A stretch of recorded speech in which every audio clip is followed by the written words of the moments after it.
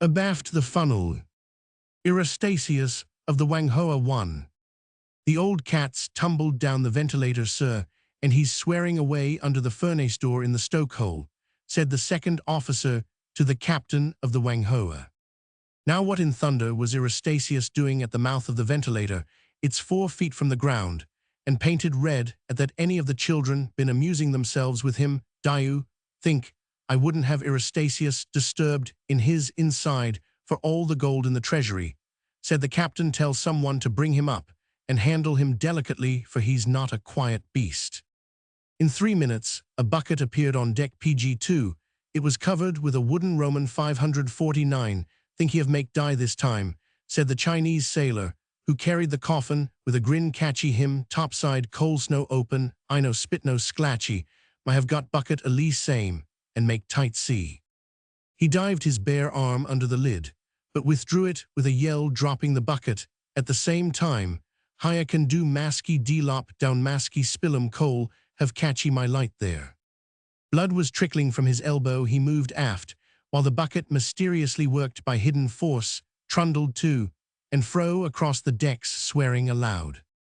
Emerged finally Eurystasius, tomcat and grandfather-in-chief of the Wanghoa, gaunt, brindled beast, lacking one ear, with every hair on his body armed and erect. He was patched with coal dust, very stiff and sore all over, and very anxious to take the world into his confidence as to his wrongs. For this reason, he did not run when he was clear of the bucket, but sitting on his hunkers, regarded PG3, the captain, as who would say, you hold a master's certificate and call yourself a seaman, and yet you allow this sort of thing on your boat. Guess I must apologize, old man, said the captain gravely. Those ventilators are a little too broad in the beam for a passenger of your build. What made you walk down it? Not a rat, you're too well fed to trouble of rat's drink, was it? Eurystasius turned his back on the captain. He was a tailless Japanese cat, and the abruptness of his termination gave him a specially brusque appearance. Shouldn't wonder if the old man hasn't been stealing something and was getting away from the galley. He's the biggest reprobate that ever shipped, and that's saying something. No, he isn't my property exactly. I've got a notion that he owns the ship. Gathered that from the way he goes round after 6 bells to see the lights out. The chief engineer says he built the engines anyway. The old man sits in the engineer room and sort of keeps an PG4 eye on the boilers. He was on the ship before I joined her. That's 7 years ago, when we were running up and down and around and about the China seas. Eurystasius, his back to the company, was busied in cleaning his disarranged fur. He licked and swore alternately. The ventilator incident had hurt his feelings sorely.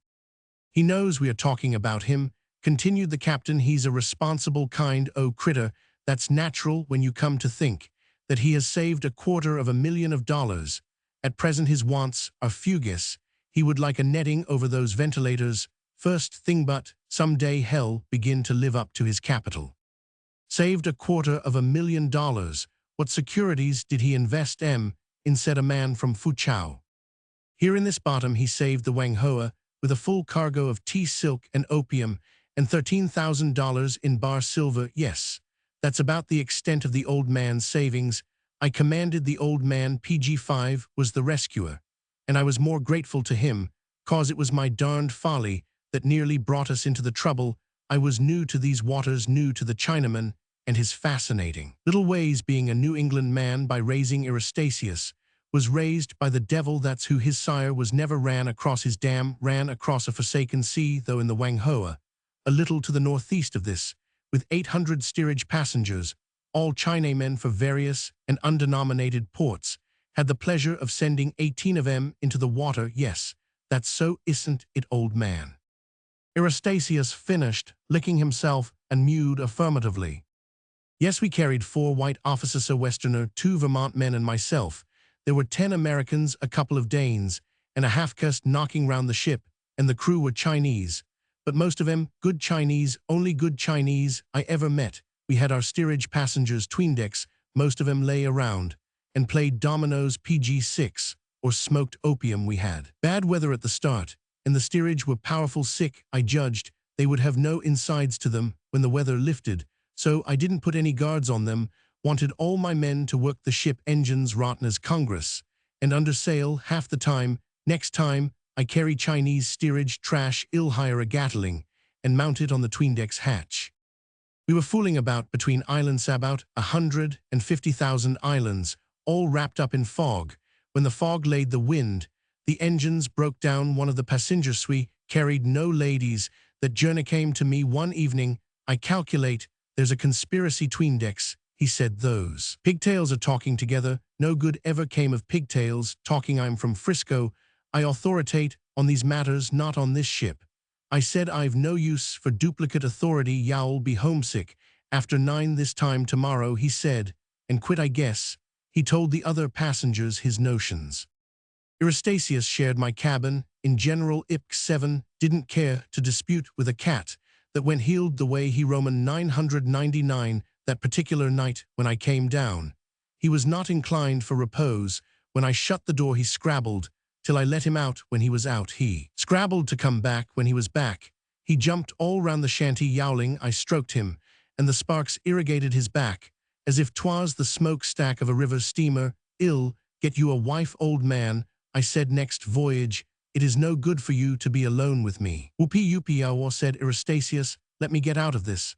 I looked him square between the eyes to fix the place where I'd come down with a boothil. He was getting monotonous. And as I looked, I saw the animal was just possessed with deadly fear, human fear, crawling, shaking fear. It crept out of the green of his eyes and crept over me in billowing waves, each wave colder than the last. Unburden your mind, Eurystasius. I said, what's going to happen? Weepee, said Eurystasius, backing to the door and scratching. Page 8. I quit my cabin, sweating big drops, and somehow my hand shut on my 6-shooter.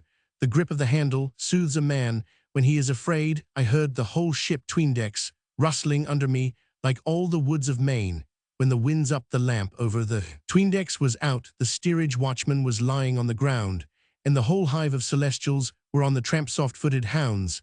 A lantern came down the alleyway. Behind it was the passenger that had spoken to me, and all the rest of the crowd, except the half-caste.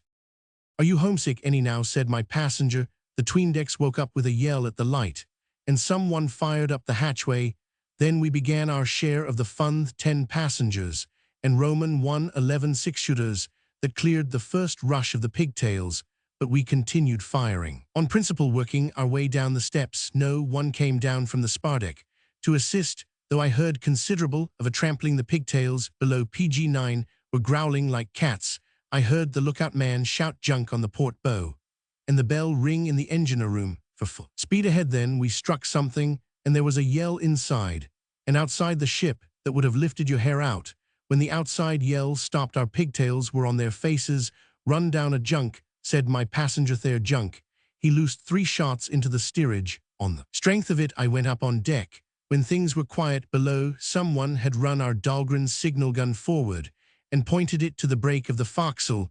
There was the balance of a ward junk, 3 spars, and a head or 2 on the water, and the first mate keeping his watch in regular style. What is your share? He said. We've smashed up a junk that tried to foul us. Seems to have affected the feelings of your friends below. Guess they wanted to make connection. It is made, said I. On the glassy sea, where's the watch in the forecastle? The half-caste is sitting on the signal gun, smoking his PG-10 cigar. The watch are speculatin' whether hell stick the business end of it in the touch hole or continue smoking. I gather that gun is not empty. Send him down below to wash decks. Tell the quartermaster to go through their boxes. While they are away, they may have implements. The watch went below to clean things up. There were 18 stiff uns and 14 with holes through their systems. Some died, some survived. I did not keep particular count. The balance I roped up, and it employed most of our spare rigging. When we touched port, there was a picnic among the hangmen. Seems that Eurystasius had been yowling down the cabins all night before he came to me, and kept the passengers alive. The man that spoke to me, said the old man's eyes were awful to look at. He was dying to tell his fear, but couldn't. When the passengers came forward with the light, the half-caste quit for topside and got the quartermaster to load the signal gun with handspikes and bring it forward in case. The PG-11 forecastle wished to assist in the row. That was the best half-caste I ever met, but the forecastle didn't assist. They were sick. So were the men below. Horror sick. That was the way the old man saved the Wang Ho. her little responsibility too. And no man may answer for the soul of his brother. It was 2 in the morning, and Epstein's dive was almost empty when a thing staggered down the steps that led to that horrible place and fawned on me disgustingly for the price of a drink. "I am dying of thirst," he said, but his tone was not that of a street loafer. "There is a Freemasonry, the Freemasonry of the public schools, stronger than any that the craft knows." The thing drank whiskey raw, which in itself is not calculated to slake thirst, and I waited at its side, because I knew by virtue of the one sentence above recorded that it once belonged to my caste. Indeed, so small is the world when one begins to travel round it, that for aught Ip 13 knew, I might even have met the thing in that menagerie of carefully trained wild beasts, decent society. And the thing drank more whiskey ere the floodgates of its speech were loosed, and spoke of the wonderful story of its fall. Never man, he said, had suffered more than he, or for slighter sin, whereat I winked beerily into the bottom of my empty glass. Having heard that tale, before I think the thing had been long divided from all social and moral restraint, even longer, from the wholesome influence of soap and water. "What I feel most down here," said it, and by down here I presume he meant the inferno of his own wretchedness, "is the difficulty about getting a bath. A man can always catch a free lunch at any of the bars in the city if he has money enough to buy a drink with, and you can sleep out for 6 or 8 months of the year without harm, but San Francisco doesn't run to free baths. It's not an amusing life any way you look at it. I am more or less used to things, but it hurts me even now to meet PG-14, a decent man who knows something of life in the old country. I was raised at Hero Hero. If you please, and I am not 25 yet, and I haven't got a penny, and I haven't got a friend, and there is nothing in creation that I can command except a drink, and I have to beg for that. Have you ever begged for a drink? It hurts at first, but you get used to it. My father's a parson. I don't think he knows I beg drink. He lives near Salisbury. Do you know Salisbury at all? And then there's my mother too, but I have not heard from either of them for a couple of years. They think I am in a real estate office in Washington Territory, coining money hand over fist.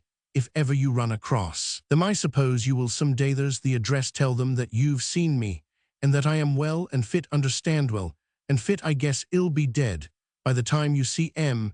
That's hard. Men ought to die at 25 off drink. Say, were you ever mashed on a girl? Not one of these you see girls out here, but an English one sort of girl. PG-15 one meets at the vicarage tennis party. Don't you know, a girl of our own set. I don't mean mashed exactly, but dead clean gone head over ears, and worse than that I was once. And I fancy I took the thing pretty much as I take liquor now. I didn't know when to stop. It didn't seem to me that there was any reason for stopping in affairs of that kind. I am quite sure there's no reason for stopping halfway with liquor. Go the whole hog and die. It's all right though. Not going to get drunk here. 5 in the morning will suit me just as well, and I haven't the chance of talking to one of you fellows often, so you cut about in fine clothes, do you, and take your drinks at the best bars, and put up at the palace. All Englishmen do well. Here's luck. You may be what I am one of these days. You'll find companions quite as well raised as yourself. But about this girl, don't do what I Roman 999. I fell in love with her. She lived near us in Salisbury. That was when I had a clean shirt every day, and hired horses to ride one of PG-16. The guineas I spent on that amusement would keep me for a week here. But about this girl, I don't think some men ought to be allowed to fall in love any more than they ought to be allowed to taste whiskey. She said she cared for me, used to say that about 1,000 times a day, with a kiss in between. I think about those things now, and they make me nearly as drunk as the whiskey does. Do you know anything about that love-making business? I stole a copy of Cleopatra off a bookstall in Kearney Street, and that priest chap says a very true thing about it. You can't stop when it's once started, and when it's all over you can't give it up at the word of command. I forget the precise language. That girl cared for me. It'd give something if she could see me now. She doesn't like men without collars and odd boots and somebody else's hat.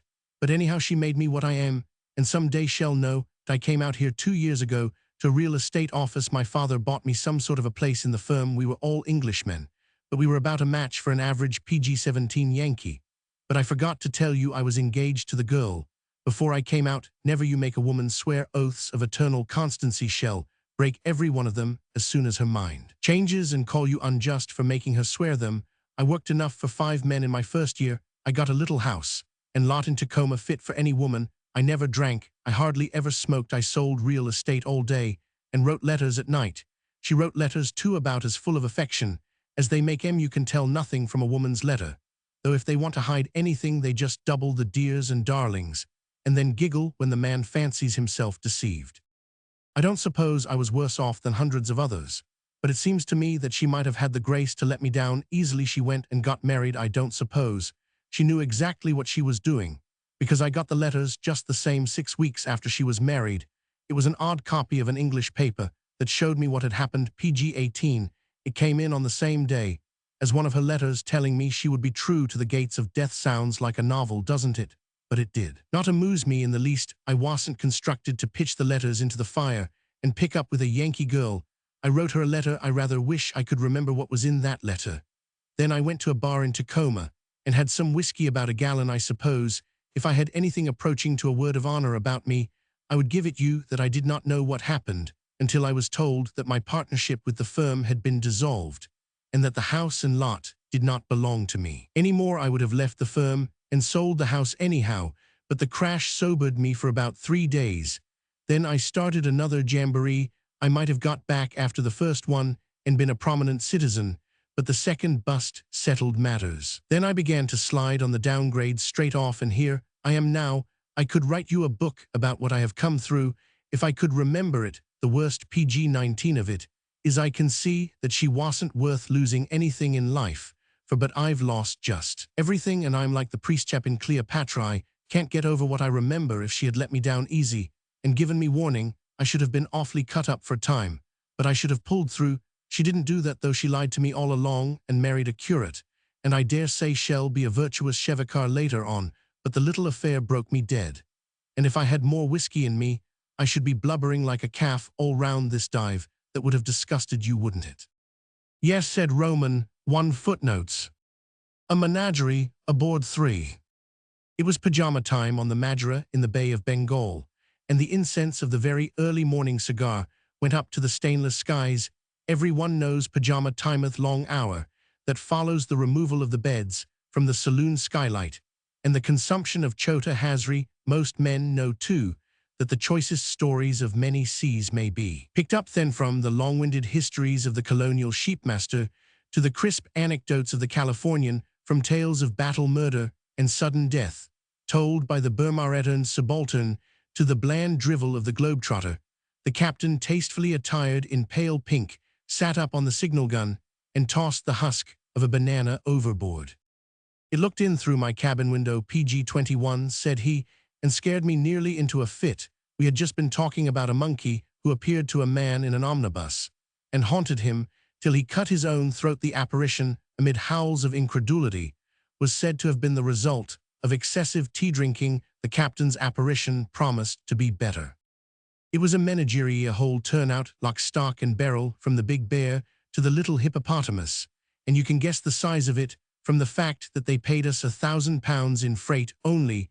We got them all accommodated somewhere forward among the deck passengers, and they whooped up terribly all along the ship for 2 or 3 days, among other things, such as panthers and leopards.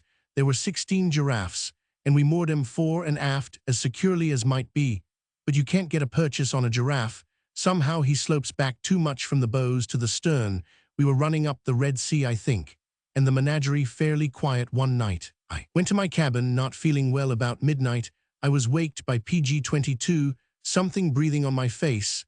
I was quite calm and collected, for I had got it into my head that it was one of the panthers, or at least the bear, and I reached back to the rack behind me for a revolver. Then the head began to slide against my cabin all across it, and I said to myself, it's the big python. But I looked into its eyes. They were beautiful eyes, and saw it was one of the giraffes. Tell you, though, a giraffe has the eyes of a sorrowful nun, and this creature was just brimming over with liquid tenderness. The 7-foot neck rather spoilt the effect, but ill always recollect those eyes. Say, did you kiss the critter? Demanded the orchid hunter, en route to Siam. No, I remembered that it was darn valuable, and I didn't want to lose freight on it. I was afraid it would break its neck, drawing its head out of my window. I had a big deck cabin, of course, so I shoved it out softly like a hen, and the head slid out with those merry Magdalene eyes. Following me to the last, then I heard the quartermaster calling on heaven PG-23 and earth for his lost giraffe. And then the row began all up, and down the decks. The giraffe had sense enough to duck its head, to avoid the awnings we were on from bow to sternbutt. It clattered about like a sick cow, the quartermaster jumping after it, and it swinging its long neck like a flail. Catch it, and hold it, said the quartermaster. Catch a typhoon, said Roman 1. She's going overboard. The spotted fool had heaved one foot over the stern railings, and was trying to get the other to follow. It was so happy at getting its head into the open, I thought it would have crowed. I don't know whether giraffes crow, but it heaved up its neck for all the world like a crowing cock. Come back to your stable, yelled the quartermaster, grabbing hold of the brute's tail. I was nearly helpless with laughing, though I knew if the concern went over it would be no laughing matter for me. Well, by good luck, she came round. The quartermaster was a strong man at a rope's end. First of all, she slewed her neck round, and I could PG-24 see those tender, loving eyes under the stars, sort of saying, "Cruel man, what are you doing to my tail?" Then the foot came on board, and she bumped herself up under the awning, looking ready to cry with disappointment. The funniest thing was she didn't make any noisy. A pig would ha roused the ship in no time. Only every time she dropped her foot on the deck, it was like firing a revolver. The hoofs clicked. So we headed her towards the bows, back to her moorings, just like a policeman showing a short-sighted old woman over a crossing. The quartermaster sweated and panted and swore, but she never said anything. Gunley whacked her old head despairingly against the awning, and the funnel case. Her feet woke up the whole ship, and by the time we had her fairly moored fore and aft, the population in their nightgear were giving us advice. Then we took up a yard or two in all the moorings, and turned in. No other animal got loose that voyage, though the old lady looked at me most reproachfully every time I came that way. And you've blasted my young PG-25. And tender innocence was the expression of her eyes. It was all the quartermaster's fault for hauling her tail. I wonder she didn't kick him open. Well, of course, that isn't much of a yarn, but I remember once in the city of Venice, we had a Malayan tapir loose on the deck, and we had to lasso him. It was this way. Guzzle thiar high, said the steward, and I fled down the companion and missed the tail of the tapir. PG-26. A smoke of Manila 4. The man from Manila held the floor. Much care had made him very lean and pale, and hollowed, added to which he smoked the cigars of his own country, and they were bad for the constitution. He foisted his stinkadores magnificosas and his cuspidors imperialissimos upon all who would accept them, and wondered that the recipients of his bounty turned away and were sad. There is nothing, said he, like a Manila cigar, and the pink pajamas and blue pajamas, and the spotted green pajamas, all fluttering gracefully in the morning breeze, vowed that there was not and never would be. Do the Spaniards smoke these vile brands to any extent? Asked the young gentleman PG-27, traveling for pleasure, as he inspected a fresh box of oysters of the East. Smoke, said the man from Manila. They do nothing else day and night. Said the young gentleman traveling for pleasure, in the low voice of one who has received mortal injury, that accounts for the administration of the country being what it is. After a man has tried a couple of these things, he would be ready for any crime. The man from Manila took no heed of the insult. I knew a case, once, said he, when a cigar saved a man from the sin of burglary and landed him in quad for 5 years. Was he trying to kill the man who gave him the cigar?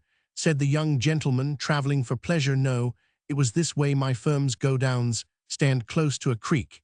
That is to say, the creek washes one face of them, and there are a few things in those go-downs that might be useful to a man, such as piece of goods and cotton prints, perhaps $5,000 worth. I happened to be walking through the place one day, when for a miracle I was PG-28 not smoking.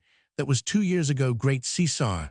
Then he has been smoking ever since, murmured the young gentleman traveling for pleasure. Was not smoking, continued the man from Manila. I had no business in the go-downs. They were a short cut to my house. When halfway through them, I fancied I saw a little curl of smoke rising from behind one of the bales. We stack our bales on low saddles, much as ricks are stacked in England. My first notion was to yell. I object to fire in go-downs on principle. It is expensive, whatever the insurance may do. Luckily, I sniffed before I shouted, and I sniffed good tobacco smoke. And this was in Manila, you say, interrupted the young gentleman, traveling for pleasure. Yes, in the only place in the world where you get good tobacco. I knew we had no bales of the weed in stock, and I suspected that a man who got behind print bales to finish his cigar might be worth looking up. I walked between the bales, till I reached the smoke. It PG-29 was coming from the ground under one of the saddles. That's enough, I thought. And I went away to get a couple of the Guardia Civil policemen.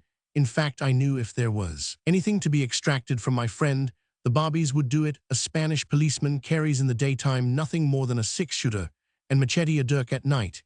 He adorns himself with a repeating rifle, which he fires on the slightest provocation. Well, when the policemen arrived, they poked my friend out of his hiding place. With their dirks hauled him out by the hair and kicked him round the go-down once or twice, just to let him know that he had been discovered. They then began to question him, and under gentle pressure I thought he would be pulped into a jelly, but a Spanish policeman always knows when to leave off. He made a clean breast of the whole business. He was part of a gang, and was to lie in the go-down all that night at 12 o'clock. A boat manned by his confederates was to drop down the creek and halt under the go-down windows, while he was to hand out PG-30 bales. That was their little plan. He had lain there about 3 hours, and then he began to smoke. I don't think he noticed what he was doing. Smoking is just like breathing to a Spaniard. He could not understand how he had betrayed himself, and wanted to know whether he had left a leg sticking out under the saddles. Then the Guardia Civil lambasted him all over again for trifling with the majesty of the law, and removed him after full confession.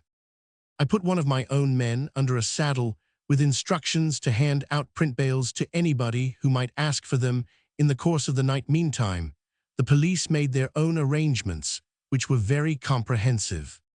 At midnight, a lumbering old barge, big enough to hold about 100 bales, came down the creek and pulled up under the go-down windows exactly as if she had been one of my own barges. The 8 ruffians in her whistled all the national airs of Manila as a signal to the Confederate, then cooling his heels, PG-31 in the lockup. But my man was ready. He opened the window and held quite a long confab with these second-hand pirates. They were all half-breeds and Roman Catholics, and the way they called upon all the blessed saints to assist them in their work was edifying. My man began tilting out the bales quite as quickly as the Confederate would have done, only he stopped to giggle now and again, and they spat and swore at him like cats. That made him worse, and at last he dropped yelling with laughter over the half door of the go-down goods window. Then one boat came upstream and another downstream and caught the barge stem and stern. 4 Guardia Civils were in each boat. Consequently, 8 repeating rifles were pointed at the barge, which was very nicely loaded with our bales. The pirates called on the saints more fluently than ever, threw up their hands, and threw themselves on their stomachs. That was the safest attitude, and it gave them the chance of cursing their luck. The barge, the go-down, the Guardia Civil, and every saint in the Cal PG-32 and Dar. They cursed the saints most, for the Guardia Civil thumped them when their remarks became too personal. We made them put all the bales back again. Then they were handed over to justice and got 5 years apiece. If they had any dollars, they would get out the next day. If they hadn't, they would serve their full time, and no ticket-off leave allowed. That's the whole story. And the only case on record, said the young gentleman, traveling for pleasure, where a Manila cigar was of any use to anyone. The man from Manila lit a fresh cuspidor and went down to his bath. The Red Lamp 5. A strong situation, very strong, sir, quite the strongest one in the play, in fact. What play? Said a voice from the bottom of the long chair under the bulwarks. The Red Lamp. Oh. Conversation ceased, and there was an industrious sucking of cheroots for the space of half an hour before the company adjourned to the cardroom. It was decidedly a night for sleeping on deck, warm as the Red Sea and more moist than Bengal. Unfortunately, every square foot of the deck seemed to be occupied by earlier comers, and in despair I removed myself to the extreme forecastle, where PG-30 for the anchor chains churn rusted water from the hawse holes and the lascars walk about with slush pots. The throb of the engines reached this part of the world as a muffled breathing, which might be easily mistaken for the snoring of the ship's cow. Occasionally, one of the fowls in the coops waked and cheeped dismally as she thought of tomorrow's entrees in the saloon. But otherwise all was very, very still, for the hour was 2 in the morning, when the crew of a ship are not disposed to be lively. None came to bear me company save the boatswain's pet kittens, and they were impolite. From where I lay, I could look over the whole length of awning ghostly white in the dark, and by their constant fluttering, judged that the ship was pitching considerably. The forecastle swung up and down like an uneasy hydraulic lift, and a few showers of spray found their passage through the hawse holes from time to time. Have you ever felt that maddening sense of incompetence which follows on watching the work of another man's office? The civilian is PG-35 at home, among his dispatch boxes and files of pending cases. How in the world does he do it, asks the military man.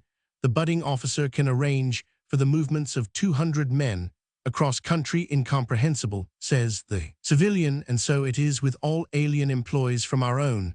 So it was with me. I knew that I was lying among all the materials out of which Clark Russell builds his books of the seath rush through the night, the gouts of foam, the singing of the wind in the rigging overhead, and the black mystery of the water. But for the life of me, I could make nothing of them all. A topsail royal flying free, a bit of canvas, was to me, and it was nothing more. Oh, that a man should have but one poor little life, and one incomplete set of experiences to crowd into it. I sighed, as the bells of the ship lulled me to sleep, and the lookout man crooned a dreary song. I slept far into the night, for the clouds PG-36 gathered over the sky, the stars died out, and all grew as black as pitch. But we never slackened speed. We beat the foam to left and right with clanking of chains, rattling of bowports, and savage noises of ripping and rending from the cutwater, ploughing up to the luminous sea beasts. I was roused by the words of the man in the smoking room. A strong situation, so very strong, quite the strongest in the play. In fact, the red lamp, why no? I thought over the sentence lazily for a time, and then surely, there was a red lamp in the air somewhere, an intolerable glare that singed the shut eyelids. I opened my eyes and looked forward. The Lascar was asleep, his face bowed on his knees, though he ought to have been roused by the hum of a rapidly approaching city, by the noises of men and women talking and laughing and drinking. I could hear it not half a mile away. It was strange that his ears should be closed. The night was so black that one could hardly breathe, and yet where did the glare from the PG-37 red lamp come from? Not from our ship. She was silent and asleep. The officers on the bridge were asleep. There was no one of 400 souls awake but myself, and the glare of the red lamp went up to the zenith. Small wonder, a quarter of a mile in front of us rolled a big steamer under full steam, and she was heading down on us without a word of warning. Would the lookout man never look out? Would their crew be as fast asleep as ours? It was impossible, for the other ship hummed with populous noises, and there was the defiant tinkle of a piano rising above all. She should have altered her course or blown a foghorn. I held my breath while an eternity went by, counted out by the throbbing of my heart and the engines. I knew that it was my duty to call, but I knew also that no one could hear me. Moreover, I was intensely interested in the approaching catastrophe, interested, you will understand, as one whom it did in no wise concern. By the light of the luminous sea thrown forward in sheets under the forefoot of PG-38, the advancing steamer, I could discern the minutest details of her structure from cathead to bridge abaft the bridge. She was crowded with Merrimacker, seemed to be in fact a P.O. vessel given up to a ball. I wondered, as I leaned over the bulwarks, what they would say when the crash came, whether they would shriek very loudly, whether the men and women would try to rush to our decks, or whether we would rush on to theirs. It would not matter in the least, for at the speed we were driving, both vessels would go down together, locked through the deeps of the sea. It occurred to me then that the sea would be cold, and that instead of choking decently, I might be one in a mad rush, for the boats might be crippled by a falling spar or wrenched plate, and left on the heeling decks to die. Then terror came to me, fear gross and overwhelming as the bulk of the night, despair unrelieved by a single ray of hope. We were not 50 yards apart when the passengers on the stranger caught sight of us, and PG-39 shrieked aloud. I saw a man pick up his child from one of the benches and futilely attempt to climb the rigging. Then we closed her nameplate 10 feet above ours, looking down into our forehatch. I heard the grinding as of 100 querns, the ripping of the tough bow plates, and the pistol-like report of displaced rivets, followed by the rush of the sea. We were sinking in mid-ocean. "Beg why pardon," said the quartermaster, shaking me by the arm, "but you must have been sleeping in the moonlight for the last 2 hours, and that's not good for the eyes. Didn't seem to make you sleep easy either." I opened my eyes heavily. My face was swollen, and aching for on my forehead lay the malignant splendor of the moon. The glare of the red lamp had vanished with the brilliantly lighted ship, but the ghastly shrieks of her drowning crew continued. "What's that?" I asked tremulously of the quartermaster. "Was it real?" "Page 40. Pork chops in the saloon tomorrow," said the quartermaster. The butcher he got up at 4 bells to put the old squeaker out of the way. Them's his dying ejaculations. I dragged my bedding aft and went to sleep. The shadow of his hand, 6. "I come from San Jose," he said. "San Jose, Calaveras County, California. That's my place." I pricked up my ears at the mention of Calaveras County.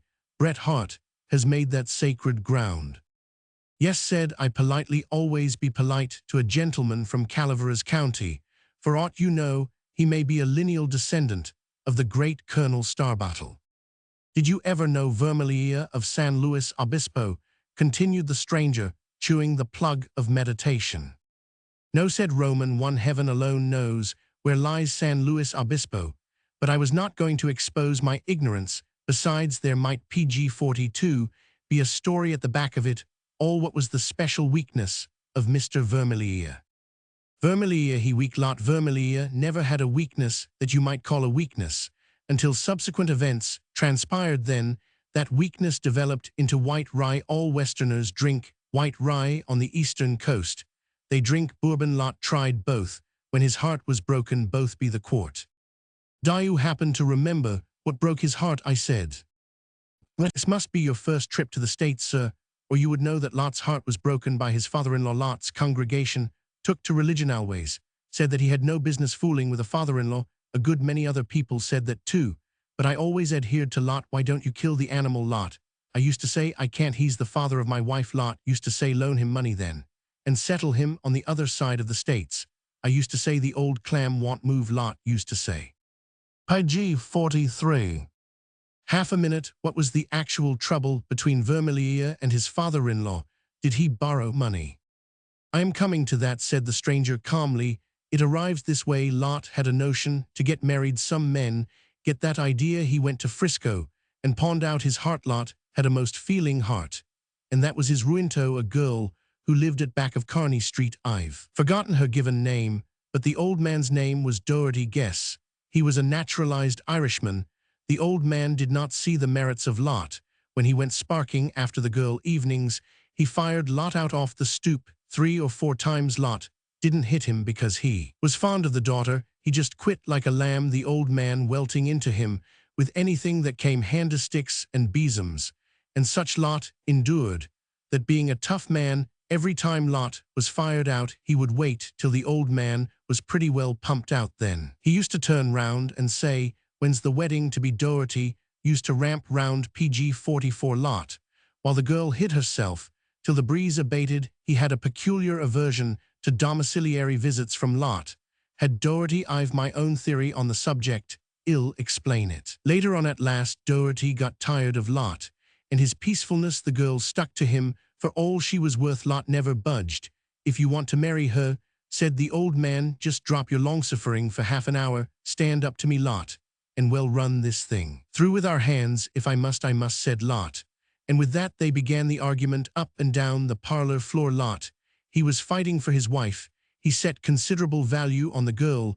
The old man, he was fighting for the fun of the affair. Lot whipped. He handled the old man tenderly out of regard for his connections. All the same, he fixed him up pretty thoroughly. When he crawled off the old man, he had received his permission to marry the girl. Old man Doherty ran round Frisco advertising Lot for the tallest fighter in the town. Lot was a respectable sort of man, and considerable PG-45 sorbed in preparing for his wedding.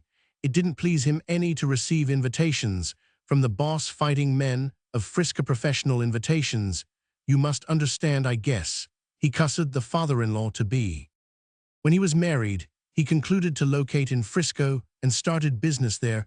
A married man don't keep his muscle up. Any old man Doherty, he must have counted on that. By the time Lot's first child was born, he came around suffering for a fight. He painted Lot's house crimson. Lot endured that. He got a hold of the baby and began yanking it around by the legs to see if it could squeal worth listening to Lot stretched him, old man howled with delight.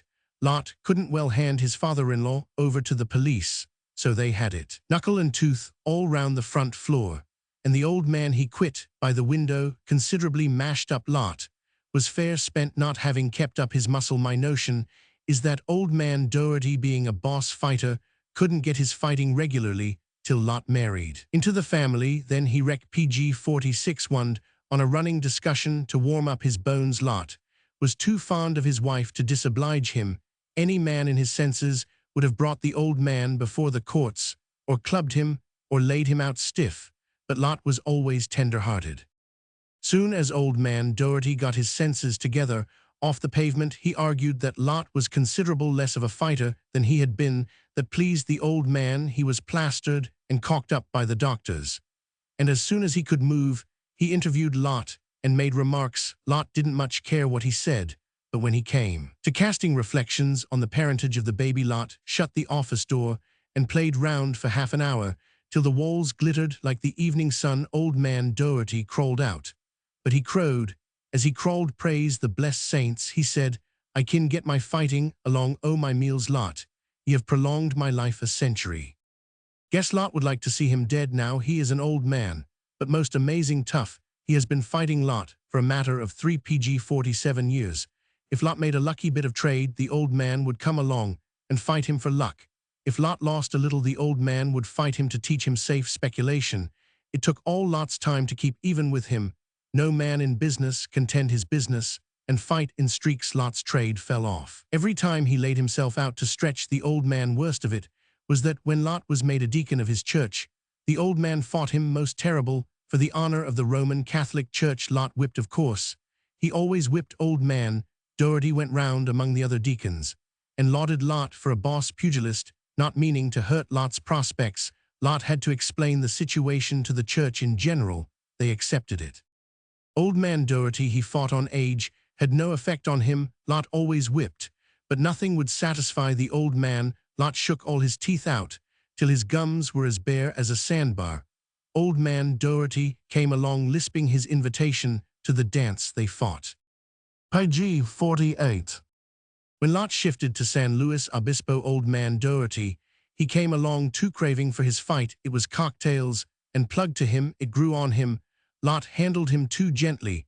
Because of the wife, the old man could come to the scratch once a month, and always at the most inconvenient time. They fought. Last I heard of Lot, he was sinking into the tomb. It's not the fighting, he said to me.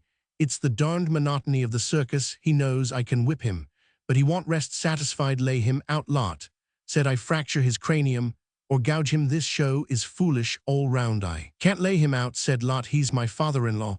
But don't it strike you I've a deal to be thankful for? If he had been a Jew, he'd have fought on Sundays. When I was doing deacon, I've been too gentle with him.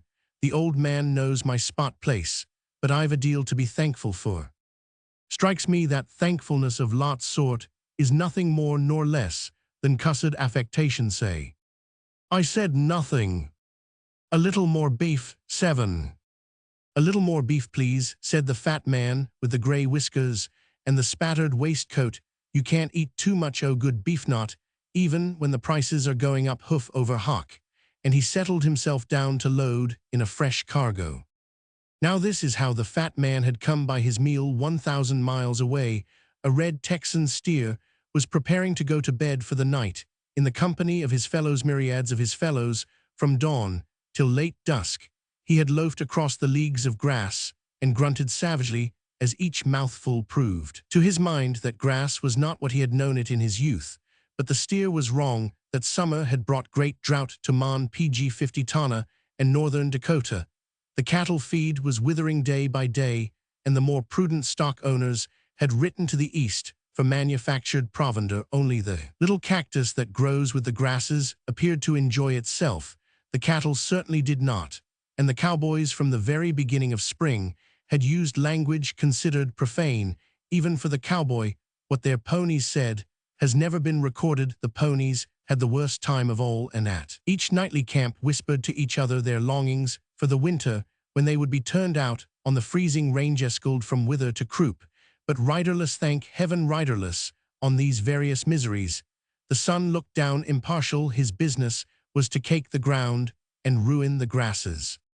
The cattled acres of huddled cattle were restless. In the first place, they were forced to scatter for graze, and in the second, the heat told on their tempers and made them prod each other with their long horns in the heart of the herd.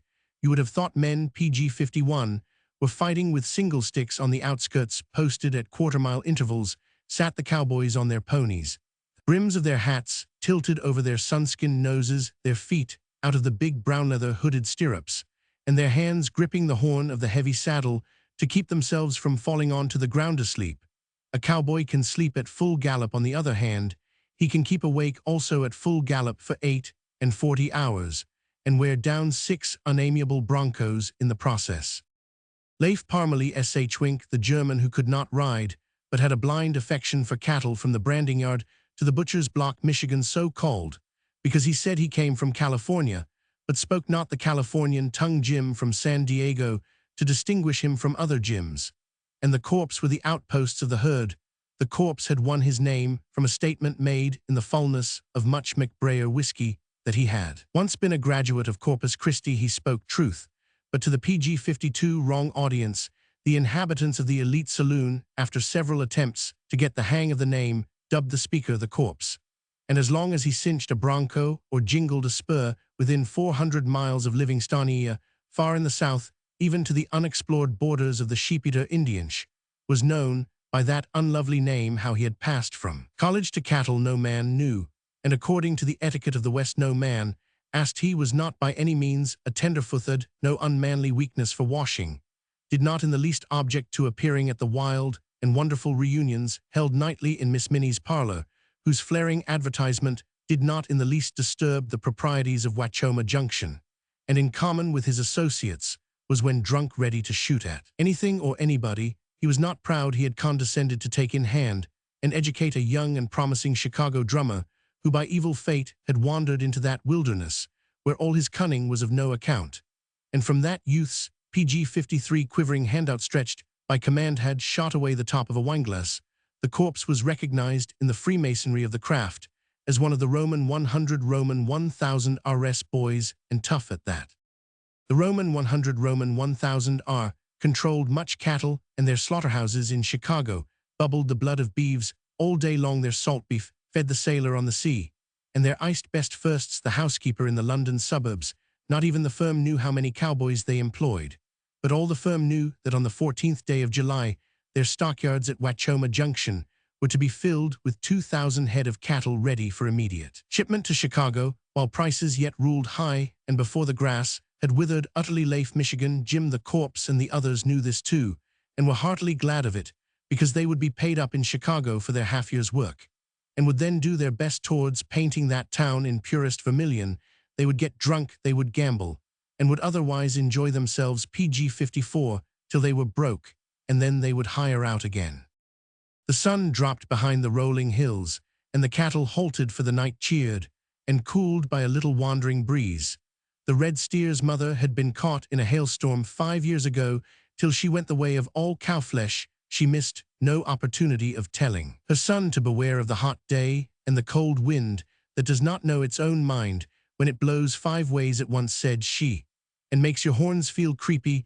Get away, my son, follow the time-honored instinct of our tribe, and run. I ranch looked ruefully at the scars on her side butt that was in a barbed wire country, and it hurt me none the less. Run. The red steer chewed his cud, and the little wind out of the darkness played round his hornsall 5 ways at once. The cowboys lifted up their voices in unmelodious song that the cattle might know where they were, and began slowly walking round the recumbent herd. Do anybody's horns feel creepy? Queried the red steer of his neighbors. My PG-55 mother told meaned. He repeated the tale to the edification of the yearlings and the 3-year-olds breathing heavily at his side. The song of the cowboys rose higher. The cattle bowed their heads. Their men were at hand. They were safe. Something had happened to the quiet stars. They were dying out one by one, and the wind was freshening. Bless my hoofs, muttered a yearling. My horns are beginning to feel creepy. Softly the red steer lifted himself from the ground. Come away, quoth he to the yearling, come away to the outskirts. And well move, my mother, said the innocent fool. Followed and a white heifer saw them move. Being a woman, she naturally bellowed timber wolves and ran forward blindly into a dun steer dreaming over clover, followed the thunder of cattle rising to their feet, and the triple crack of a whip. The little wind had dropped for a moment, only to fall on the herd with a shriek and a few stinging drops of hail that stung as keenly as the whips. The herd broke into a trot, a canter, and then a PG-56 mad gallop. Black fear was behind them, black night in front. They headed into the night bellowing with terror, and at their side rode the men with the whips. The ponies grunted as they felt the raking spurs. They knew that an all-night gallop lay before them, and woe betide the luckless cayuse that stumbled in that ride. Then fell the hail, blinding and choking and flogging in one and the same stroke. The herd opened like a fan. The red steer headed a contingent, he knew not whither. A man with a whip rode at his right flank. Behind him the lightning showed a field of glimmering horns, and of muzzles flecked with foam, a field of red, terror-strained eyes and shaggy frontlets. The man looked back also, and his terror was greater than that of the beasts. The herd had surrounded him in the darkness. His salvation lay in the legs of Whiskey Pete, and Whiskey Pete knew it until an unseen gopher hole received his near forefoot as he strained every nervine the heart of the flying herd with the red steer at his flanks. Then, being only over PG-57 worked cayuse, Whiskey Pete fell, and the red steer fancied that there was something soft on the ground. It was Michigan Jim and Leif, who at last brought the herd to a standstill. As the dawn was breaking, "What's come to the corpse?" quoth Leif. Jim loosened the girths of his quivering pony, and made answer slowly, "Onless I am a blamed fool. The gentleman is now living up to his derned appellation. 'Bout 15 miles back what there is of him, and the cayuse." "Let's go and look," said Leif, shuddering slightly, for the morning air, you must understand, was raw. "Let's go to a much hotter place than Texas," responded Jim. "Get the steers to the junction first. Guess what's left of the corpse we'll keep." And it Roman 999. And that was how the fat man in Chicago got his beef. It belonged to the red steer. The history of a fall 8. Mere English will not do justice to the event. Let us attempt it, according to the custom of the French, thus, and so following. Listen to a history of the most painful and of the most true. You others, the governors, the lieutenant governors, and the commissionaires of the Oriental Indias. It is you foolishly outside of the truth, in prey to illusions so blind that I of them remain so stupefied. Is to you that I address myself. Know you Sir Cyril Wollobie, K Roman 100 S Roman 1 Roman 100 Roman 1000 G, and all the other little things. He was of the sacred order of yourself, a man responsible, enormously charged, of the conservation of millions. Page 59. Of people, that is understood, the Indian government conserves not its rupees. He was the well-loved of kings. I have seen the viceroy, which is the law, embrace him of both arms. That was in Simla. All things are possible in Simla. Even embraces. His wife moan, dear his wife. The ahuried imagination prostrates itself at the remembrance of the splendors orientals of the Lady Cyril, very respectable, the Lady Wollobie. That was in Simla. All things are possible in Simla, even wives in those days. I was what you call a schnob. I am now a much larger schnob. Voila, the only difference. Thus, it is true that travel expands the mind. But let us return to our Wollobies. I admired that man there with the both hands. I crawled before the Lady Wollobie platonically. The man, the most brave, would be only platonic towards that lady, and Ip 60 was also afraid. Subsequently, I went to a dance. The wine equaled not the splendor of the Wollobies nor the food, but there was upon the floor an open space, large and park-like. It protected the dignity Wollobicalisme. It was guarded by Adesd camp, with blue silk in their coattails turned up, with pink eyes and white mustaches to ravish, also turned up. To me addressed himself an Aded camp. That was in Simla today. I do not speak to Adesd camp. I confine myself exclusively to the cab driver. He does not know so much bad language, but he can drive better. I approached under the protection of the Aded camp, the luminosity of Sir Wollobie. The world entire regarded. The band stopped, the lights burned blue, a domestic dropped a plate. It was an inspiring moment. From the summit of Jacko 4 to 5 monkeys looked down upon the crisis. Sir Willoughby spoke. Page 61. To me, in that expanse of floor-cultured and park-like, he said, I have long desired to make your acquaintance. The blood bouilloned in my head. I became pink. I was anantied under the weight of an embarrass insublimable. At that moment, Sir Willoughby became oblivious of my personality. That was his custom. Wiping my face upon my coat-tails, I refugied myself among the fowls. I had been spoken to by Sir Willoughby. That was in Simla. That also is history. Past now several years to the day before yesterday. This also is historiofarcical, immense tragicomic, but true. Know you the Tottenham Court Road? Here lives Maple, who sells washing appliances and tables of exotic legs. Here voyages also a omnibus proletariat. That is to say, for 1 penny. 2 pence is the refined volupte of the aristocrat. Page 62. I am of the people. Entre nous, the connection is not desired by us. The people address to me epithets entirely unprintable. I reply that they should wash. The situation is strained, hence the strike docks and the demonstrations laborious. Upon the funnest tumbril of the proletariat, I take my seat. I demand air outside upon the roof. I will have all my penny. The tumbril advances. A man aged loses his equilibrium and deposits himself into my lap. Following the custom of the brutal Londoner, I demand the devil where he shoves himself. He apologizes supplicatorically. I grunt.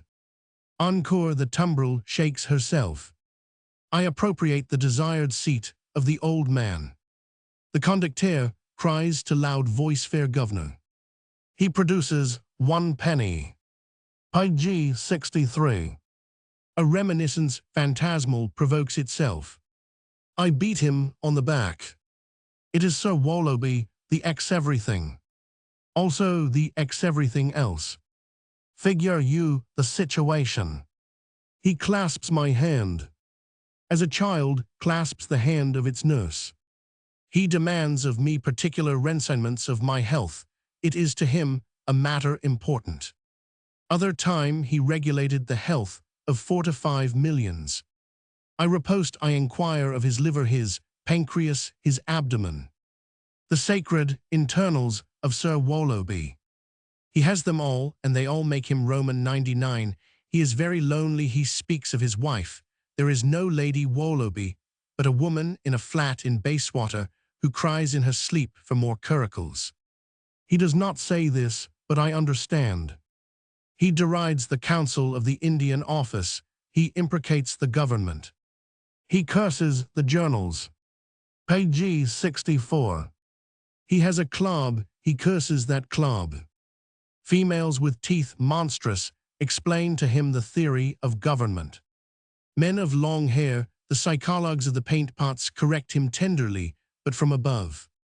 He has known of the actualities of life, death, power, responsibility, honored good, accomplished the effacement of wrong for 40 years. There remains to him a seat in a penny bus.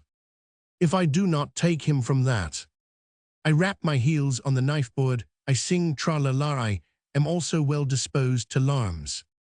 He curbs himself underneath an ulster, and he damns the fog to eternity.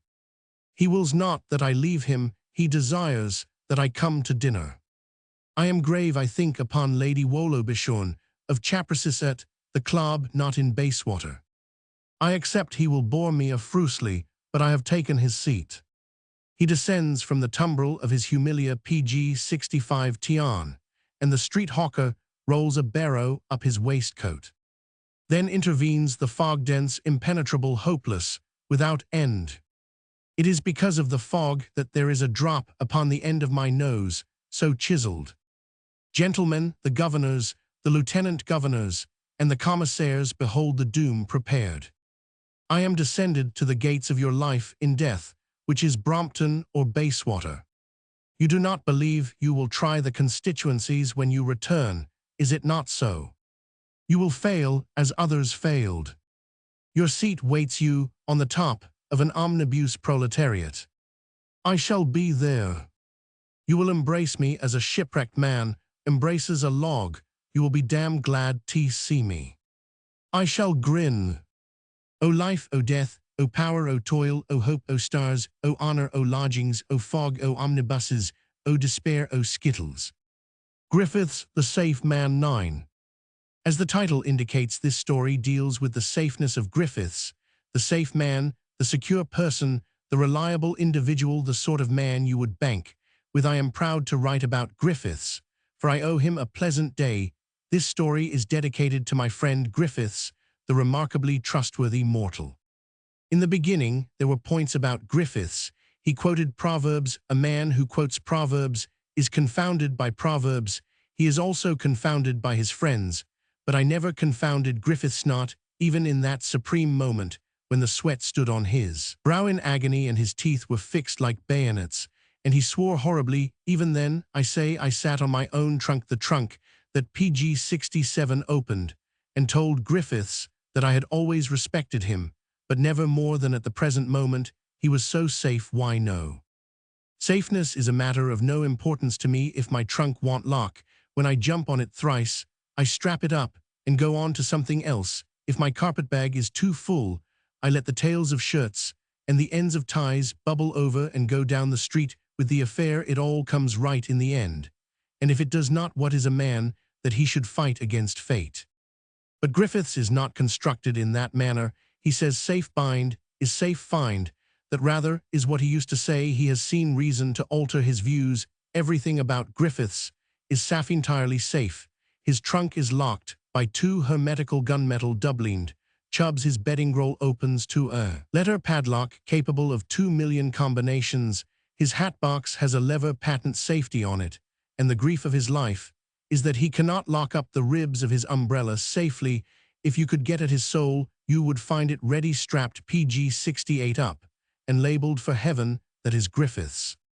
When we went to Japan together, Griffiths kept all his money under lock and key. I carried mine in my coattail pocket, but all Griffiths' contraptions did not prevent him from spending exactly as much as I Roman 999. You see, when he had worried his way through the big strap and the little strap and the slide valve and the spring lock and the key that turned twice and a quarter, he felt as though he had earned any money he found, whereas I could get masses of sinful wealth by merely pulling out my handkerchief. Dollars and $5 and $10 all mixed up with the tobacco or flying down the road. They looked much too pretty to spend. Safe bind safe, fine, said Griffiths in the treaty port. He never really began to lock things up severely till we got our passports to travel up country. He took charge of mine for me on the ground that I was an imbecile, as you are asked for your passport at every other shop, all the hotels, most of the places of PG 69 amusement, and on the top of each hill I got to appreciate Griffith's self-sacrifice.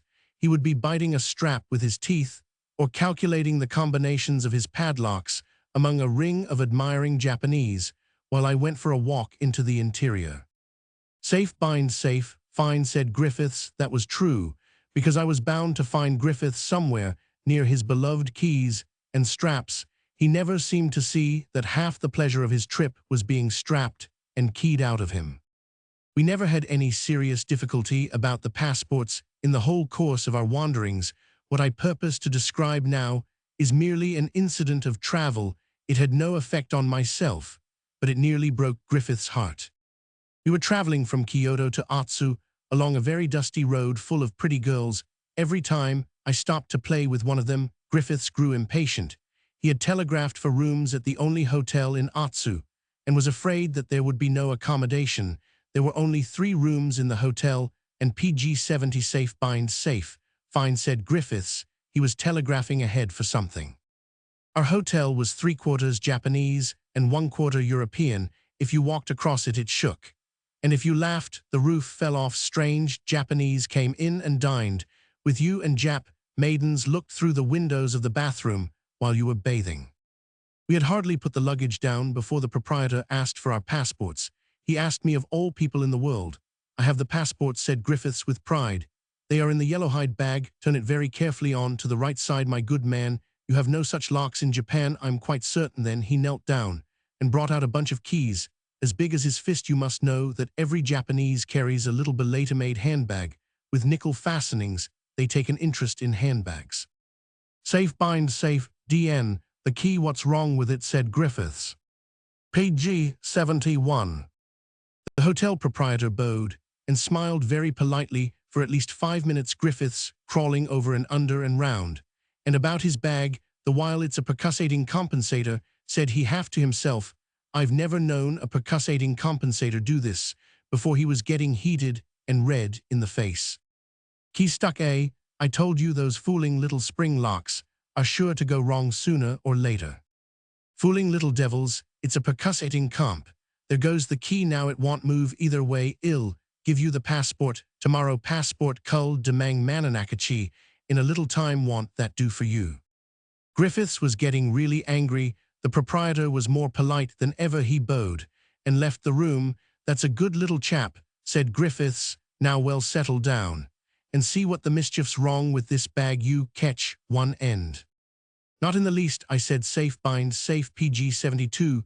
Find you did the binding. How can you expect me to do the finding? I am an imbecile unfit to be trusted with a passport. And now I am going for a walk. The Japanese are really the politest nation in the world." When the hotel proprietor returned with a policeman, he did not at once thrust the man on Griffiths' notice. He put him in the veranda and let him clank his sword gently once or twice. "Little chap's brought a blacksmith," said Griffiths. But when he saw the policeman, his face became ugly. The policeman came into the room and tried to assist. Have you ever seen a 4-foot policeman in white cotton gloves and a stand-up collar lunging percussating compensator look with a 5-foot sword? I enjoyed the sight for a few minutes before I went out to look at Atsu, which is a nice town. No one hindered me. Griffiths was so completely the head of the firm that had I set the town on fire, he would have been held responsible. I went to a temple, and a policeman said, "Passport." I said, "The other gentleman has PG 73 got?" "Where is other gentleman?" said the policeman, syllable by syllable in the Allendorfian style. "In the hotel," said I, and he waddled off to catch him. It seemed to me that I could do a great deal towards cheering Griffiths all alone in his bedroom with that wicked bad luck. The hotel proprietor, the policeman, the room boy, and the girl who helped one to bathe. With this idea I stood in front of 4 policemen, and they all asked for my passport, and were all sent to the hotel, syllable by syllable, I mean one by one. Some soldiers of the 9th N Roman 1 were strolling about the streets, and they were idle. It is unwise to let a soldier be idle, he may get drunk. When the 4th policeman said, "Where is other gentleman?" I said, "In the hotel, and take soldiers." "Those soldiers." "How many soldiers?" said the policeman firmly. "Take all soldiers," I said. There were 4 files in the street. Just then the policeman spoke to them, and they caught up their big PG 74 sword bayonets, nearly as long as themselves, and waddled after him. I followed them, but first I bought some sweets and gave one to a child. That was enough. Long before I had reached the hotel, I had a tale of 50 babies. These I seduced into the long passage that ran through the house. And then I slid the grating that answers to the big holder. That house was pulpit boxes, and Galerius for Griffiths had created an audience of his own, and I also had not been idle.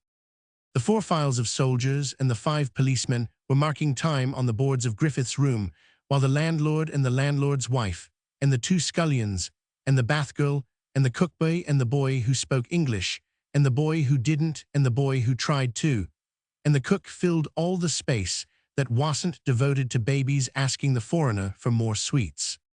Somewhere in the center of the mess was Griffiths, and a yellow-hide bag. I don't think he had looked up once since I left, for, as he PG 75 raised his eyes at my voice, I heard him cry, "Good heavens, are they going to train the guns of the city on me? What's the meaning of the regiment? I am a British subject." "What are you looking for?" I asked. "The passports here." "Passports? Double-deed passports? Oh, give a man room to use his arms. Get me a hatchet." The passports, I said. "Have you looked in your greatcoat? It's on the bed." and there's a blue envelope in it that looks like a passport. You put it there before you left Kyoto. Griffiths looked. The landlord took the passport and bowed. The 5 policemen bowed and went out one by one. The 9th and Roman 1 formed 4s and went out. The household bowed, and there was a long silence. Then the bathgirl began to giggle.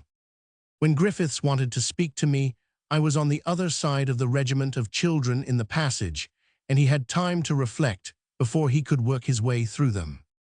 Page 76. They formed his guard of honor when he took the bag to the locksmith's. I abode on the mountains of Otsu till dinner time. Vid. There was no talk of it for a fortnight. We spoke of latitude and longitude, and the proper manufacture of sherry cobblers, while the steamer cut open a glassy smooth sea. Then we turned towards China and drank farewell to the nearer east. We shall reach Hong Kong without being it, said the nervous lady. Nobody of ordinary strength of mind ever was it, said the big fat man, with the voice. I kept my eye on the big fat man. He boasted too much. The China seas are governed neither by wind nor calm. Deep down under the sapphire waters sits a green and yellow devil who suffers from indigestion perpetually. When he is unwell, he troubles the waters above with his twist. Page 78 ings and writhings. Thus it happens that it is never calm in the China seas. The sun was shining brightly when the big fat man with the voice came up the companion and looked at the horizon. How said he, calm as ditch water. Now I remember when I was in the Florida in '80 meeting a tidal wave that turned us upside down for 5 minutes, and most of the people inside out. By Jove, he expatiated at length on the heroism displayed by himself when even the captain was down, sir. I said nothing, but I kept my eyes upon the strong man. The sun continued to shine brightly, and it also kept an eye in the same direction. I went to the far-off forecastle, where the sheep and the cow and the boatswain and the second-class passengers dwell together in amity. Boatswain, said I, how's her head? Directly in front of her, sir, replied that ill-mannered soul, but we shall be meeting a headsea in half an hour. That'll put your head. Page 79 atween of your legs. Go aft and tell that to them first-class passengers. I went aft, but I said nothing. We went later to tiffin, and there was a fine funereal smell of stale curries and tinned meats in the air. Conversation was animated, for most of the passengers had been together for 5 weeks and had developed 2 or 3 promising flirtations. I was a stranger, a minnow, among tritons, a third man in the cabin. Only those who have been a third man in the cabin know what this means. Suddenly, and without warning, our ship curtsied. It was neither a bob nor a duck nor a lurch, but a long, sweeping, stately, old-fashioned curtsy. Followed a lull in the conversation. I was distinctly conscious that I had left my stomach 2 feet in the air and waited for the return roll to join it. Prettily, the old hooper rides, doesn't she, said the strong man. I hope she won't do it often, said the pretty lady with the changing complexion. Wahoop wahahowily whoop, said the screw that had managed to Pg 80 come out of the water and was racing wildly. Good heavens, is the ship going down, said the fat lady, clutching her own private claret bottle, that she might not die of thirst. The ship went down at the word. With a drunken lurch down she went, and a smothered yell from one of the cabins showed that there was water in the sea. The portholes closed with a clash, and we rose and fell on the swell of the boatswain's headsea. The conversation died out. Some complained that the saloon was stuffy and fled upstairs to the deck. The strong man brought up the rear. Ooshi ooshi wooshi woggle wop, cried a big wave without a head. Get up, old girl, and he smacked the ship most disrespectfully under the counter, and she squirmed as she took the drift of the next sea. She rides very prettily, repeated the strong man, as the companion stairs spurned him from them, and he wound his arms round the nearest steward. Damn prettily, said the necked officer. Pg 81, I am going to lie down. Never could stand the China seas. Most refreshing thing in the world, said the strong man faintly. I took counsel purely with myself, which is to say my stomach, and perceived that the worst would not befall me. Come to the forecastle, then, and feel the wind, said I to the strong man. The ploverseg eyes of 3 yellowish-green girls were upon him. With pleasure, said he, and I bore him away to where the cutwater was pulling up the scared flying fishes. As a spaniel flushes game in front of us was the illimitable blue, lightly ridged, by the procession of the big blind rollers, up rose the stem, till 6 feet of the red paint stood clear above the blue from 23 feet to 18. I could count. As I leaned over then the sapphire crashed into splintered crystal with a musical jar, and the white spray licked the anchor channels as we drove down and down sucking at the sea. I kept my eye upon the strong man, and I know PG-82 ticed that his mouth was slightly open the better to inhale the rushing wind. When I looked a second time, he was gone. The driven spray was scarcely quicker in its flight. My excellent stomach behaved with temperance and chastity. I enjoyed the forecastle, and my delight was the greater when I reflected on the strong man. Unless I was much mistaken, he would know all about it in half an hour. I went aft, and a lull between 2 waves heard the petulant pop of a champagne cork. No one drinks champagne after tiffin except it. The strong man had ordered the champagne. There were bottles of it flying about the quarterdeck. The engaged couple were sipping it out of one glass, but their faces were averted like our parents of old. They were ashamed. You may go to Hong Kong for me," shouted half a dozen little waves together, pulling the ship several ways at once. She rolled stately, and from that moment settled down to the work of the evening. I cannot PG-83 blame her, for I am sure she did not know her own strength. It didn't hurt her to be on her side and play cat and mouse and puss in the corner and hide and seek, but it destroyed the passengers one by one. They sank into long chairs and gazed at the sky, but even there the little white moved, and there was not one stable thing in heaven above or the waters beneath. My virtuous and very respectable stomach behaved with integrity and resolution. I treated it to a gin cocktail, which I sucked by the side of the strong man, who told me in confidence that he had been overcome by the sun at the forecastle. Sun fever does not make people cold and clammy and blue. I sat with him and tried to make him talk about the Florida and his voyages in the past. He evaded me and went down below. 3 minutes later, I followed him with a thick cheroot into his bunk.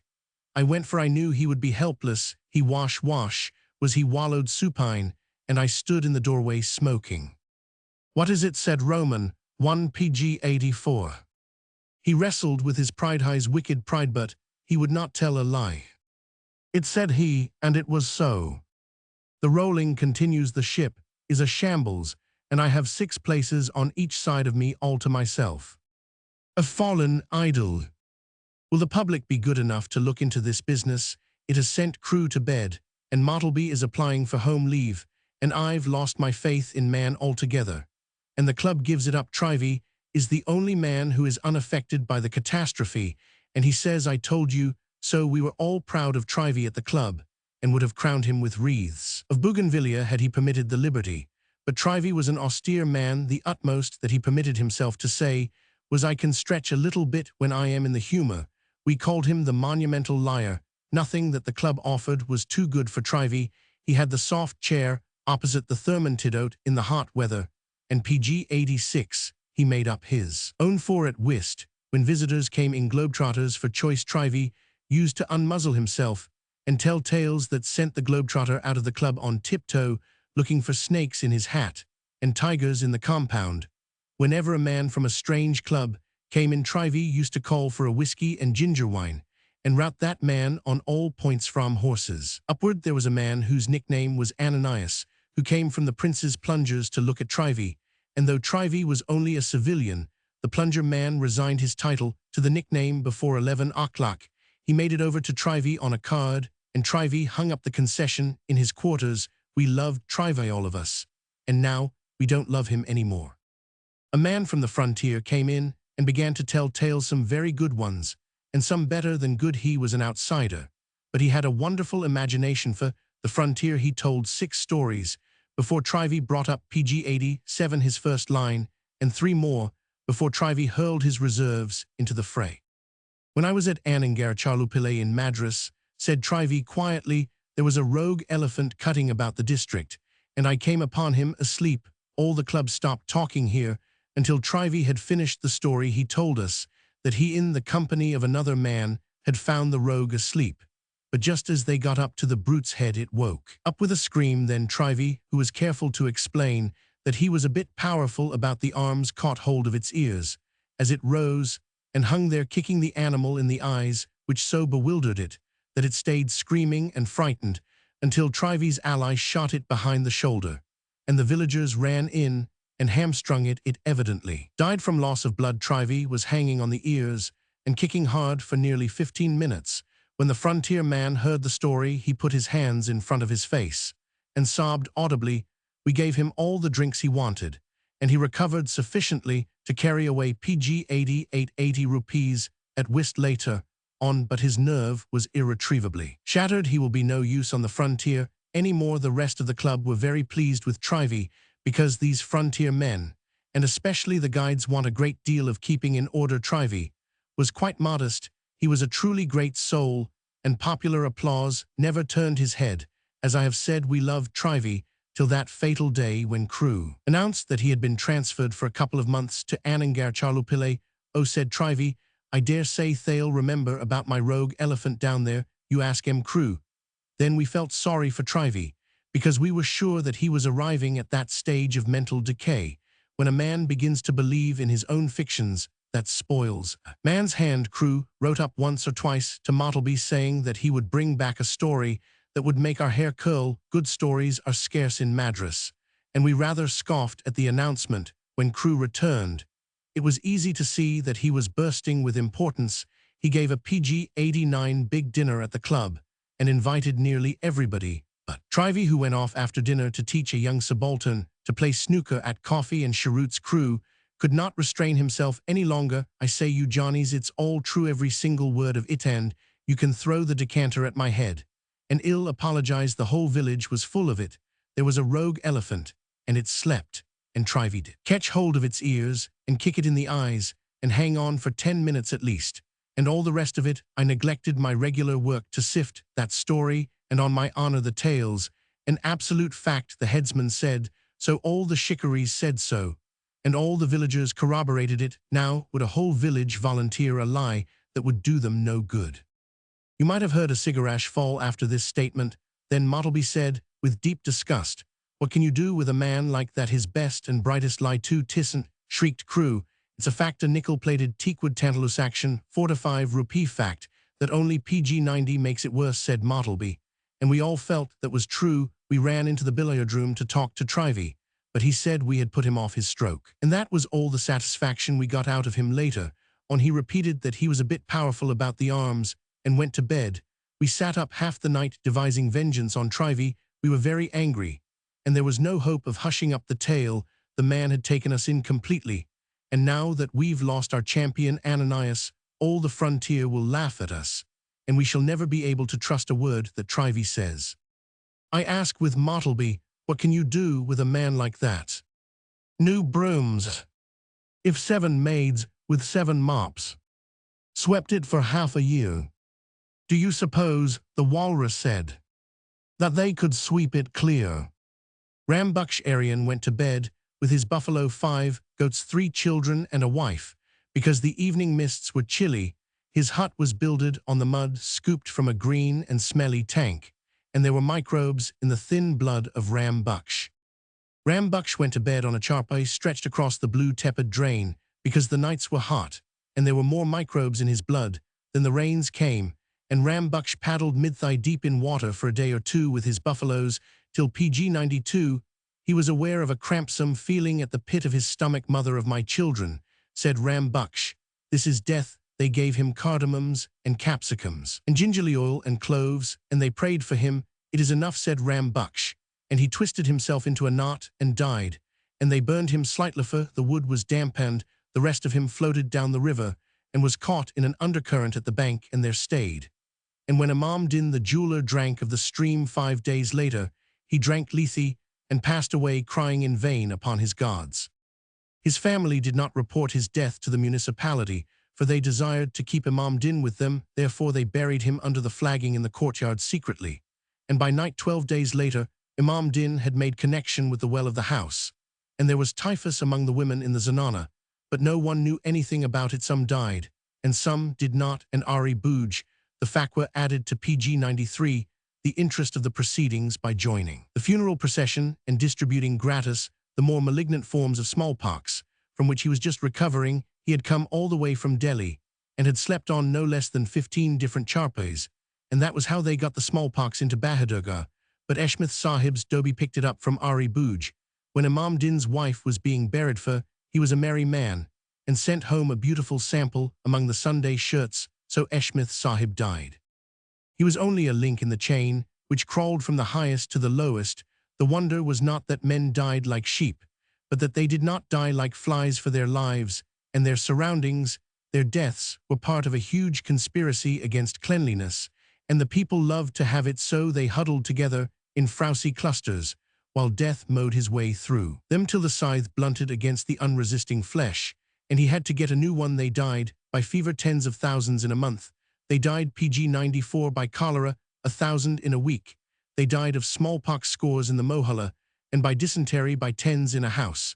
And when all other deaths failed, they laid them down and died, because their hands were too weak to hold on to life. To and fro stamped the Englishman, who is everlastingly at war with the scheme of things. You shall not die, he said, and he decreed that there should be no more famines. He poured grain down their throats, and when all failed, he went down into the strife and died with them, swearing and toiling. And working till the last, he fought the famine and put it to flight. Then he wiped his forehead and attacked the pestilence that walketh in the darkness. Death's scythe swept to and fro around and about him, but he only planted his feet more firmly in the way of it and fought off death with a dogwhip. Live, you ruffian, said the Englishman to Ram Baksh as he rode through the reeking village. Janab, said Ram Baksh, it is as it was in the days of our fathers. Then stand back while I alter PG 95, it said the Englishman, and by force and cunning and a brutal disregard of vested interests he strove to keep Ram Baksh alive. Clean your Mohallas, pay for clean water, keep your streets swept, and see that your food is sound, or ill make your life a burden to you, said the Englishman. Sometimes he died, but more often Ram Baksh went down, and the Englishman regarded each death as a personal insult. Softly there, said the government of India, you're a twisting his tail, you mustn't do that, the spread of education forbids, and Ram Baksh is an intelligent voter, let him work out his own salvation. Said the Englishman with his head in a midden. Collectively, you always were a fool here, Ram Baksh. The Sarkar says you are to do all these things for yourself. Janab, says Ram Baksh, and fell to breeding microbes with renewed vigor. Curiously enough, it was in the centers of enlightenment that he prosecuted his experiments most energetically.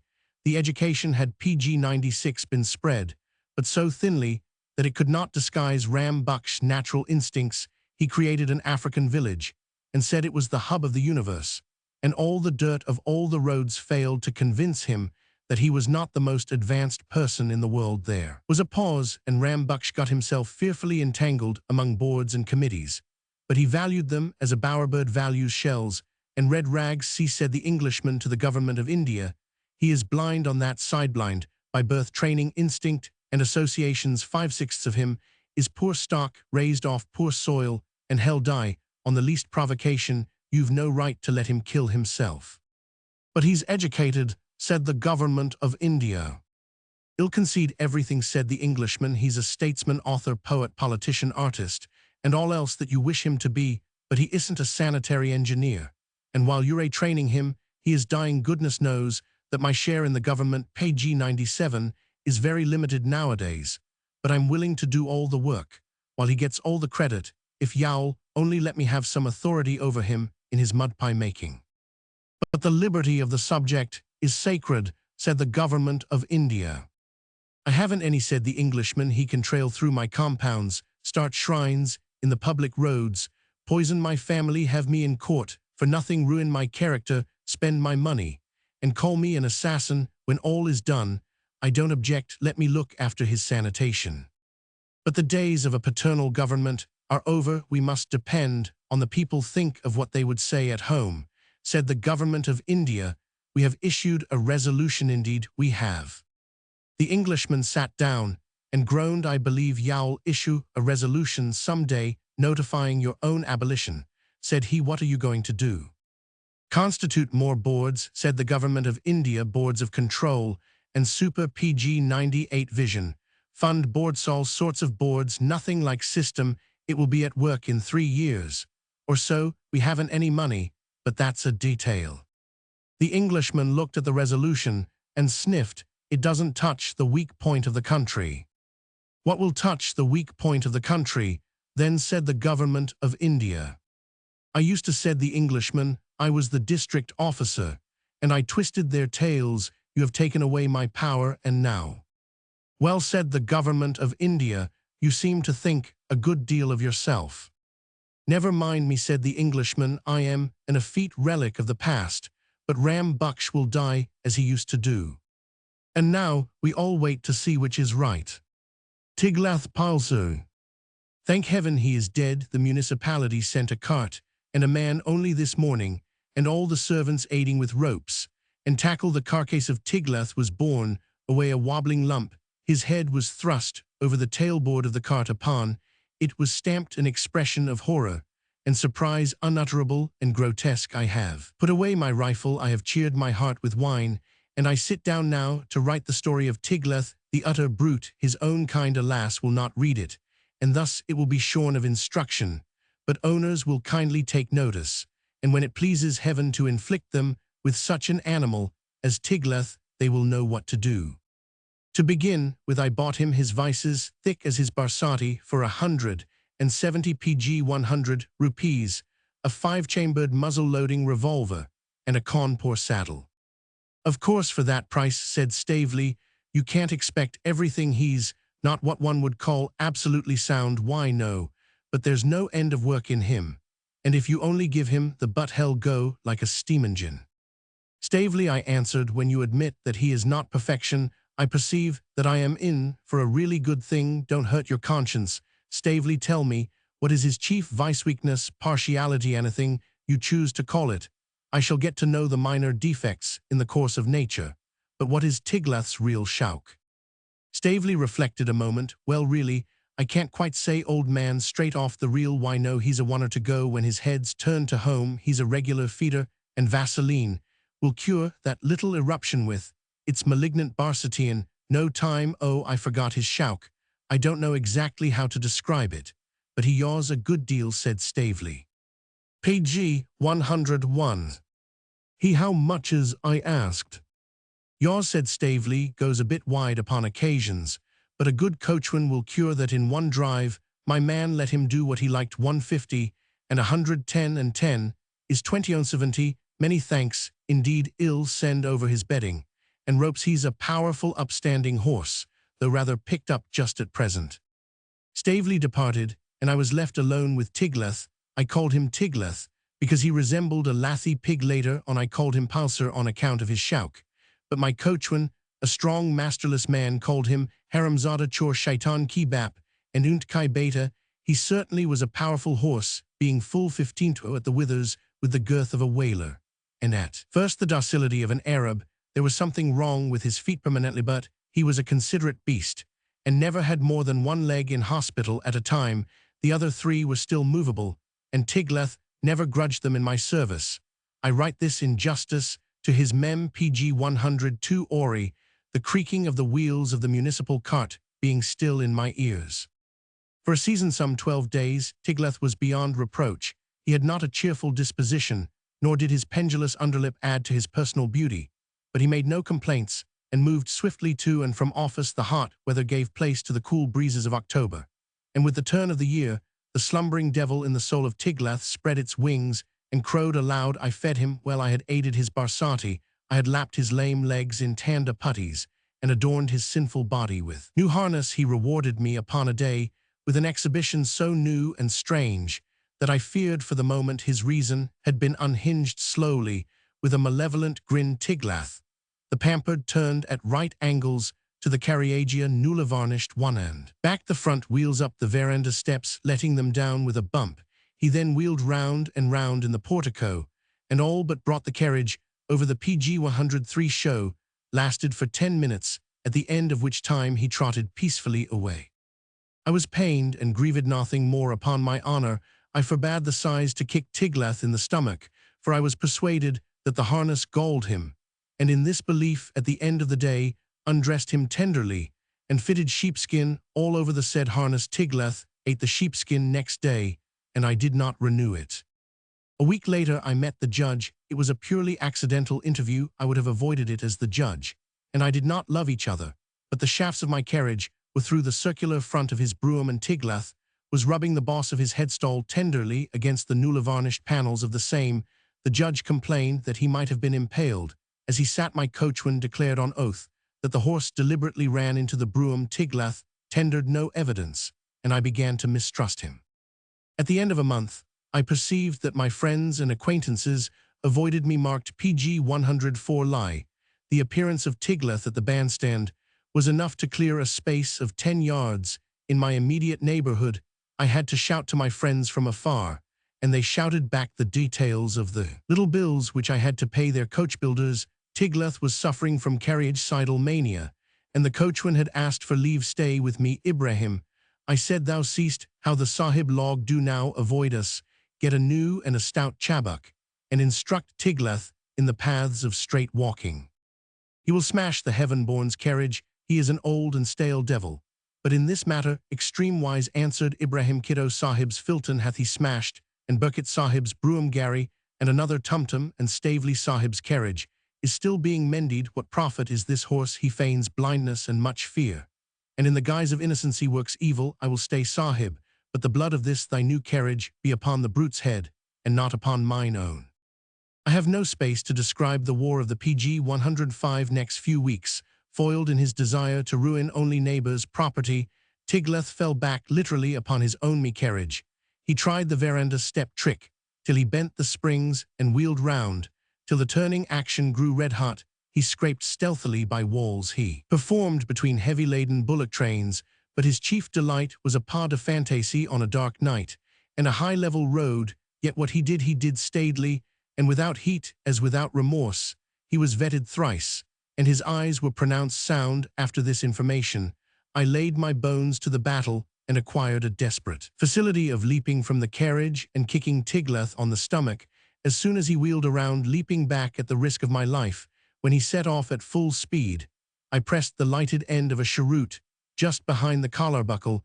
I applied fusees to those flaccid nostrils, and I beat him about the head with a stick. Continually it was necessary, but it was also demoralizing. A year of Tiglath would have converted me into a cold-blooded vivisection. PG 106 ist, or a native bullock driver. Each day I took stock of the injuries to my carriage. I had long since given up all hope of keeping it in decent repair, and each day I devised fresh torments for Tiglath. He never meant to injure himself, I am certain, and no one was more astonished than he when he backed on the Balluman road and dropped the carriage into a nullah on the night of the Jamabundi Mogul's dance.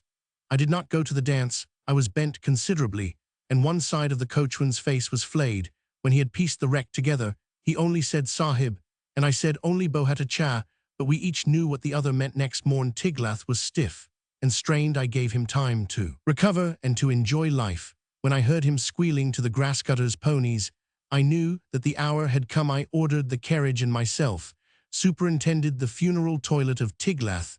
His harness brasses shone like gold, his coat like a bottle, and he lifted his feet daintily. Had he even then, at the 11th hour, given Prom PG 107 ease of amendment, I should have held my hand. But as I entered the carriage, I saw the hunching of his quarters that presaged trouble. Go forward, Tiglath, my love, my pride, my delight, I murmured for a surety. It is a matter of life and death. This day, the sighs ran to his head with a fragment of chupatti, saved from his all too scanty rations. The man loved him, and Tiglath swung round to the left in the portico. Round and round swung he, till the near ear touched the muzzle of the shotgun that waited its coming. He never flinched. He pressed his fate. The coachman threw down the reins, as with 4 ounces of No. 5 shot behind the hollow of the root of the ear. Tiglath fell in his death. He accomplished the desire of his life, for he fell upon the shaft and broke it into 3 pieces. I looked on him as he lay, and of a sudden the reason of the horror in his eyes was made clear. Tiglath, the breaker of carriages, the strong, the rebellious, had passed into the shadowy spirit land, where there was naught to destroy, and no power to destroy it. With the ghastly 4 PG 108 knowledge of the flitting soul was written on the glazing eyeball. I repented me then that I had slain Tiglath, for I had no intention of punishing him in the hereafter. The likes o' us. It was the general officer commanding riding down the mall on the Arab with the perky tail, and he condescended to explain some of the mysteries of his profession. But the point on which he dwelt most pompously was the ease with which the Private Thomas Atkins could be handled, as he called it. Only feed him, and give him a little work to do, and you can do anything with him, said the general officer, commanding. There's no refinement about Tommy, you know, and one is very like another. They've all the same ideas and traditions and prejudices. They're all big children. Fancy any man in his senses shooting about these hills. There was the report of a shotgun in the valley. I suppose they've hit a dog happy as PG 110. The day is long when they're out shooting dogs just like a big child. Is Tommy. He touched up his horse and cantered away. There was a sound of angry voices down the hillside. All right, you sore, I won't never forget this, mind you, not as long as I live. And elp meal. The sentence finished in what could be represented by a blaze of asterisks. A deeper voice cut it short. Oh no, you won't neither. Look, you young smitcher, if I was to take you up now and knock off your eat again, that tree, could ye say anything? No, nor yet do anything. If I was to you, would you? There someone had evidently sat down with a thud and was swearing nobly. I slid over the edge of the cud down through the long grass and fetched up after the manner of a sledge with my feet in the broad of the back of Gunner Barnabas in the mountain battery. My friend, the very strong man, he was sitting upon a mana, cocky-colored volcano of blasphemy and was preparing to PG 111 smoke. My sudden arrival threw him off his balance for a moment. Then, readjusting his chair, he bade me good day. I am and me ave been avin an argument, said Gunner Barnabas placidly. I was going for to half kill him and Eve I am into the bushes air. But seeing that you ave come, sir, and very welcome when you do come, we will ave a court-martial instead. Shacklock, are you willin'? The volcano, who had been swearing uninterruptedly through this oration, expressed a desire in general and particular terms to see Gunner Barnabas in torment, and the civilian on the next gridiron. Private Shacklock was a tow-haired, scrofulous boy of about 22. His nose was bleeding profusely, and the live air attested that he had been drinking quite as much as was good for him. He lay stomach down on a little level spot on the hillside, for Gunner Barnabas was sitting between his shoulder blades, and his was not a weight to wriggle under. Private Shacklock could barely draw breath to swear, but he did the best that in him. PG 112 lay. Amen, said Gunner Barnabas piously, when an unusually brilliant string of oaths came to an end, seeing that this gentleman has never seen the inside o' the orsipitals you've gotten in, and the clinks you've been chucked into like a hay bundle. Perhaps, Private Shacklock, you will stop. You are Amakin of I am sick. Private Shacklock said that he was pleased to hear it, and would have continued his speech, but his breath suddenly went from him, and the unfinished curse died out in a gasp. Gunner Barnabas had put up one of his huge feet. There's just enough room now for you to breathe, Shacklock, said he, and not enough for you to try to interrupt the conversation I am havin' with this gentleman. Choop, turning to me, Gunner Barnabas pulled at his pipe, but showed no hurry to open the conversation. I felt embarrassed, for after all the thus strangely unearthed difference between the gunner and the line man was no affair of mine. Don't you go, said Gunner Barnabas. He had evidently been deeply moved by something. He dropped his PG 113 head between his fists and looked steadily at me. I met this child said he, at Dealily a fishback recruity, as ever was I knowed I am at Dealily, and I give I am a latherin at Dealily all for to keep I am straight bane, such as wants a latherin and knowin' nothin' o' the ways o' this country.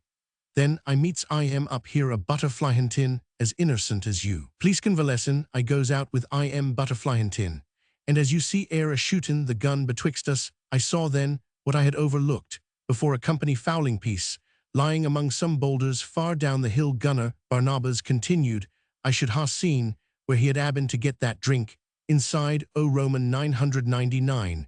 Presently Mrs. Summat. You're a bloomin' fool, says Roman 1. If that had been a patan now, I says, damn your patans and you too, says I struck it.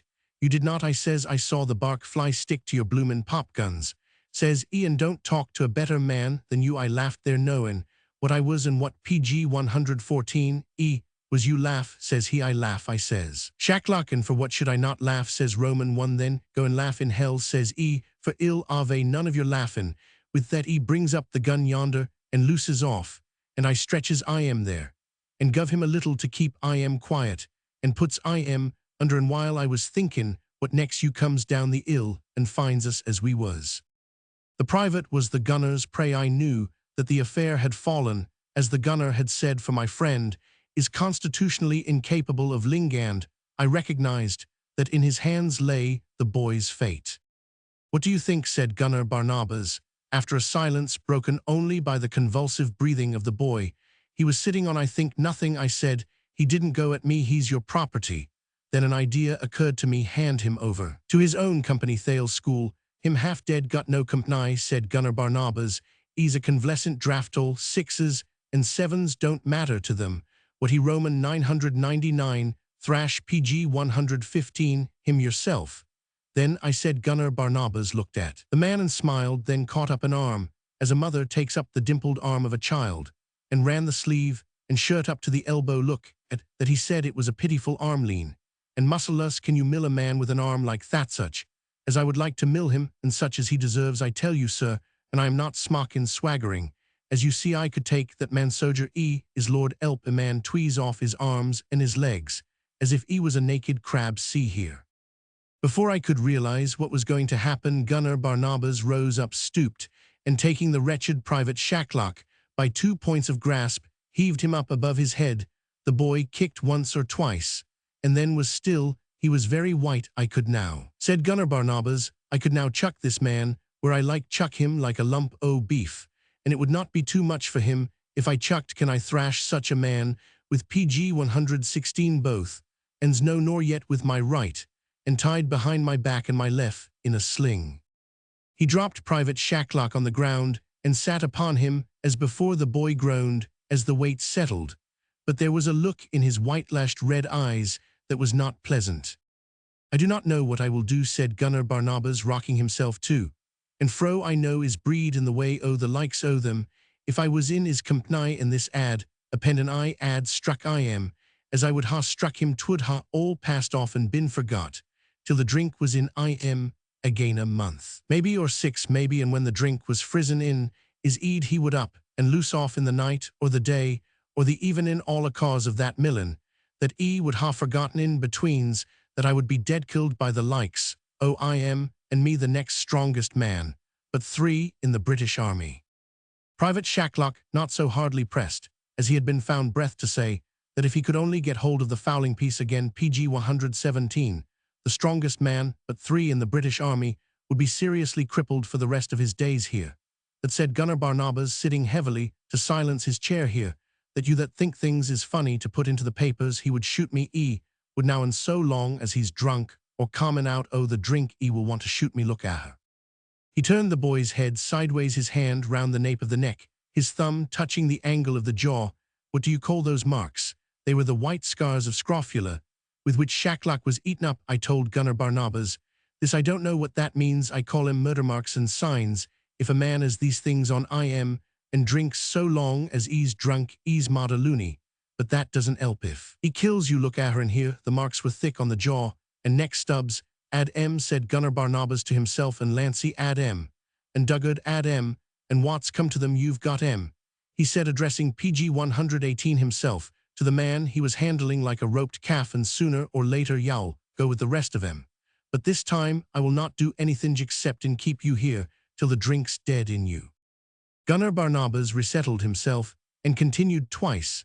This afternoon, Shacklock, you have been so near dyin' that I know no man more so. Once was when I stretched you and might ha wiped off your face with my boot as you was lyin', and once was when I lifted you up in my fists.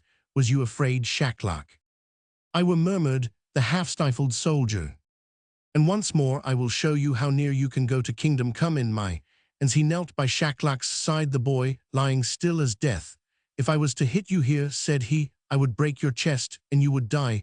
If I was to put my and here and my other, and here I would tweeze your neck and you would die, Private Shacklock. If I was to put my knees here and put your eads so, I would pull off your eed, Private Shacklock, PG 119, and you would die. If you think as how I am a liar, say so, and ill show you. Do you think so? No, whispered Private Shacklock, not daring to move a muscle, for Barnabas' hand was on his neck. Now remember, went on Barnabas, neither you will say nothing nor I will say nothing. Oh, what has happened? I ha put you to shame before me and this gentleman here, and that is enough. But I tell you, and you give heed now, it would be better for you to desert than to go on Asservin where you are now, if I meets you again, if my battery lays with your regiment and private shacklock is on the rolls, I will first mill you myself, till you can't see, and then I will say why I struck you. You must go and look bloomin' slippy about it, for if you stay so sure as God made Pathans and we've got to wipe 'em out, you'll be loosing off unauthorized ammunition in, or out barracks, and you'll be hanged, for it I know your breed, and I know what these air white marks mean. You're a mad shacklock, PG 120, that's Allen here, you stay under me and now choop and lie still. I waited and smoked, and Gunner Barnabas smoked, till the shadows lengthened on the hillside, and a chilly wind began to blow at dusk. Gunner Barnabas rose, and looked at his captive drinks. Out, oh, I am now, he said. I can't move, whimpered Shacklock, I've got the fever back again.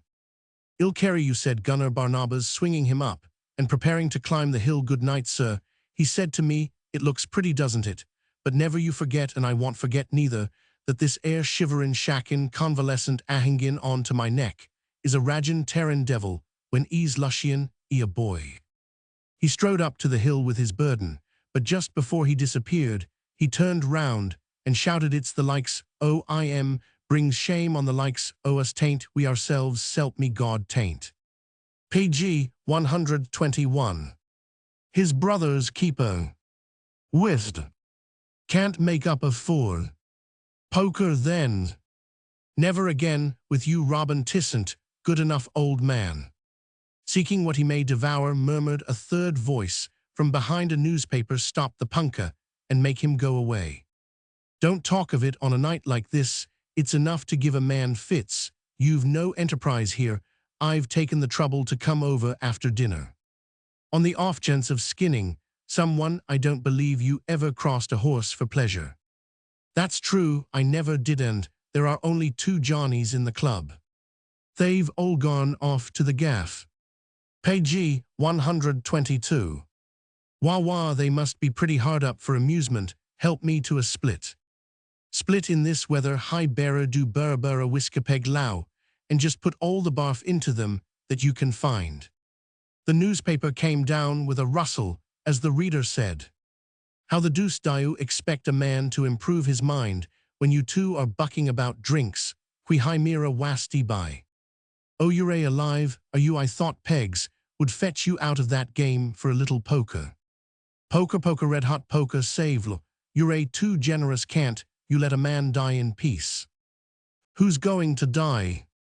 I am pleased the pigs if it gets much hotter, and that bearer doesn't bring the peg quickly.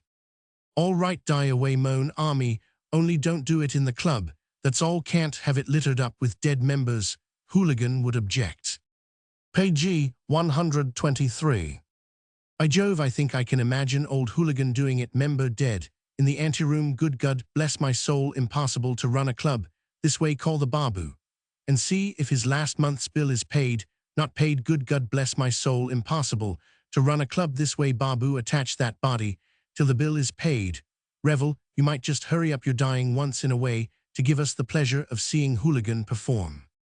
I'll die legitimately, said Revel, I am not going to create a fresh scandal in the station. I'll wait for hetapoplexy, or whatever is going to come, and fetch me. This is pucker hot weather talk, said Savely. I come over for a little honest poker, and find 2 moderately sensible men, Revel and Dalston, talking tombs. I am sorry I've thrown away my valuable evening. Do you expect us to talk about buttercups and daisies? Then said Dalston. No, but there's some sort of medium between those and sudden death. There isn't. I haven't seen a daisy for PG 124 7 years, and now I want to die, said Revel, plunging luxuriously into his peg. I knew a Johnny on the frontier once who did, began Dalston meditatively. Half a minute bearer cherut loud tobacco soothes the nerves. When a man is expecting to hear a whacker, we know what your frontier stories are, Martha. Dalston had once, in a misguided moment, taken the part of Martha in the burlesque of Faust, and the nickname stuck. Tisn't a whacker, it's a fact, he told me so himself. They always do, Martha, I've noticed that before, but what did he tell you? He told me that he had died. Was that all? Explain him. It was this way, the man went down with a bad go of fever, and was off his head about the second day. It struck him in the middle of the night. Steady the buffs, Martha, you aren't an Irishman yet. Never mind, it's too hot to put it core PG 125 rectly in the middle of the night. He woke up quite calm, and it struck him that it would be a good thing to deast, as it might ha struck him that it would be a good thing to put ice on his head. He lay on his bed and thought it over, and the more he thought about it, the better sort of bundabust it seemed to be. He was quite calm, you know, and he said that he could have sworn that he had no fever on him. Well, what happened? Oh, he got up and loaded his revolver, remembers, all this, and let fly with the muzzle to his temple. The thing didn't go off, so he turned it up and found he'd forgot to load one chamber. Better stop the tale there, we can guess what's coming. Hang it, it's a true yarn. Well, he jammed the thing to his head again, and it missed fire, and he said that he felt ready to cry with rage. He was so disgusted, so he took it by the muzzle and hit himself on the head with it. PG 126. Good man, didn't it go off then? No, but the blow knocked him silly, and he thought he was dead. He was awfully pleased, for he had been fiddling over the show for nearly half an hour. He dropped down and died. When he got his wits again, he was shaking with the fever worse than ever, but he had sense enough to go and knock up the doctor and give himself into his charge as a lunatic. Then he went clean off his head till the fever wore out. That's a good story, said Revel critically. I didn't think you had it in you at this season of the year. I can believe it, said the man they called Savely. Fever makes one do all sorts of queer things. I suppose your friend was mad with it when he discovered it would be so healthy to die. S'pose so. The fever must have been so bad that he felt all right, same way that a man who is nearly mad with drink gets to look sober. Well, anyhow, there was a man who died. PG 127. Did he tell you what it felt like? He said that he was awfully happy until his fever came back and shook him up. Then he was sick with fear. I don't wonder he'd had rather a narrow escape. That's nothing, said Savely. I know a man who lived. So do I, said Revel. Lots of confound M. Now this takes Martha's story, and it's quite true. They always are, said Martha. I've noticed that before. Never mind, I'll forgive you, but this happened to me. Since you're talking tombs, I'll assist at the seance. It was in 82 or 83, I have forgotten which. Anyhow, it was when I was on the Utamamula Canal headworks, and I was chumming with a man called Stovey. You've never met him because he belongs to the Bombay side, and if he isn't really dead by this, he ought to be somewhere there now. He was a pucka sweep, and I hated him. We divided the canal bungalow between us, and PG 128. We kept strictly to our own side of the buildings. Hold on, I call. What was Stovey to look at, said Revel. Living picture of the king of Spadesa, blackish, greasy sort of ruffian who hadn't any pretense of manners or form. He used to dine in the kit. He had been messing about the canal in all day, and I don't believe he ever washed. He had the embankments to look after, and I was in charge of the headworks, but he was always contriving to fall foul of me if he possibly could. I know that sort of man. Mullane of Gorodas's built that way. Don't know Mullane, but Stovey was a sweep. Canal work isn't exactly cheering, and it doesn't take you into much society. We were like a couple of rats in a burrow, grubbing and scooping all day, and turning in at night into the barn of a bungalow. Well, this man Stovey didn't get fever. He was so coated with dirt that I don't believe the fever could have got at him. He just began to go mad. PG 129. Cheerful. What were the symptoms? Well, his naturally vile temper grew infamous. It was really unsafe to speak to him, and he always seemed anxious to murder a coolie or two. With me, of course, he restrained himself a little, but he sulked like a bear for days and days together. As he was the only European society within 60 miles, you can imagine how nice it was. For me, he'd sit at table and sulk, and stare at the opposite wall by the hour instead of doing his work. When I pointed out that the government didn't send us into these cheerful places to twiddle our thumbs, he glared like a beast. Oh, he was a thorough hog. He had a lot of other endearing tricks, but the worst was when he began to pray. Began to how much? Pray. He'd got hold of an old copy of the war cry and used to read it at meals. And I suppose that on the top of tough, goat disordered his intellect one night. I heard him in his room groaning and talking at a fearful rate next morning. I asked him PG 130 if he'd been taken worse. I've been engaged in prayer, he said, looking as black as thunder. A man's spiritual concerns are his own property. One night kept up these spiritual exercises for about 10 days, growing queerer and queerer every day, said good night after dinner, and got up and shook hands with me. Bad sign, that said Revel, sucking industriously at his cheroot. At first I couldn't make out what the man wanted. No fellow shakes hands with a fellow he's living with, least of all such a beast as Stovey. However, I was civil. But the minute after he'd left the room, it struck me what he was going to do. If he hadn't shaken hands, it'd have taken no notice. I suppose this unusual effusion put me on my gut. Curious thing, you can nearly always tell when a Johnny means pegging out. He gives himself away by some softening. It's human nature. What did you do?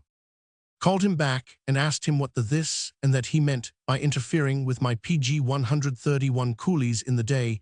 He was generally hampering my men, but I had never taken any notice of his vagaries. Till then, in another minute, we were arguing away hammer and tongs. If it had been any other man, it'd have simply thrown the lamp at his head. He was calling me all the mean names under the sun, accusing me of misusing my authority, and goodness only knows what all. When he had talked himself down one stretch, I had only to say a few words to start him off again, as fresh as a daisy, on my word. This jabbering went on for nearly 3 hours. Why didn't you get coolies and have him tied up if you thought he was mad? Asked Revel. Not a safe business, believe me. Wrongful restraint on your own responsibility of a man, nearly your own standing looks ugly. Well, Stovey went on bullying me and complaining about everything I'd ever said or done since I came on the canal, till he went fast asleep. What? Page 132. Went off dead asleep, just as if he'd been drugged. I thought the brute had had a fit at first, but there he was with his head hanging a little on one side and his mouth open. I knocked up his bearer and told him to take the man to bed. We carried him off and shoved him on his charpoy. He was still asleep, and I didn't think it worthwhile to undress him. The fit, whatever it was, had worked itself out, and he was limp and used up. But as I was going to leave the room and went to turn the lamp down, I looked in the glass and saw that he was watching me between his eyelids. When I spun round, he seemed asleep. That's your game, is it? I thought, and I stood over him long enough to see that he was shamming. Then I cast an eye round the room and saw his martini in the corner. We were all volunteers on the canal works. I couldn't find the cartridges, so, to make all serene, I knocked the breech bin out with the cleaning grod and went to my own room. I didn't go to sleep for some time. About 1 o'clock. Rooms were only divided by a PG 133 door of sorts, and my bed was close to it. I heard my friend open a chest of drawers. Then he went for the martini, of course. The breech block came out with a rattle. Then he went back to bed again, and I nearly laughed.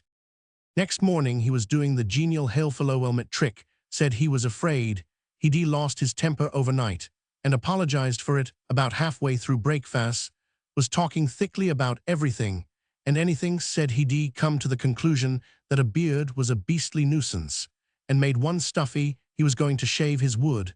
I lent him my razors. Oh, you're a crafty beast you are, I said to myself. I told him that I was of the other opinion, and finding my razors nearly worn out, had chucked them into the canal. Only the night before he gave me one look under his eyebrows and went on with his breakfast. I was in a stew lest the man should cut his throat with one of the breakfast knives, so I kept one eye on him most of the time. Before I left the bungalow, I caught old PG 134 G1 sing one of the mistries on the gates, and gave him strict orders that he was to keep in sight of the sahib wherever he went and whatever he did. And if he did or tried to do anything foolish, such as jumping down the well, G1 Singh was to stop him. The old man tumbled at once, and I was easier in my mind when I saw how he was shadowing Stovey up and down the works. Then I sat down and wrote a letter to old Baggs, the civil surgeon at Kemminghath, about 60 miles off, telling him how we stood. The runner left about 3 o'clock. G1 Singh turned up at the end of the day and gave a full, true, and particular account of Stovey's doings. Do you know what the brute had done? Spare us the agony, kill him straight off, save. He stopped the runner, opened the bag, read my letter, and torn it up. There were only 2 letters in the bag, both of which I'd written. I was pretty average angry, but I lay low at dinner. He said he'd got a touch of dysentery and wanted some chlorodyne PG 135 for a man anxious to depart this life. He was about as badly equipped as you could wish, hadn't even a medicinist to play with. He was no more suffering from dysentery than I, but I said I'd give him the chlorodyne, and so I did, 15 drops mixed in a wineglass, and when he asked for the bottle, I said that I hadn't any more. That night he began praying again, and I just lay in bed and shuddered. He was invoking the most blasphemous curses on my head, all in a whisper, for fear of waking me up, for frustrating what he called his great and holy purpose. You never heard anything like it. But as long as he was praying, I knew he was alive, and he ran his praying half through the night. Well, for the next 10 days, he was apparently quite rational, but I watched him and told Jiwon Singh to watch him like a cat, I suppose. He wanted to throw me off my guard. But I wasn't to be thrown. I grew thin watching him. Bags wrote in to say he had gone on tour and couldn't be found, PG 136 anywhere, in particular for another 6 weeks. It was a ghastly time. One day old Jiwon Singh turned up with a bit of paper that Stovey had given to one of the Lohas. As a Naksha, I thought it was mean work, spying into another man's very plans. But when I saw what was on the paper, I gave old Jiwon Singh a rupee. It was a beautiful little breechpin. The one-eyed idiot had gone back to Martini. I never dreamt of such persistence. Tell me, when the Lohar gives it to the Sahib, I said, and I felt more comfy for a few days. Even if Jiwon Singh hadn't split, I should have known when the new breechpin was made. The brute came into dinner with a dashed, confident, triumphant air, as if he'd done me in the eye at last, and all through dinner he was fiddling in his waistcoat pocket. He went to bed early, I went too, and I put my head against the door and listened like a woman. I must have been shivering in my pajamas for about 2 hours before my friend went for the dismantled Martini. He could not get the breechpin to PG 137 fit. At first he rummaged about, and then I heard a file go that seemed to make too much noise to suit his fancy, so he opened the door and went out into the compound, and I heard him about 50 yards off filing in the dark at that breechpin, as if he had been possessed. Well, he was, then he came back to the light, cursing me for keeping him out of his rest and the peace of Abraham's bosom. As soon as I heard him taking up the Martini, I ran round to his door and tried to enter gaily. As the stage directions say, lend me your gun, old man, if you're awake. I said, there's a howling big brute of a pariah in my room, and I want to get a shot at it. I pretended not to notice that he was standing over the gun, but just pranced up and caught hold of it. He turned round with a jump and said, I'm sick of this. Ill, see that dog? And if it's another of your lies, ill, you know I'm not a moral man. Hear, hear, drowsily, from Martha. But I simply daren't repeat what he said. All right, I said, still hanging on to the gun. PG 138, come along, and well, bowl him over. He followed me into my room with a face like a fiend in torment, and as truly as I am yarning here, there was a huge brindled beast of a pariah sitting on my bed. Tall, sir, tall, but go on, the audience is now awake. Hang it, could I have invented that pariah? Stovey dropped the gun and flopped down in a corner and yowled. I went kai ray like a woman in hysterics, pitched the gun forward and loosed off through a window. And the pariah, he quitted for the time being. Stovey was in an awful state. He swore the animal hadn't been there when I called him. That was true enough. I firmly believe Providence put it there to save me from being killed by the infuriated Stovey. You've too lively a belief in Providence. Altogether, what happened? Stovey tried to recover himself and pass it all over, but he let me keep the gun and went to PG 139 bed. About 2 days afterwards, old Bags turned up on tour, and I told him Stovey wanted watching more than I could give him. I don't know whether Bags or the pie did it, but he didn't throw any more suicidal splints. I was transferred a little while afterwards. Ever meet the man again? Yes, once at Chic, Cat and Dak, bungalow, trailing the big brindle pie after him. Oh, it was real. Then I thought it was arranged for the occasion. Not a bit, it was a pucker pie. Stovey seemed to remember me in the same way that a horse seems to remember. I fancy his brain was a little cloudy. We tiffin toge the rafter. The pie had been fed, if you please, and Stovey said to me, see that dog, he saved my life once. Oh, By the way, I believe you were there too, weren't you? I shouldn't care to work with Stovey again. There was a holy pause in the smoking room of the two-pair club. Page 140.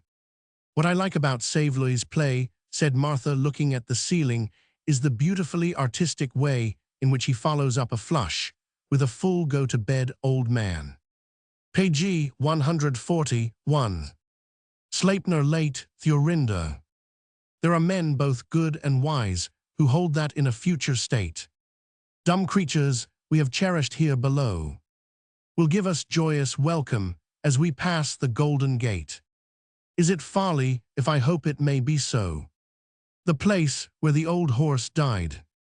If there were any explanation available here, I should be the first person to offer it. Unfortunately, there is not, and I am compelled to confine myself to the facts of the case as vouched for by Hordine, and confirmed by Gudge, who is the last man in the world to throw away a valuable horse for nothing. Jael came up with Thurinda to the Shayad spring meeting, and besides Thurinda his PG 142 string included divorce Meg's diversions and banana pennies of sorts. He won the officer's Scurafiv furlongs with Benoni on the first day, and that sent up the price of the stable in the evening lotteries for Benoni, was the worst-looking of the three, being a pigeon-toed, split-chested Dak horse, with a wonderful gift of blundering in on his shoulders ridden out to the last ounce but first next day. Jael was riding divorce in the wattle and dab stakes round the jump course, and she turned over at the on-and-off course when she was leading and managed to break her neck.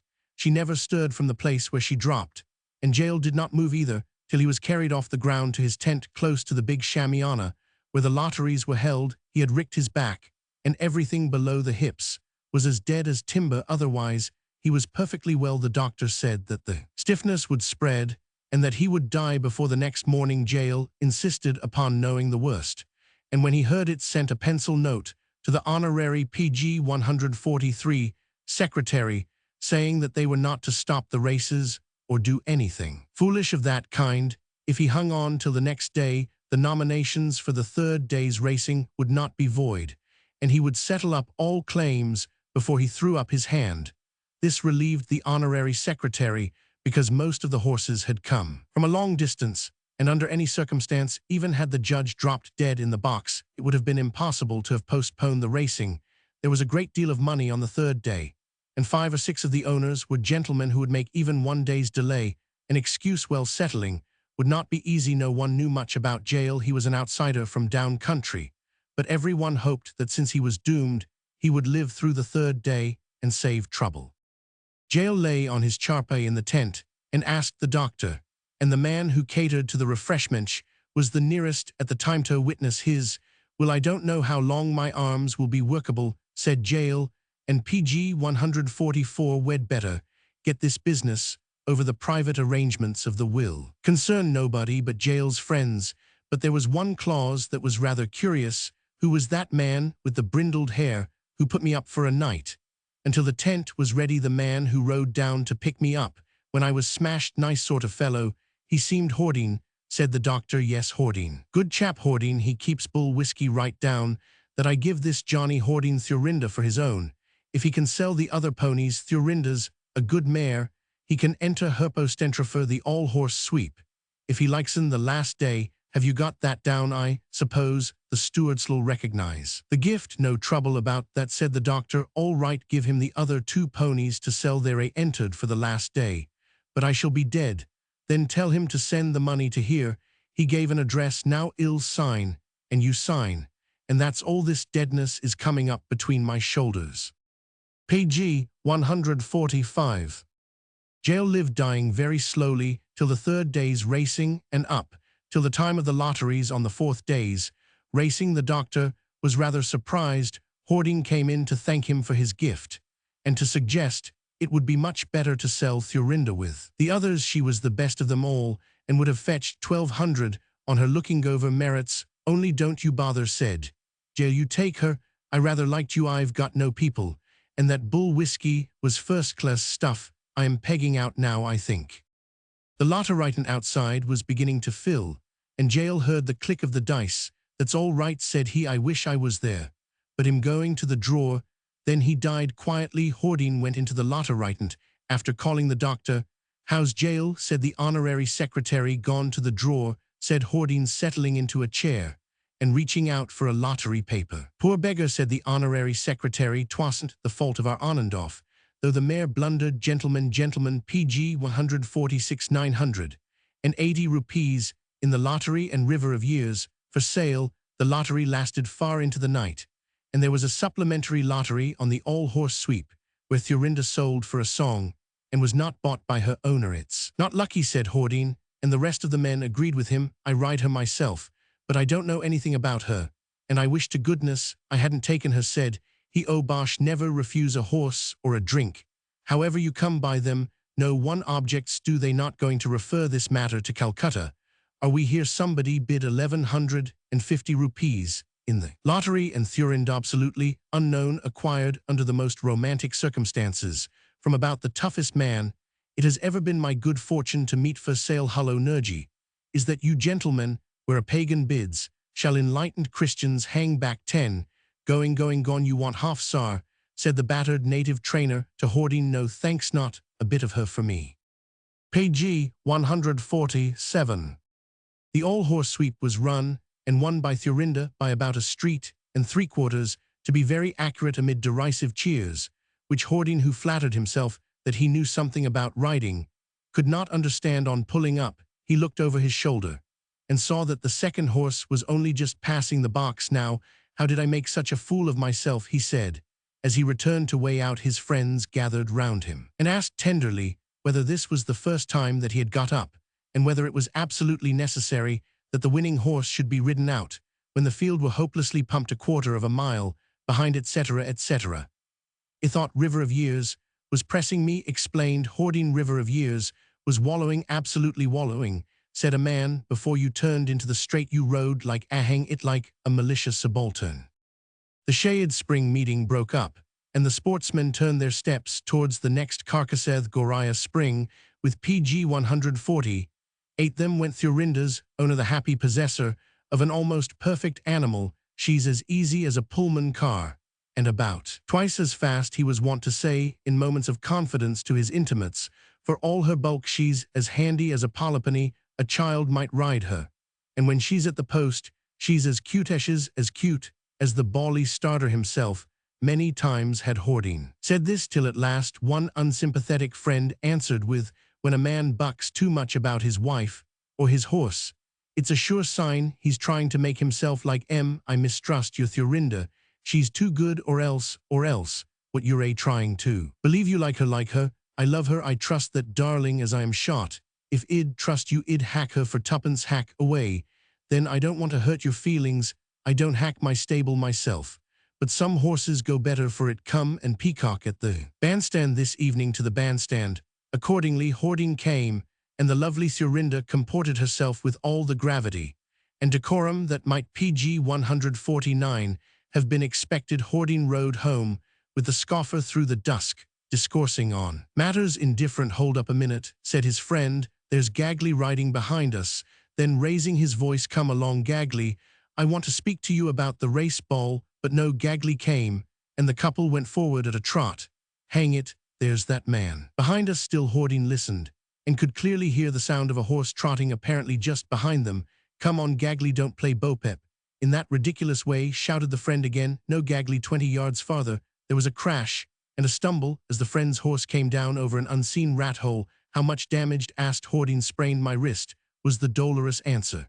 "And there is something wrong with my kneecap. There goes my mount tomorrow, and this G is cut like a cab horse."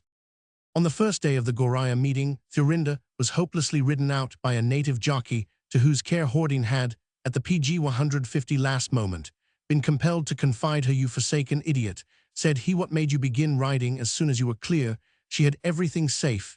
If you'd only left her alone. You rode her out before the home turn, you hog." "What could I do?" said the jockey sullenly. "I was pressed by another horse whose other horse. There were 20 yards of daylight between you and the ruck. If you kept her there, even then 'twouldn't ha' mattered. But you rode her out. There was another horse, and he pressed me to the end. And when I looked round, he was no longer there. Let us in charity draw a veil over Hordine's language at this point. Goodness knows whether shall be fit to pull out again for the last event. Dnu And your other horses, I wish I'd broken your neck before letting you get up. Thurinda was done to a turn, and it seemed a cruelty to ask her to run again in the last race of the day. Hordine rode this time, and was careful to keep the mare within herself at the outset. Once more, Thurinda left her field with 1 PG 151 exception, a grey horse that hung upon her flanks, and could not be shaken off. The mare was done, and refused to answer the call upon her. She tried hopelessly in the straight, and was caught, and passed by her old enemy. River of Years, a chestnut of Colonel, you rode well like a native. Hordine was the unflattering comment. The mare was ridden out before River of Years. But the grey began Hordine, and then ceased, for he knew that there was no grey in the race. Blue Point and Diamond Dust, the only greys at the meeting, were running in the Arab handicap. He caught his native jockey. What horse do you say pressed you? I don't know. It was a grey, with nutmeg tickings behind the saddle. That evening Hordine sought the great Major Blair Tyndar, who knew personally the father, mother, and ancestors of almost every horse brought from Eka or ship that had ever set foot on an Indian racecourse. Say, Major, what is a grey horse with nutmeg tickings behind the saddle? A curiosity. PG 152 Wendell Holmes is a grey with nutmeg on the near shoulder. But there is no horse marked your way now. Then after a pause, no, I am wrong. You ought to know the pony that got you. Thurinda was grey and nutmeg. How much divorce, of course. The mare that broke her neck at the Shayad meeting and killed Jail, a big 13-3, she was, I recollect, when she was hacking old snuffy beans to office. He bought her from a dealer who had her left on his hands as a rejection when the Pink Hussars were buying Team Up Country, and then Hullo, the man's gone. Hordine had departed on receipt of information, which he already knew. He only demanded extra confirmation. Then he began to argue with himself, bearing in mind that he himself was a sane man, neither gluttonous nor a winebibber, with an unimpaired digestion, and that Thurinda was to all appearance a horse of ordinary flesh and exceedingly good blood. Arrived at these satisfactory conclusions, he rigged the whole matter. Being by nature intensely superstitious, he PG 153 decided upon scratching Thurinda, and facing the howl of indignation that would follow, he also decided to leave the Goraya meet and change his luck. But it would have been sinful positively, wicked to have left without waiting for the polo match that was to conclude the festivities at the last moment before the match. One of the leading players of the Goraya team and Hordine's host discovered that through the kindly foresight of his head size, every single pony had been taken down to the ground. Lend me a hack, old man, he shouted to Hordine as he was changing take. Thurinda was the reply. Shall bring you down in 10 minutes. And Thurinda was accordingly saddled for Marish's benefit. I'll go down with you, said Hordine. The two rode off together at a hand canter. By Jove, somebody's size, LL get kicked for this, said Marish, looking round. Look there, he's coming for the mare. Pull out into the middle of the road. What on earth do you mean? Well, if you can take a strayed horse so calmly. I can't. Didn't you? PG 154 see what a lather that grey was in. What grey? The grey that just passed us saddle and all. He's got away from the ground, I suppose. Now he's turned the corner, but you can hear his hoofs. Listen. There was a furious gallop of shod horses, gradually dying into silence. Come along, said Hordine. We're late as it is. We shall know all about it on the ground. Anybody lost a tat? Asked Marish cheerily as they reached the ground. No, we've lost you. Double up. You're late enough as it is. Get up and go, and the teams are waiting. Marish mounted his polypony and cantered across. Hordine watched the game idly for a few moments. There was a scrimmage, a cloud of dust, and a cessation of play, and a shouting for seizes. The umpire clattered forward and returned. What has happened? Marish neck broken. Nobody's fault. Pony crossed its legs and came down. Games stopped. Thank God he hasn't got a wife again. Hordine pondered as he sat on his horse's back. Under any circumstances, it PG 155 was written that he was to be killed. I had no interest in his death, and he had his warning, I suppose. I can't make out the system that this infernal mare runs under. Why him anyway? I'll shoot her. He looked at Thurinda, the calmied, the beautiful, and repented. No, I'll sell her. What in the world has happened to Thurinda that Hordine is so keen on getting rid of her? Was the general question. I want money, said Hordine unblushingly, and the few who knew how his account stood saw that this was a varnished lie, but they held their peace because of the great love and trust that exists among the ancient and honorable fraternity of sportsmen. There's nothing wrong with her, explained Hordine. Try her as much as you like, but let her stay in my stable until you've made up your mind one way or the other. 900's my price. I'll take her at that, quoth a red-haired subaltern nicknamed Carrots, later Gaja. And then, for brevity's sake, Gudge, let me have PG 156 her out this afternoon. I want her more for hacking than anything else. Gudge tried Thurinda exhaustively and had no fault to find with her. She's all right, he said briefly. I'll take her, it's a cash deal. Virtuous, Gudge, said Hordine, pocketing the check. If you go on like this, you'll be loved and respected by all who know you. A week later, Gudge insisted that Hordine should accompany him on a ride. They cantered merrily for a time. Then, said the subaltern, listen to the mare's beat a minute. Will you? Seems to me that you've sold me 2 horses. Behind the mare was plainly audible the cadence of a swiftly trotting horse. Do you hear anything? Said Gudge. No, nothing. But the regular triplet, said Hordine, and he lied. When he answered, Gudge looked at him keenly and said nothing. 2 or 3 months passed, and Hordine was perplexed to see his old property running, and running well, under the curious title of Sleipner. Late Thurinda. He consulted the great major, who said, I don't PG 157 know a horse called Sleipner, but I know of one. He was a northern bred, and belonged to Odin, a mythological beast exactly like Bucephalus, and the rest of em. He was a great horse. I wish I had some of his. Get in my stable. Why? Because he had 8 legs. When he had used up one set, he let down the other 4 to come up the straight on. Stewards were lenient in those days. Now it's all you can do to get a crock with 3 sound legs. Hordine cursed the red-haired Gudge in his heart for finding out the mare's peculiarity. Then he cursed the dead man Jael for his ridiculous interference with a free gift. If it was given, it was given, said Hordine, and he has no right to come messing about after it. When Gudge and he next met, he inquired tenderly after Thurinda. The red-haired subaltern, impassive as usual, answered, I've shot her. Well, you know your own affairs best, said Hordine. You've given yourself away, said Gudge. What makes you think I shot a sound horse? She might have been bit PG 158-10 by a mad dog, or lamed. You didn't say that. No, I didn't, because I've a notion that you knew what was wrong with her.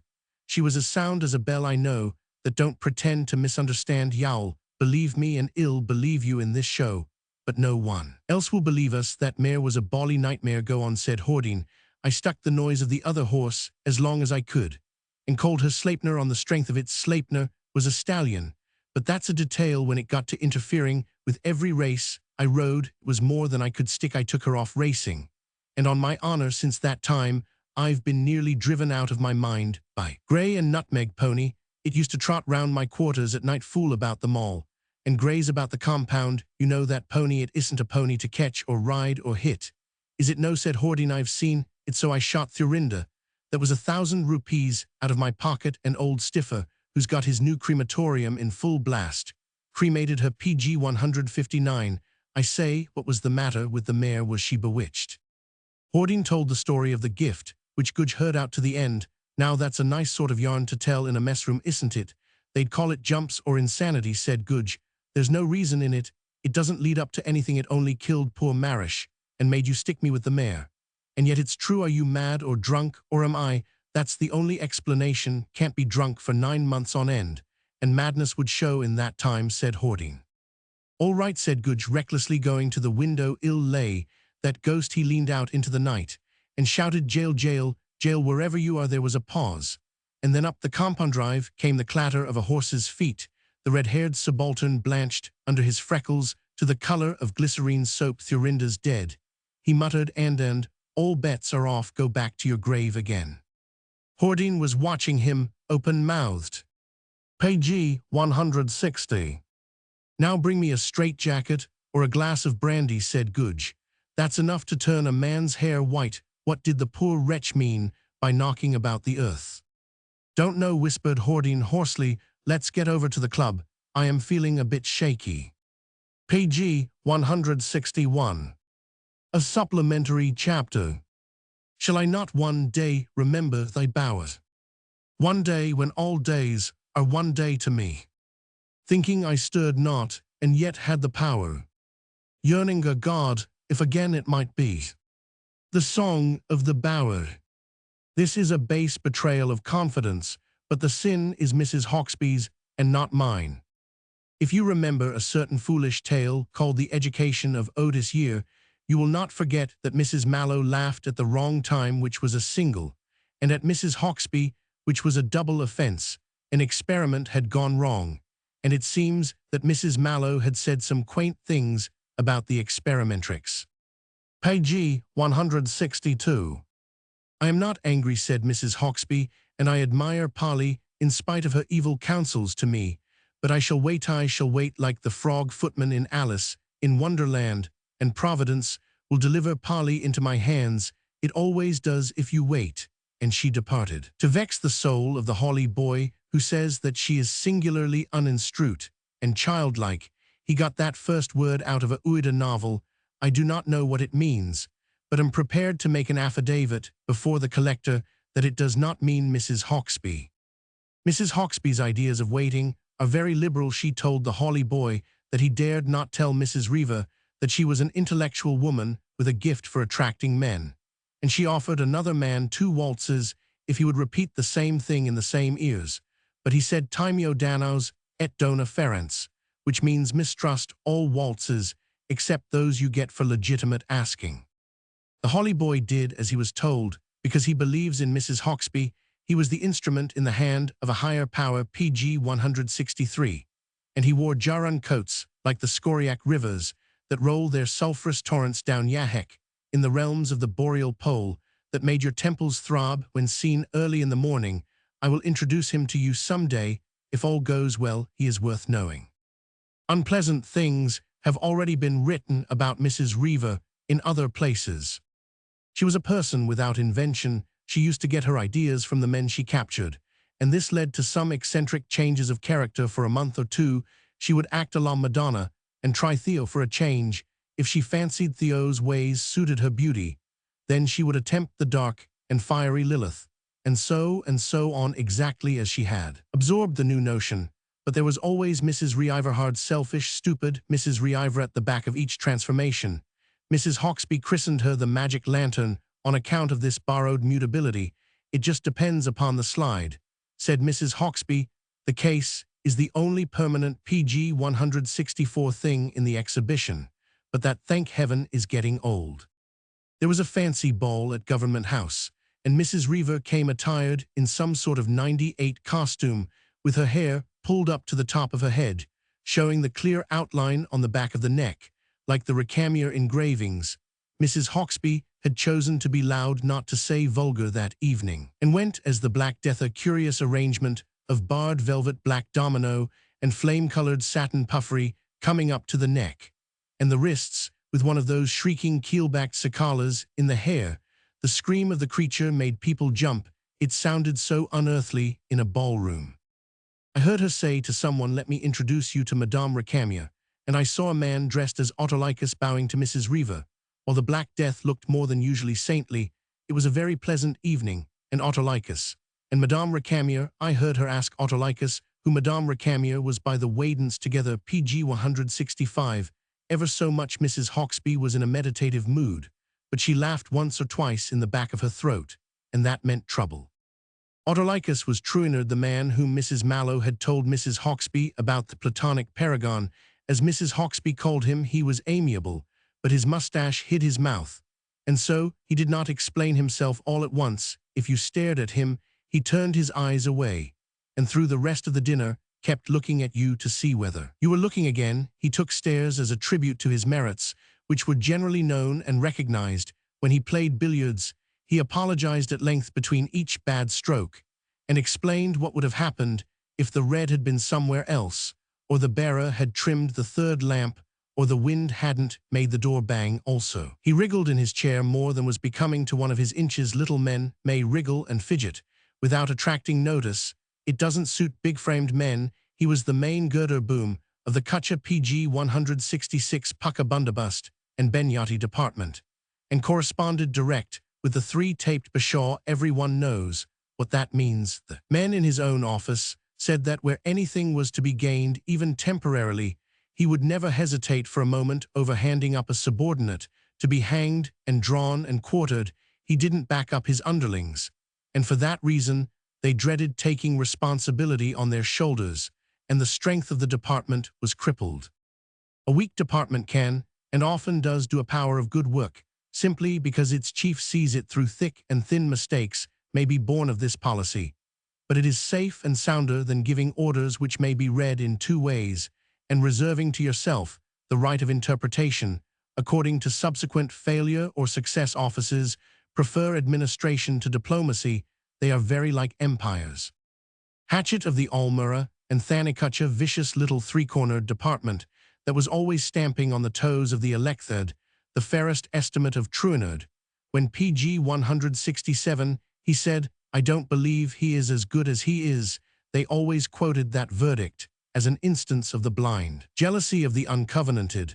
But Hatchet was quite right. Truinard was just as good and no better than Mrs. Mallow could make him, and she had been engaged on the work for 3 years. Hatchet has a narrow-minded partiality for the more than naked, anatomized truth, but he can gauge a man. Truinard had been spoilt by overmuch petting, and the devil of vanity that rides 999 men out of 1,000 made him behave as he Roman 999.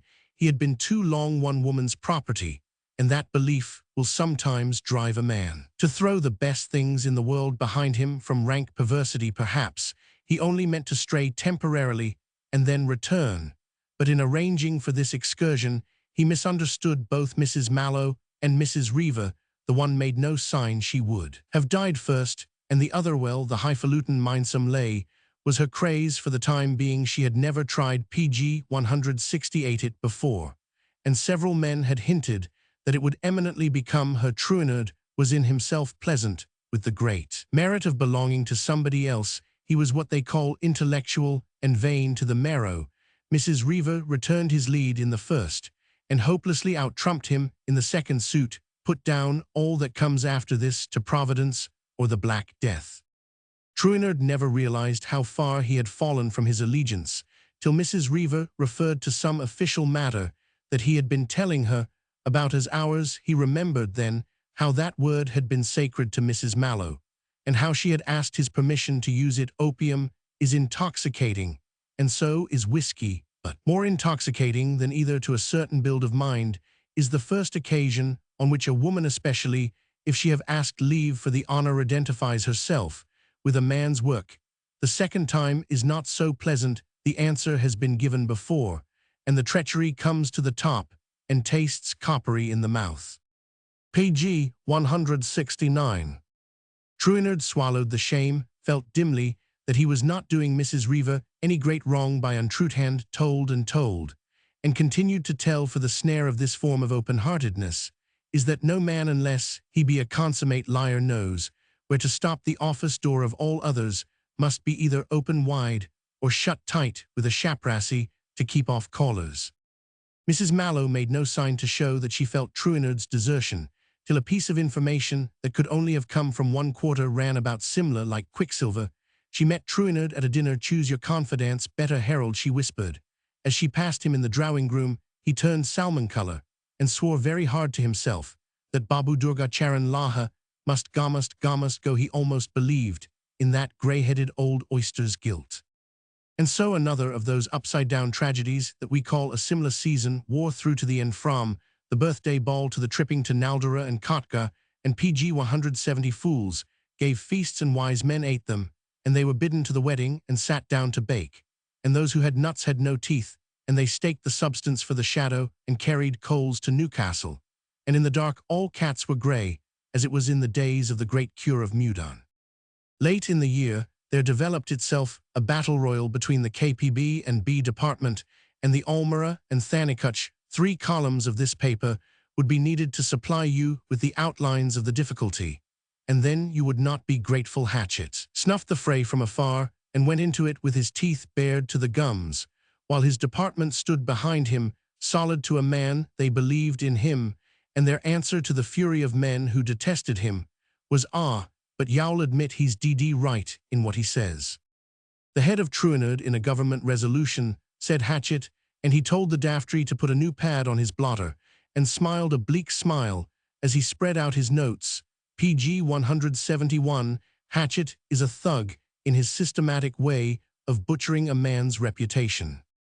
"What are you going to do?" asked Truinard's department. "Sit tight," said Truinard, which was tantamount to saying Lord knows. The department groaned, and said, "Which of us poor beggars is to be Jonah this time?" They knew Truinard's vice. The dispute was essentially not one for the KPB and B under its then direction to fight out. It should have been compromised, or at the worst sent up to the Supreme Government, with a private and confidential note directing justice into the proper paths. Some people say that the Supreme Government is the devil. It is more like the deep sea. Anything that you throw into it disappears for weeks and comes to light hacked and furred at the edges, crusted with weeds and shells, and almost unrecognizable. The bold man who would dare to give it a file of love letters would be amply rewarded. It would overlay them with original comments, PG 172, and marginal notes, and work them piecemeal into Roman 500 dockets. Few things, from a setter or a whirlpool to a sausage machine or a hatching hen, are more interesting and peculiar than the Supreme Government.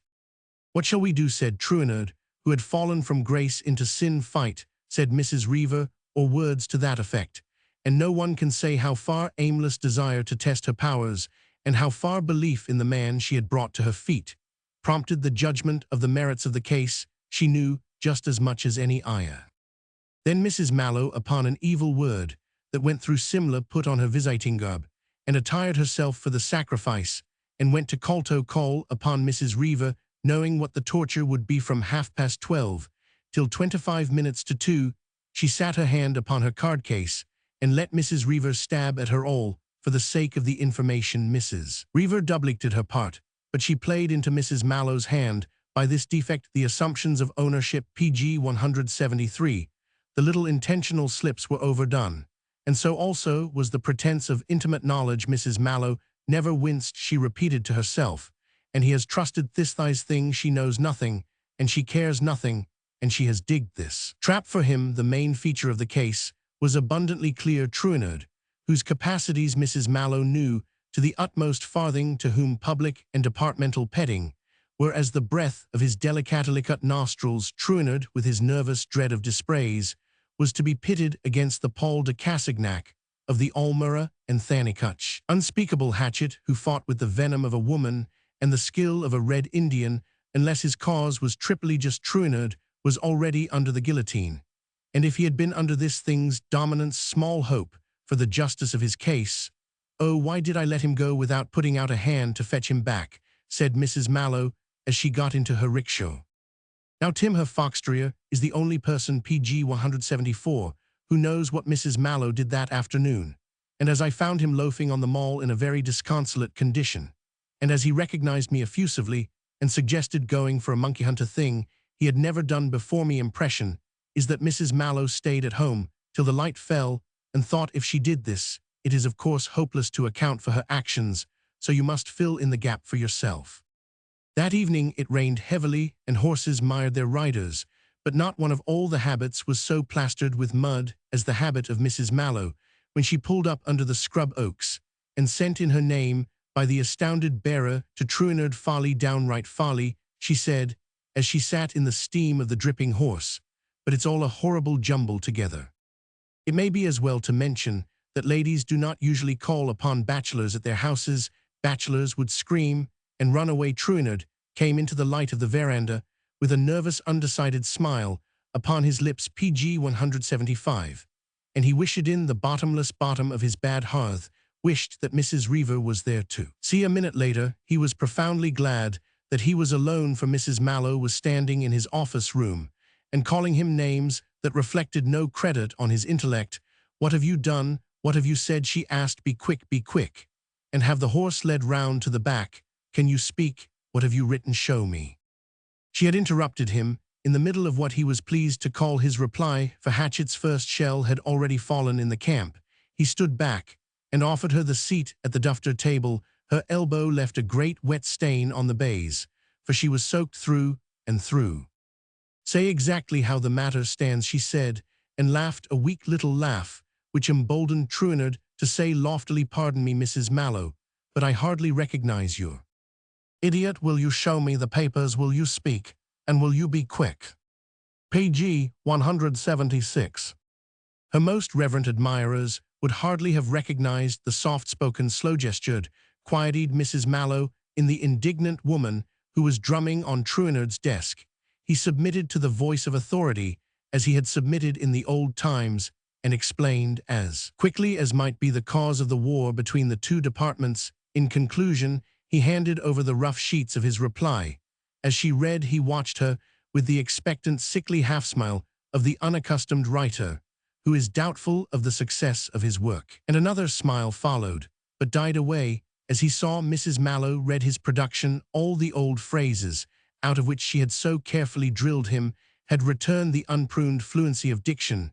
Was there the more luxuriant for being so long cut back, the reckless riotousness of assertion that sacrificed even the vital truth that Hatchett would be so sure to take advantage of for the sake of scoring a point?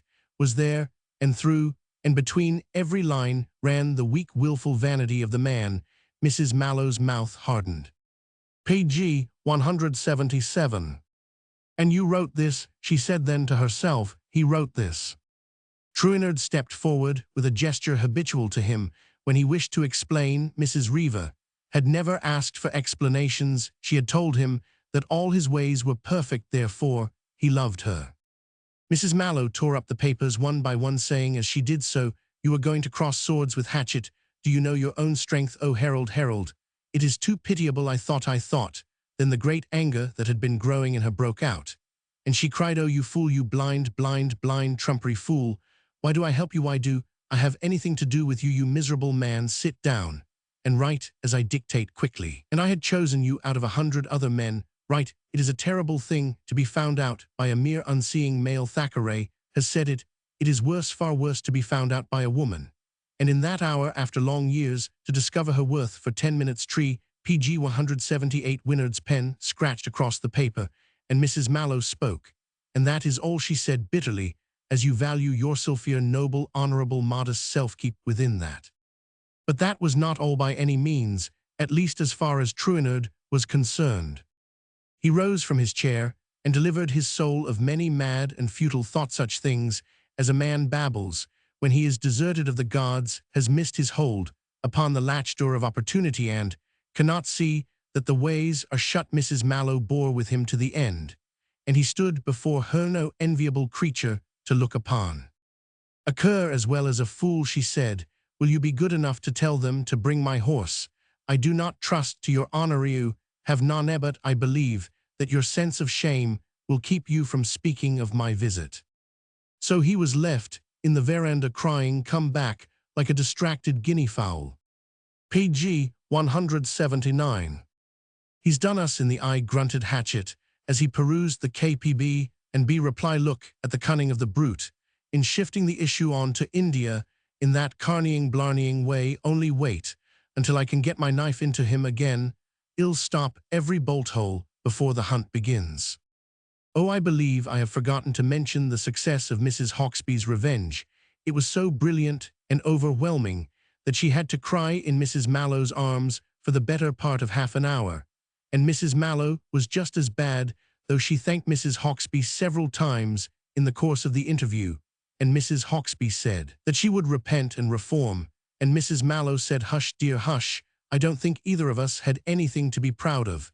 And Mrs. Hawksby said, "Oh, but I didn't mean it, Polly, I didn't mean it." And I stood with my hat in my hand, trying to make two very indignant ladies understand that the bearer really had given me salam bolter. That was an evil quarter minute. Page 180. Chat awkward. Tells how the professor and I found the precious ridiculouses and how they should talkward at us, puts into print some sentiments better left unrecorded, and proves that a neglected theory will blossom in congenial soil, contains fragments of 3 lectures and a confession. But these, in spite of careful dirt, are neither green nor sappy. Half conscious of the garden squirt, the spendlings look unhappy. Out of the silence under the apple trees, the professor spake, one leg thrust from the hammock netting, kicked lazily at the blue. There was the crisp crunch of teeth in an apple core. "Get out of this," said the professor lazily, as it was on the banks of the Hewley, so, on PG 181, the green borders of the Musquash and the Ohio tonal unrest, and the insensate desire to go ahead, I was lapped in a very trance of peace. Even the apples brought no indigestion. Permanent nuisance, what is the matter now? I grunted. Glong out of this and go to Niagara, said the professor in jerks, spread the ink of description through the waters of the horseshoe, falls by a papoose from the tame wild Indian who lives at the Clifton Housestake, a 50-cent ride on the Maid of the Mist, go over the falls in a tub. Seriously, is it worth the trouble? Everybody who has ever been within 50 miles of the falls has written his or her impressions. Everybody who has never seen the falls knows all about them, and besides, I want some more apples. They're a good in this place, ye big fat man, I quoted. The professor retired into his hammock for a while, then he reappeared flushed, with a PG 182 new thought. If you want to see something quite new, let's go to Chautauqua. What's that? Well, it's a sort of institution, it's an educational idea, and it lives on the borders of a lake in New York State. I think you'll find it interesting, and I know it will show you a new side of American life. In blank ignorance, I consented. Everybody is anxious that I should see as many sides of American life as possible here in the East. They demand of me what I thought of their West. I dare not answer that it is as far from their notions and motives as Hindustan from Hobokenth, the West, too. This poor thinking is an America which has no kinship with its neighbor. Therefore, I congratulated them hypocritically upon their West, and from their lips learned that there is yet another America, that of the South, alien and distinct into the third country. Alas, I shall not have time to penetrate the newspapers, and the oratory of the day will tell you that all feeling between PG 183, the North and South, is extinct. None the less the Northerner outside his newspapers and public men has a healthy contempt for the Southerner, which the latter repays by what seems very like deep-rooted aversion to the Northerner. I have learned now what the sentiments of the great American nation mean. The North speaks in the name of the country, the West is busy developing its own resources, and the Southerner skulks in his tents. His opinions do not count, but his girls are very beautiful. So the professor and I took a train and went to look at the educational idea from sleepy, quiet little Musquash. We rattled through the coal and iron districts of Pennsylvania, her coke ovens flaring into the night, and her clamorous foundries waking the silence of the woods, in which they lay 20 years hence. Woods and cornfields will be gone. And from Pittsburgh to Shenango, all will be smoky black as Bradford, and Beverly, for each factory is drawing to itself a small town, and year by year, the demand for rails increases. The pro-PG 184 professor held forth on the labor question, his remarks being prompted by the sight of a trainload of Italians and Hungarians going home from mending a bridge. You recollect the Burmese, said he. The American is like the Burman in one way: he won't do heavy manual labor. He knows too much, consequently, he imports the alien to be his hands. Just as the Burman gets hold of the Madrasi, if he shuts down all labor immigration, he will have to fill up his own dams, cut his cuttings, and pile his own embankments. The American citizen won't like that. He is racially unfit to be a laborer in muddy. He can invent, buy, sell, and design, but he cannot waste his time on earthworks. Is waste. This great people will resume contract labor immigration the minute they find the aliens in their midst are not sufficient for the jobs in hand. If the alien gives them trouble, they will shoot him. Yes, they will shoot him, I said, remembering how only 2 days before some Hungarians employed on a line near Musquash, PG 185, had seen fit to strike, and to roll down rocks on laborers hired to take their places in amusement, which caused the sheriff to open fire with a revolver and wound or kill. It really does not much matter which 2 or 3 of them. Only a man who earns 10 pence a day in sunny Italy knows how to howl for as many shillings in America. The composition of the crowd in the cars began to attract my attention. There were very many women and a few clergymen. Where you shall find these two together, there also shall be a fad, a hobby, a theory, or a mission. These people are going to Chautauqua, said the professor. It's a sort of open-air collegethi, call it, but you'll understand things better when you arrive. A grim twinkle in the back of his eye awakened all my fears. Can you get anything to drink there? No. Are you allowed to smoke? Yes, in certain places. Are we staying there over Sunday? Page 186. No, this very emphatically. Feminine shrieks of welcome. There's Sadie. Why, Mamie, is that you? Alf's in the smoker. Did you bring the baby? And a profligate expenditure of kisses between bonnet and bonnet. Told me we had struck a gathering place of the clans. It was midnight. They swept us, this horde of clamoring women, into a black Maria omnibus.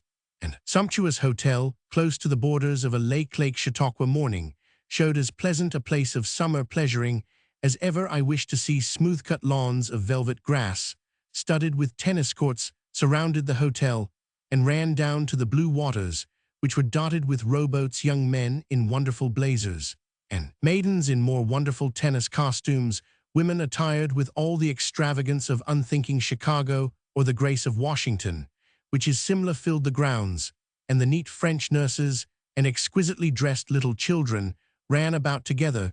There was pickerel fishing for such as enjoyed it, a bowling galley unlimited, bath PG 187ing, and a toboggan, besides many other amusements, all winding up with a dance or a concert at night. Women dominated the sham medieval hotel, rampaged about the passages, flirted in the corridors, and chased unruly children off the tennis courts. This place was called Lakewood. It is a pleasant place for the unregenerate. We go up the lake in a steamer to Chautauqua, said the professor. But I want to stay here. This is what I understand and like. No, you don't. You must come along and be educated.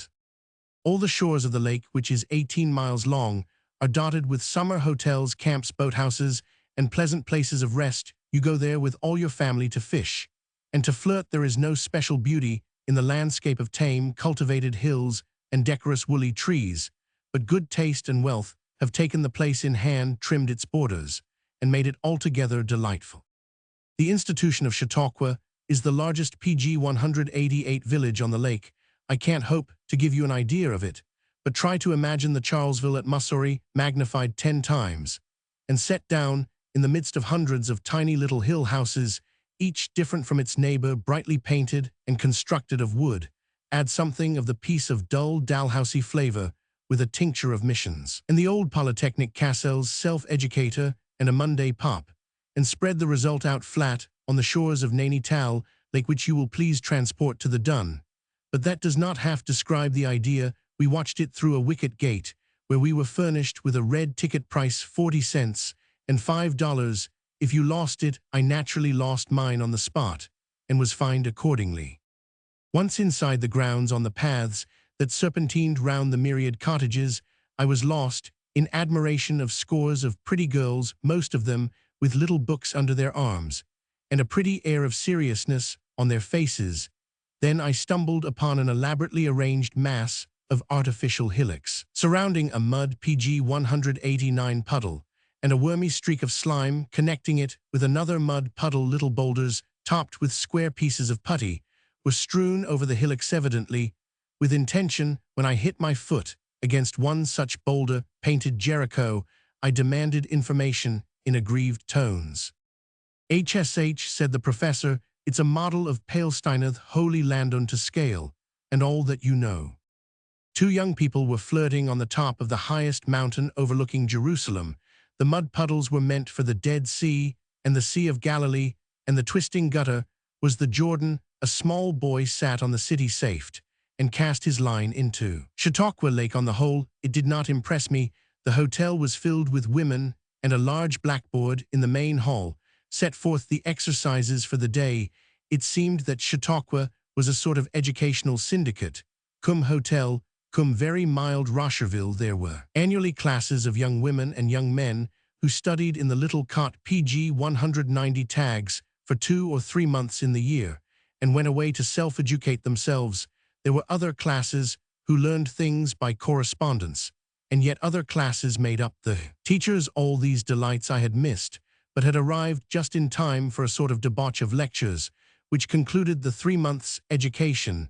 The syndicate in control had hired various lecturers whose names would draw audiences, and these men were lecturing about the labor problem, The servant girl questioned the artistic and political aspect of Greek life, the Pope in the Middle Ages, and similar subjects, in all of which young women do naturally take deep delight. Professor Mahaffey, what the devil was he doing in that gallery? Was the Greek art side man, and a Dr. Gonzalez handled the Pope. The latter I loved forthwith. He had been to some gathering on much the same lines as the Chautauqua one, and had there been detected in the open daylight smoking a cigar, one whole lighted cigar. Then his congregation or his class, or the mothers of both of them, wished to know pg 191, whether this was the sort of conduct for a man professing temperance.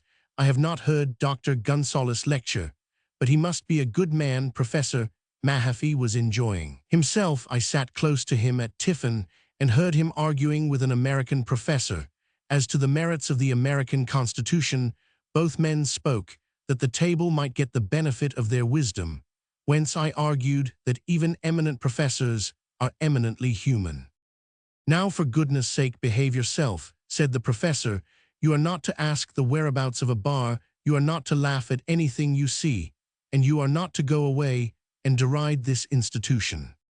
Remember that advice. But I was virtuous throughout, and my virtue brought its own reward. The parlor of the hotel was full of committees of women. Some of them were Methodist Episcopalians, some were Congregationalists, and some were United Presbyterians, and some were faith healers and Christian Scientists, and all trotted about with notebooks in their hands and the expression of pg 192 Atlas on their faces.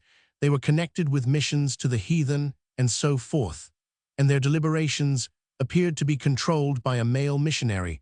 The professor introduced me to one of them as their friend from India. Indeed, said she, and of what denomination are you?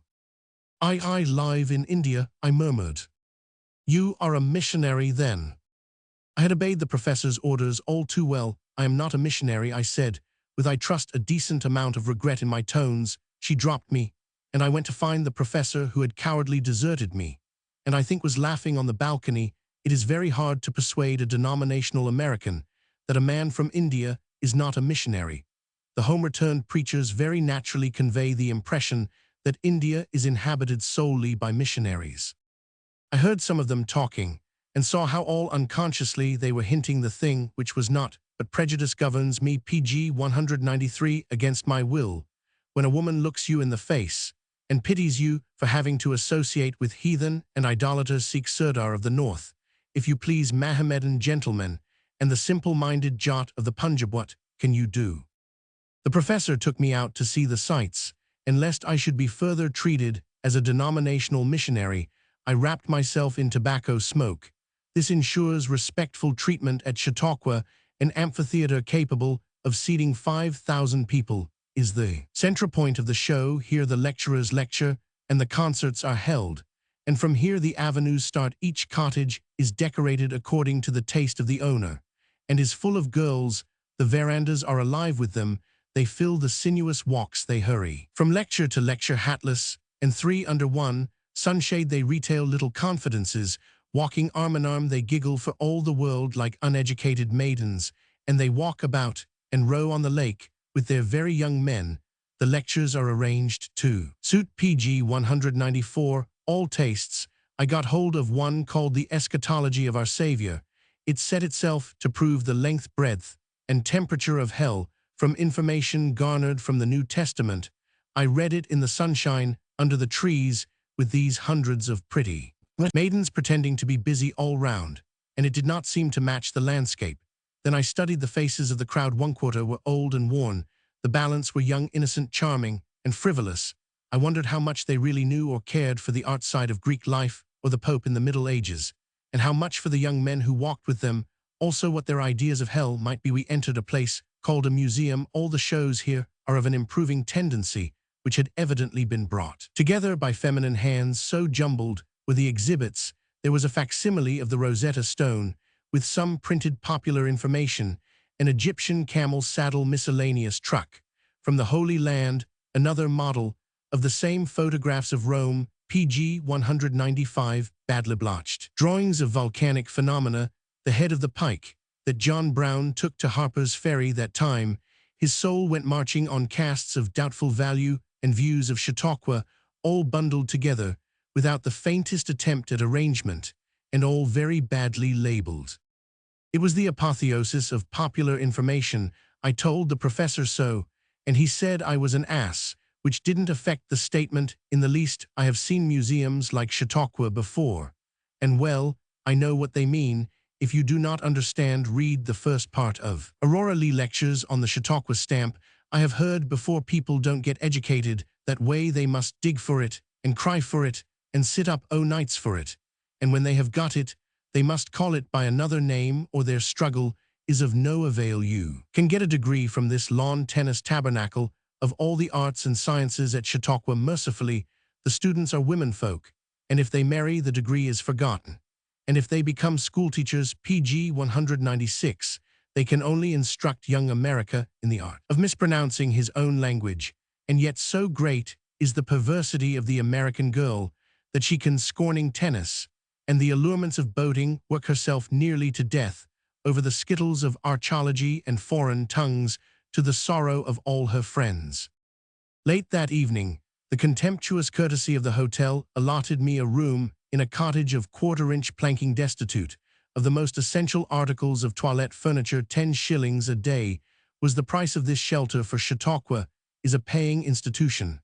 Heard the professor next door banging about like a big jackrabbit in a very small packing case. Presently, he entered holding between disgusted finger and thumb the butt end of a candle, his only light, and this in a house that would burn quicker than cardboard if once lighted. Isn't it shameful? Isn't it atrocious? A dak bungalow consummate wouldn't dare to give me a raw candle to go to bed by. I say, PG 197. When you describe this whole rend them to pieces a candle stump, give it heart. You will remember the professor's advice to me not long ago. Fessor, said I loftily, my own room was a windowless dog kennel.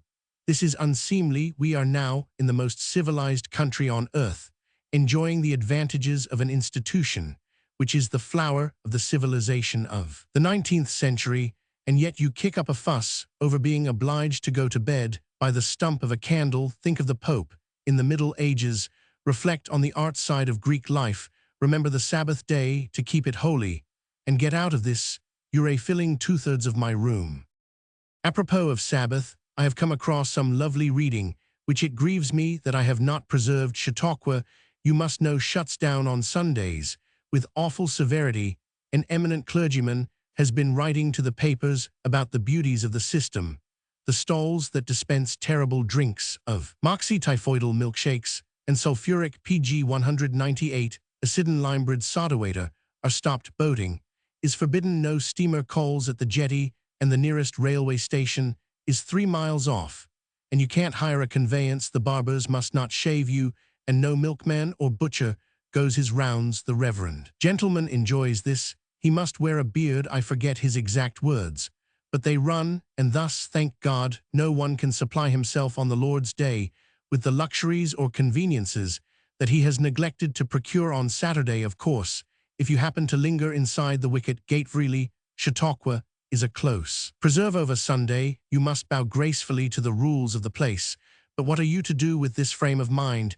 The owner of it would send missions to convert the heathen, or would convert you at 10 minutes' notice. And yet if you called him a heathen and an idolater, he would probably be very much offended.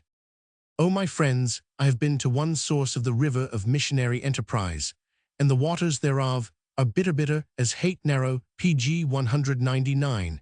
As the grave not now do. I wonder that the missionary in the East is at times, to our thinking, a little intolerant towards beliefs he cannot understand, and people he does not appreciate. Rather, it is a mystery to me that these delegates of an imperious ecclesiasticism have not 100 times ere this provoked murder and fire among our wards, if they were true to the iron teachings of Centerville or Petumna or Chunkhaven. When they came, they would have done so for Centerville or Smithson or Squeehawken teach the only true creeds in all the world, and to err from their tenets as laid down by the bishops and the elders is damnation. How it may be in England at the centers of supply, I cannot tell, but shall presently learn here in America. I am afraid of these grim men of the denominations who know so intimately the will of the Lord, and enforce it to the uttermost left too. Themselves, they would prayerfully in all good faith and sincerity slide gradually, ere 100 years, from the mental inquisitions which they now work with some success, to an institution PG 200 sure. It would be an institution with a journal of its own, not far different from what the Torquemada ruled aforetime. Does this seem extravagant? I have watched the expression on the men's faces when they told me that they would rather see their son or daughter dead at their feet than doing such and such things, trampling on the grass on a Sunday, or something equally hinausand. I was grateful that the law of men stood between me and their interpretation of the law of God. They would assuredly slay the body for the soul's sake, and account it righteousness. And this would befall not in the next generation perhaps, but in the next, for the very look I saw in a Yusufzai's face at Peshawar when he turned and spat in my tracks, I have seen this day at Chautauqua in the face of a preacher. The will was there, but not the power. The professor went up the lake on a visit, taking my ticket of admission with him, and I found a child aged 7 fishing with a worm and pin, and spent the rest of the afternoon in his company. He was a delightful PG 201 young citizen full of information, and apparently ignorant of denominations. We caught sunfish and catfish and pickerel together. The trouble began when I attempted to escape through the wicket on the jetty and let the creeds fight it out among themselves. Without that ticket, I could not go unless I paid $5. That was the rule to prevent people cheating. You see, quoth a man in charge, you've no idea of the meanness of these people. Why, there was a lady this season, a prominent member of the Baptist connection we know, but we can't prove it, that she had 2 of her hired girls in a cellar when the grounds were being canvassed for the annual poll tax of $5 a head. So she saved $10. We can't be too careful with this crowd. You've got to produce that ticket as a proof that you haven't been living in the grounds for weeks and weeks. For weeks and weeks, the blue went out of the sky as he said it, but I wouldn't stay PG 202 here for 1 week. If I could help it, I answered. No more would I, he said, earnestly. Returned the professor in a steamer, and him I basely left to make explanations about that ticket, while I returned to Lakewood's nice hotel without any regulations. I feared that I should be kept in those terrible grounds for the rest of my life. And it turned out an hour later that the same fear lay upon the professor. Also he arrived heated but exultant, having baffled the combined forces of all the denominations, and recovered the $5 deposit. I wouldn't go inside those gates for anything, he said. I waited on the jetty. What do you think of it all? It has shown me a new side of American life. I responded. I never want to see it again, and I am awfully sorry for the girls who take it seriously. I suppose the bulk of them don't. They just have a good time, but it would be better. Hello. Page 203. If they all got married, instead of pumping up interest in a bric-a-brac museum and advertised lectures, and having their names in the papers, one never gets to believe in the proper destiny of woman until one sees 1,000 of them doing something different. I don't like Chautauqua. There's something wrong with it, and I haven't time to find out where, but it is wrong. Page 204. The Bow Flume Cable Car. See those things yonder? He looked in the direction of the Market Street cable cars, which moved without any visible agency, were conveying the good people of San Francisco to a picnic somewhere across the harbor. The stranger was not more than 7 feet high. His face was burnished copper. His hands and beard were fiery red, and his eyes a baleful blue. He had thrust his large frame into a suit of black clothes, which made no pretensions toward fitting him, and his cheek was distended with plug tobacco. Those cars, he said more to himself than to me, run upon a concealed cable worked by machinery, and that's what broke our syndicate at Bow Flume. Concealed machinery, not concealed ropes. Don't you PG 205 mix yourself with them. They are untrustworthy. These cars work comfortably. I ventured. They run over people now and then, but that doesn't matter. Certainly not in Friscoby. No means. It's different out yonder. He waved a palm leaf fan in the direction of Mission Dollars among the sandhills.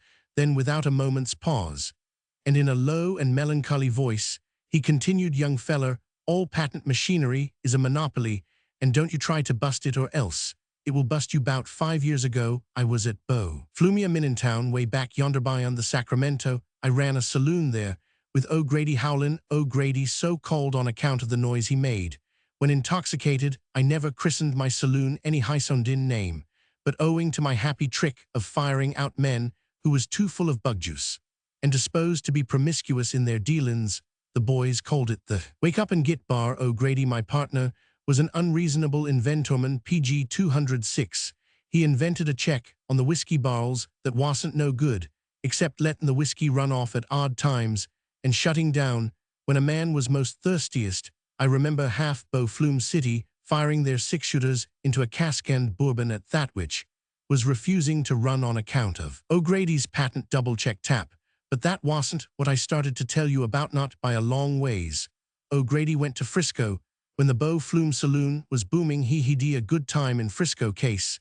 He came back with a very bad head and no clothes worth talking about. He had been jailed most time, but he had investigated the mechanism of these cars yonder. When he wasn't in the cage, he came back with the liquor for the saloon, and the boys whooped round him for half a day singing songs of glory. Boys, says O'Grady, when a half of Bow Flume were lying on the floor kissing the cuspidors and singing way down the Swanee River, being full of some new stuff O'Grady had got up from Frisco. Boys, says O'Grady, I have the makings of a calm. PG 207 Paney and me.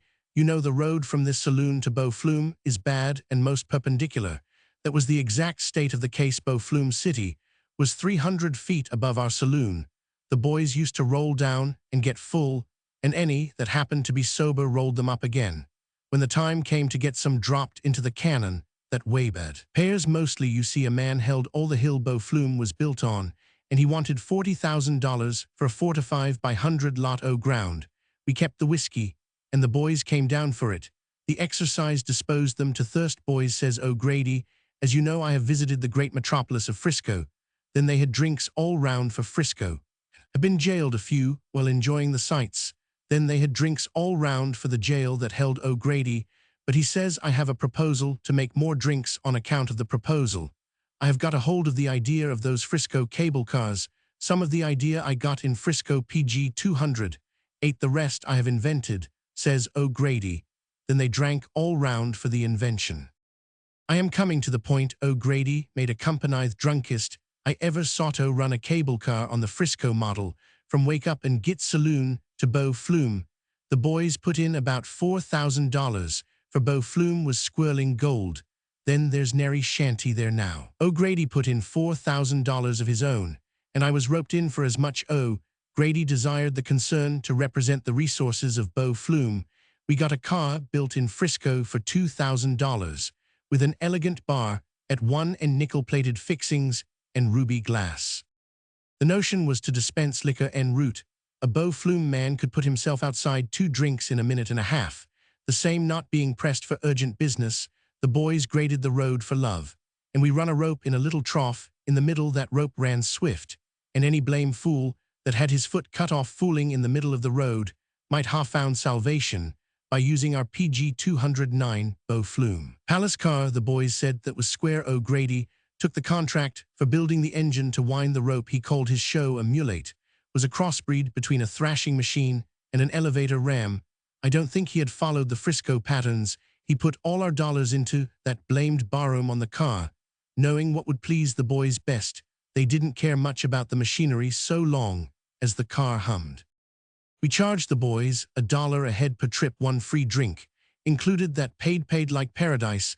They liked the motion. O'Grady was engineer, and another man sort of tended to the rope engine when he wasn't otherwise engaged. Those cable cars run by gripping on to the rope. You know that when the grip's off, the car is braked down and stands still. There ought to have been 2 cars by right on to run up and the other down, but O'Grady had a blamed invention for reversing the engine, so the cable ran both ways up to Bow Flume and down to the PG 210 saloon. Terminus being in front of our door, a man could kick a friend slick from the bar into the car. The boys appreciated that the Bow Flume Palace Car Company earned 20 on the 100 in 3 months. Besides the profits of the drinks, we might have lasted to this day if O'Grady hadn't tinkered his blamed engine up on top of Bow Flume Hill. The boys complained the show didn't hum sufficient. They required railroad speed. O'Grady ran em up and down at 14 miles an hour, and his latest improvement was to touch 24. The strain on the brakes was terrible, quite terrible, But every time O'Grady raised the record, the boys gave him a testimonial twasn't in human nature not to crowd ahead after that testimonials demoralized the publicest of men. I rode on the car that Memorial Day just as we started with a double load of boys and a razzle-dazzle assortment of drinks. Something went zip under the car bottom. We proceeded with velocity. All the prominent members of the company were aboard. The grip has got PG 211 snubbed on the rope, says O'Grady quite quietly. Boys, this will be the biggest smash on record. Something's going to happen. We proceeded at the rate of 24 miles an hour till the end of our journey. I don't know what happened there. We could get clear of the rope anyways at the point where it turned round a pulley to start uphill again. We struck the stoop of the wake up and git saloon and the next thing I knew was feeling of my legs under an assortment of matchwood and broken glass, representing liquor and fixtures to the tune of 8,000.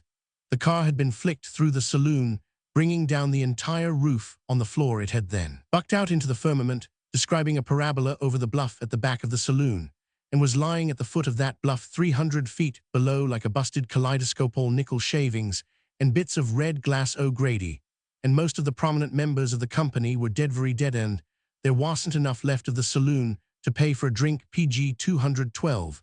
I took in the situation lying on my stomach at the edge of the bluff, and I suspicioned that any lawsuits that might arise would be complicated by shooting, so I quit Beau Flume by the back trail. I guess the coroner judged that there were no summons. Leastways, I never heard any more about it. Since that time I've had a distrust to cable cars. The rope breaking is no great odds because you can stop the car, but it's getting the grip tangled with the running rope that spreads ruin and desolation over thriving communities and prevents the development of local resources. In partibus, the buses run to Battersea. The buses run to Bow. The buses run to Westbourne Grove. And Notting Hill also. But I am sick of London town. From Shepherd's Bush to Bow, I see the smut upon my cuff and feel him on my nose. I cannot leave my window wide when gentle zephyr blows, because he brings disgusting things and drops on my clothes. The sky, a greasy soup tureen, shuts down atop my brow. Yes, I have sighed for London town, and I have got it now. And half of it is fog and filth, and half is fog and row. Page 214. And when I take my nightly prowl, 'tis passing good to meet the pious Briton lugging home his wife and daughter sweet, through 4 packed miles of seething vice, thrust out upon the street. Earth holds no horror like to this, in any land displayed, from Suez unto Sandy Hook, from Calais to Port Said, and 'twas to hide their heathendom the beastly fog was made. I cannot tell when dawn is near, or when the day is done, because I always see the gas, and never see the sun. And now methinks I do not care a cuss for either one. But stay, there was an orange or page 215, an aged egg its yolk. It might have been a pear's balloon, or Barnum's latest joke. I took it for the sun and wept to watch it through the smoke. It's to see the morn ablaze above the mangatope, when homeward through the dewy canes the little jackals lope, and half Bengal heaves into view, Newshed with sunlight soap. It's for one deep whiskey peg, when Christmas winds are blowing, when all the men you ever knew, and all you've ceased from knowing, are entered for the tournament, and everything that's going. But I consort with long-haired things, in velvet collarolles, who talk about the aims of art, and theories and goals, and moo and coo with womenfolk, about their blessed souls. Page 216. But that they call psychology is lack of liver pill, and all that blights their tender souls. is eating till they're ill. And their chief way of winning goals consists in sitting still.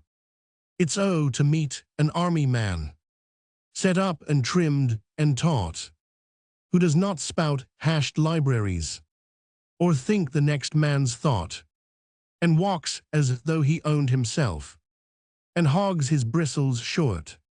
Hear now a voice across the seas, to kin beyond my kens. If ye have ever filled an hour with stories from my pen, for pity's sake send some one here to bring me news of men. The buses run to Islington, PG 217, to Highgate and Soho, to Hammersmith and Kew therewith, and Camberwell also. But I can only murmur bus, from Shepherd's Bush to Bow. Letters on leave. I to Lieutenant John McHale, St. Cumharson, PN, Roman 1. Hakati via Thorenda. Aslam. Dear old man, your handwriting is worse than ever, but as far as I can see among the loops and fishhooks you are lonesome, and want to be comforted with a letter. I knew you wouldn't write to me, unless you needed something. You don't tell me that you have left your regiment. But from what you say about my battalion, my men, and so forth, it seems as if you were raising military police. For the benefit of the chins, if that's the case, PG 219, I congratulate you. The pay is good. Ullis writes to me from some Newfort something or other saying that he has struggled into a billet of RS 700 military police, and instead of being chased by ritters, as he used to be, is ravaging the country round Shillong in search of a wife. I am very sorry for the Mrs. Ullis of the future. That doesn't matter. You probably know more about the boys yonder than I do. If y'all only send me from time to time some record of their movements, I'll try to tell you of things on this side of the water. You say you don't know what it is to hear from town. I say you don't know what it is to hear from the D-hat now. And again men drift in with news. But I don't like hot weather. Cubber, it's all of the domestic occurrence kind. Old hat constable came to see me the other day. You remember the click in his throat before he begins to speak. He sat still clicking at quarter-hour intervals, and after each click he'd say, "Die, remember Mistress Soane so well, she's dead. Oh, typhoid at Naagong, PG 220, when it wasn't Mistress Soane, so it was a man. I stood 4 clicks and 4 deaths, and then I asked him to spare me the rest. You seem to have had a bad season, taking it all round, and the women seem to have suffered most. Is that so? We don't die in London, we go out of town, and we make as much fuss about it as if we were going to the Neva. Now I understand why the transport is the first thing to break down when our army takes the field. The Englishman is cumbrous in his movements, and very particular about his baskets and hampers, and trunks, not less than 7 of each. For a 50-mile journey. Leave season began some weeks ago, and there is a burrachoop along the streets that you could shovel with a spade. All the people that say they are everybody have gone quite 200 miles away. Some of them are even on the continent, and the clubs are full of strange folk. I found a reform man at the Savage a week ago. He didn't say what his business was, but he was dusty and looked PG 221 hungry. I suppose he had come in for food and shelter. Like the rest, I am on leave too. I converted myself into a government secretary, awarded myself 1 month on full pay with the chance of an extension, and went off. Then it rained and hailed and rained again, and I ran up and down this tiny country in trains, trying to find a dry place. After 10 days, I came back to town, having been stopped by the sea 4 times. I was rather like a kitten at the bottom of a buck, chasing its own tail. So I am sitting here under a grey muggy sky, wondering what sort of time they are having. At Simla, it's August now. The rains would be nearly over, all the theatricals would be in full swing, and Jacko Hill would be just paradise. You're probably pink, with prickly heat. Sit down quietly under the punkah, and think of Umballa Station hot as an oven at 4 in the morning. Think of the Dakguri slobbering in the wet, and the first little cold wind that comes round the first corner after the Tonga is clear of Kalka. There's a wind you and PG 222. I know well, it's blowing over the grass at Dugshai this very moment, and there's a smell of hot fir trees all along and along from Solon to Simla, and some happy man is flying up that road with fragments of a Tonga bar in his eye, his pet terrier under his arm, his thick clothes on the back seat, and the certainty of a month's pure joy in front of him, instead of which you're being stewed at Hackety, and I am sitting in a second-hand atmosphere above a sausage shop, watching 3 sparrows playing in a dirty-green tree, and pretending that it's summer. I have a view of very many streets and a river, except the advertisements on the walls. There isn't one speck of color as far as my eye can reach. The very cat, who is an amiable beast, comes off black under my hand, and I daren't open the window for fear of smuts. And this is better than a soaked and sobbled country with the corn shocks standing like plovers' eggs in green moss, and the oats lying flat in moist lumps. We haven't had any summer, and yesterday I smelt the raw touch of the winter, just one little whiff, PG 223, to show that the year had turned. Oh, what a happy land is England. I cannot understand the white man at home. You remember when we went out together and landed at the Apollo Bunder with all our sorrows before us, and went to Watson's Hotel and saw the snake charmers. You said it'll take me all my lifetime to distinguish one nigger from another. That was 8 years ago now. You don't call them niggers anymore, and you're supposed, quite wrong, Glitto, have an insight into native character. Or else you would never have been allowed to recruit for the Cumharsons. I feel as I felt at Watson's. They are so deathly alike, especially the more educated. They all seem to read the same books and the same newspapers, telling em what to admire in the same books, and they all quote the same passages from the same books, and they write books on books about somebody else's books, and they are penetrated to their boothiles with a sense of the awful seriousness of their own views of the moment. Above that, they seem to be most curiously, and PG 224, beyond the right of ordinary people, divorced from the knowledge or fear of death. Of course, every man conceives that every man except himself is bound to die. You remember how Hallett spoke the night before he went out, but these men appear to be like children in that respect. I can't explain exactly, but it gives an air of unreality to their most earnest earnestnesses, and when a young man of views and culture and aspirations is in earnest, the trumpets of Jericho are silent beside him, because they have everything done for them. They know how everything ought to be done, and they are perfectly certain that wood pavements, policemen, shops, and gaslight come in the regular course of nature. You can guess with these convictions how thoroughly and cocksurely they handle little trifles like colonial administration, the wants of the army, municipal sewage, housing of the poor, and so forth. Every third common need of average men is in their mouths. A tendency or a movement or a federation affecting the world. It never seems to PG 225 occur to M that the human instinct of getting as much as possible for money paid, or failing money for threats and fawnings, is about as old as Cain, and the burden of their bat is me and a few mates o' mine are going to make a new world. As long as men only write and talk, they must think that way. I suppose it's compensation for playing with little things. And that reminds me, do you know the university smile? You don't by that name, but sometimes young civilians wear it for a very short time when they first come out. Something I wonder if it's our brutal chaff or a billiard cue, or which takes it out of their faces. And when they next differ with you, they do so without smiling, but that smile flourishes. In London I've met it again and again. It expresses tempered grief, sorrow at your complete inability to march with the march of progress at the universities, and a chastened contempt.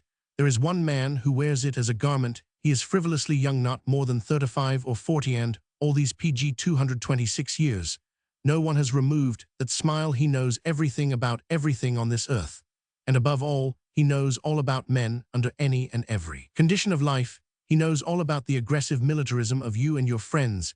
He isn't quite sure of the necessity of an army. He is certain that colonial expansion is nonsense, and he is more than certain that the whole step of all our empire must be regulated by the knowledge and foresight of the working man. Then he smiles like a seraph with an Roman 1000 a degree. What can you do with a man like that? He has never seen an unmade road. Life, I think he believes that wheat grows on a tree, and that beef is dug from a mine. He has never been 40 miles from a railway, and he has never been called upon to issue an order to anybody except his well-fed servants. Isn't it wondrous?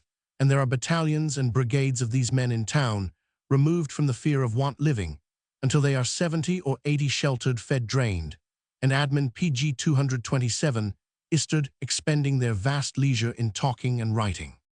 But the real fun begins much lower down the line. I've been associating generally and very particularly with the men who say that they are the only men in the world who work and they call themselves the working man. Now the working man in America is a nice person. He says he is a man and behaves accordingly. That is to say, he has some notion that he is part and parcel of a great country. At least he talks that way.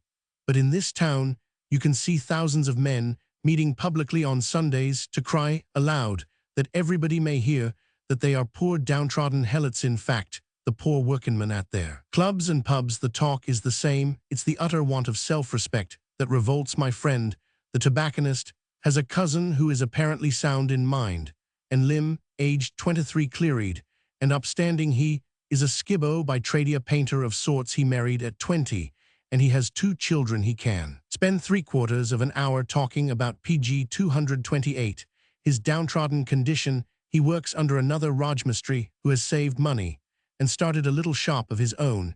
He hates that Rajmistry, he loathes the police, and his views on the lives and customs of the aristocracy are strange. He approves of every form of lawlessness, and he knows that everybody who holds authority is sure to be making a good thing out of it of himself.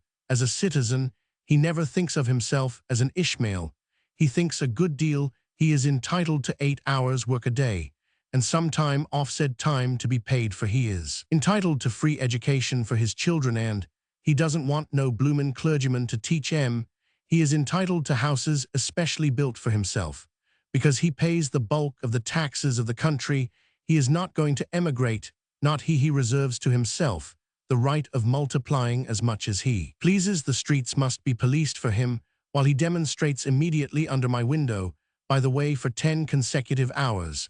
And I am probably a thief, because my clothes are better than his. The proposition is a very PG 229 simple one. He has no duties to the state, no personal responsibility of any kind, and he'd sooner see his children dead than soldiers of the Queen. The government owes him everything, because he is a poor workingman. When the guards tried their board school mutiny at the Wellington barracks, my friend was jubilant. What did I tell you? He said, you see, the very soldiers won't stand it. What's it? Bane treated like machines instead of flesh and blood. Course they want. The popular evening paper wrote that the guards with perfect justice had rebelled against being treated like machines instead of flesh and blood. Then I thought of a certain regiment that lay in Myanmar for 3 years and dropped 400 men out of 1,000. It died of fever and cholera. There were no pretty nursemaids to work with it in the streets, because there were no streets. I saw how the guards amused themselves and how their sergeants smoked in uniform. I pitied the guards with their cruel centrigos, their PG 233 nights out of bed, and their unlimited supply of love and liquor. Another man, not a workman, told me that the guards riot. It's impossible, as you know, to call this kick-up of the fatted flunkies of the army a mutiny. Was only a schoolboy's prank, and he could not see that if it was what he said, it was the guards were no regiment and should have been wiped out decently and quietly. There again, the futility of a sheltered people cropped up. You mustn't treat a man like a machine in this country, but you can't get any work out of a man till he has learned to work like a machine. D has just come home for a few months from the charge of a mountain battery on the frontier. He used to begin work at 8, and he was thankful if he got off at 6 most of the time on his feet. When he went to the Black Mountain, he was extensively engaged for nearly 16 hours a day, and that on food at which the poor workingman would have turned up his state-lifted nose. D on the subject of labor, as understood by the white man in his PG 231 own home, is worth hearing, though coarser, considerably coarse. But D doesn't know all the hopeless misery of the business. When the small pig, oyster, furniture, carpet builder, or general shopman works his way out of the ruck, he turns round and makes his old friends and employees sweat. He knows how near he can go to flaying 'em alive before they kick. And in this matter, he is neither better nor worse than a bunya or a havildar of our own blessed country. It's the small employer of labor that skins his servant exactly as the 40-pound householder works her one white servant to the bone and goes to drop pennies into the plate to convert the heathen in the East.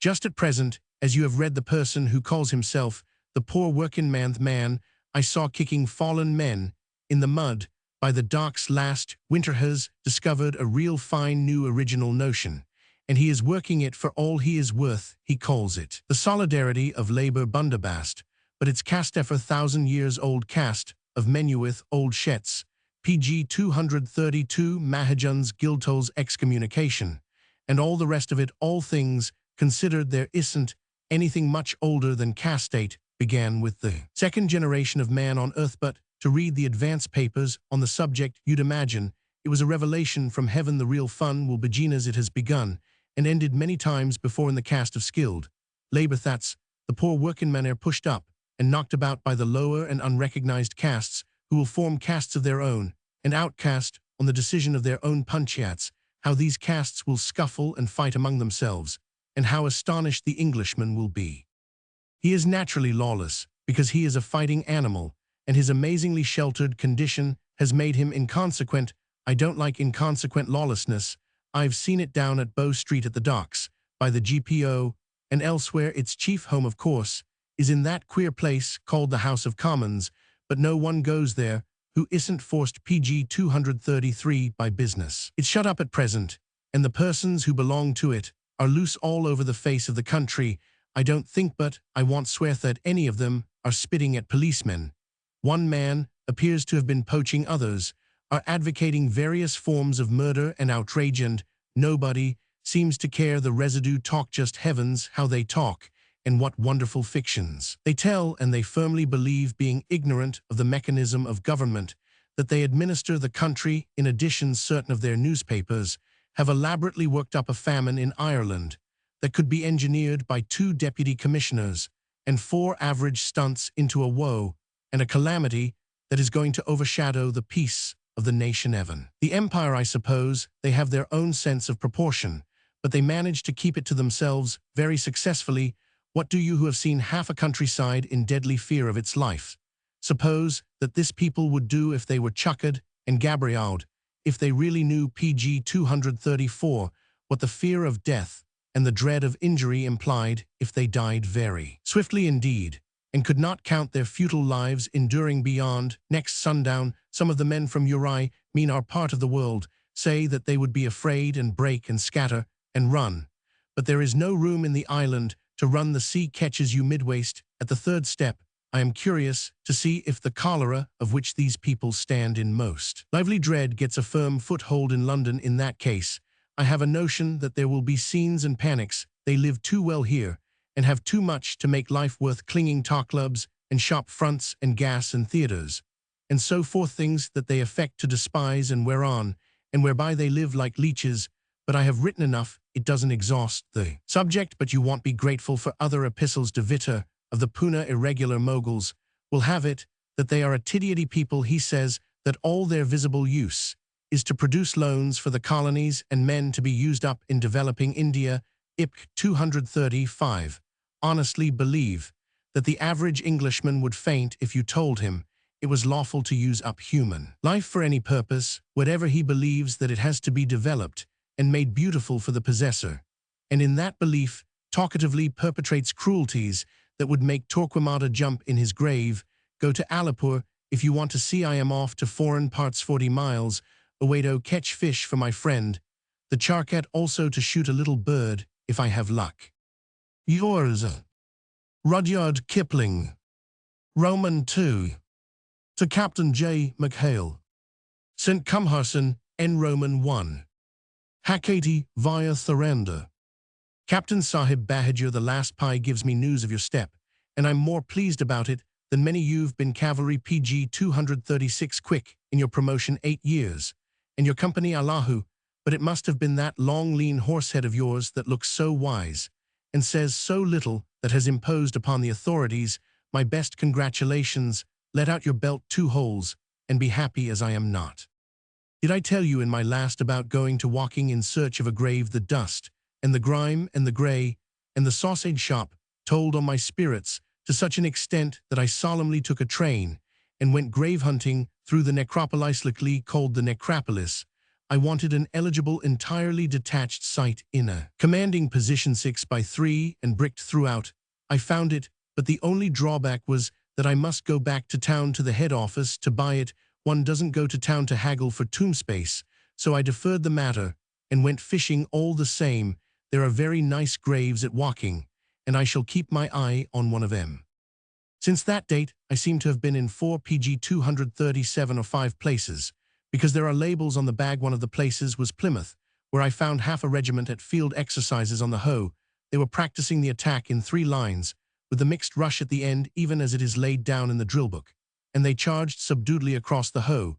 The people laughed. I was much more inclined to cry, except the major. There didn't seem to be anything more than 20 years old in the regiment, and oh, but it was pink and white and chubby and undersized, just made to die succulently of disease. I fancied that some of our battalions out with you were more or less young and exposed, but a home battalion is a creche, and it scares one to watch it. Eminent and distinguished generals get up after dinner. I've listened to 2 of a man explain that though the home battalion can only be regarded as a feeder to the foreign, yet all our battalions can be regarded as efficient. And if they aren't efficient, we shall find in our military reserve the nuclear show. I loathe that lying word off the Lord knows PG 238. But the speeches always end with allusions to the spirit of the English, their glorious past, and the certainty that when the hour of need comes, the nation will emerge victorious. If sick, the engineer of the Hungerford Bridge told the Southeastern Railway that because a main girder had stood for 30 years without need of renewal, it was therefore sure to stand for another 50. He would probably get the sack. Our military authorities don't get the sack. They are allowed to make speeches in public someday. If we live long enough, we shall see the glories of the past, and the sublime instinct of an ancient people without one complete army corps, pitted against a few unsentimental long-range guns and some efficiently organized troops. Then the band will begin to play, and it will not play Rule Britannia until it has played some funny tunes first. Do you remember Tig? He was in the Deccan Lancers and retired because he got married. He is in Ireland now, and I met him the other day, idle, unhappy, and dying. PG 239, for some work to do. Mrs. Tig is equally miserable. She wants to go back to Pune instead of administering a big barrack of a house somewhere at the back of a bog. I quote Tig here. He has, you may remember, a pretty tongue about him, and he was describing to me at length how a home regiment behaves when it is solemnly turned out for a week or a month training under canvas.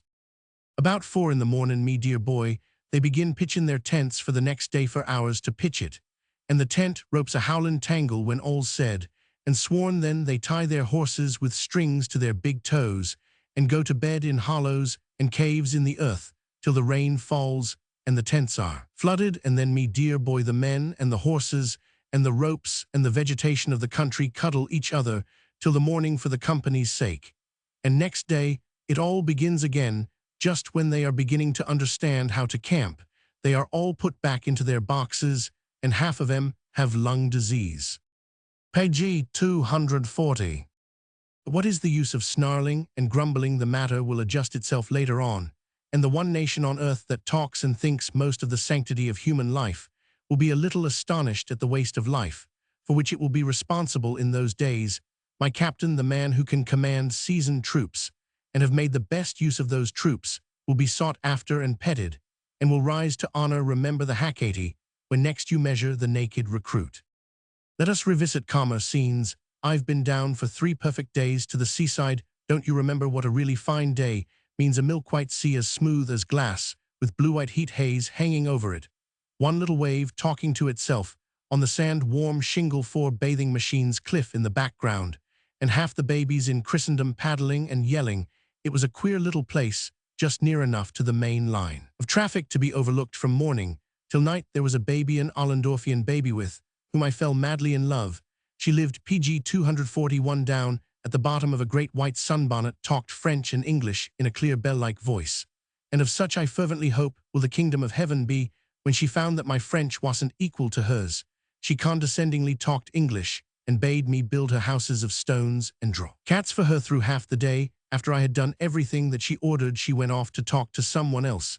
The beach belonged to that baby, and every soul on it was her servant, for I know that we rose with shouts when she paddled into 3 inches of water, and sat down gasping, moaned, "Ye G sways, Mort, I know you like the little ones, so I don't apologize for yarning about them." She had a sister aged 7 1/2. A lovely child without a scrap of self-consciousness, and enormous eyes. Here comes a real tragedy. The girl and her name was Violet had fallen wildly in love with a little fellow of 9. They used to walk up the single street of the village, with their arms round each other's necks. Naturally, she did all the little woo PG 242 ings, and Hugh submitted quietly.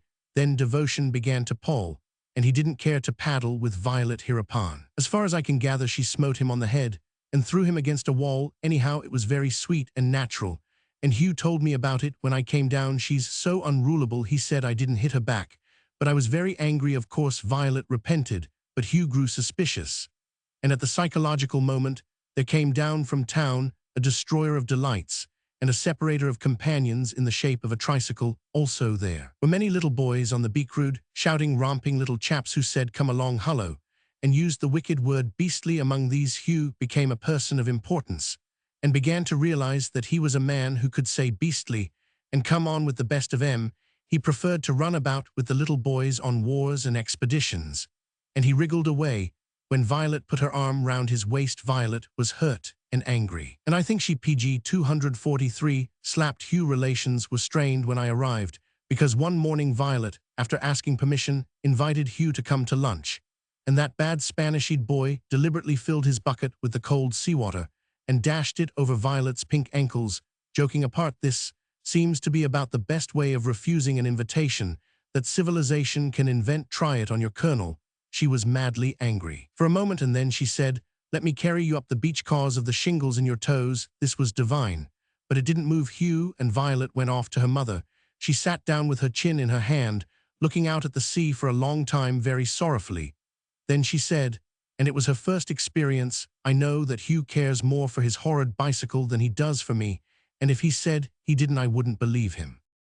Up to date, Hugh has said nothing. He is running about playing with the bold, bad little boys, and Violet is sitting on a breakwater trying to find out why things are as they are." PG 244.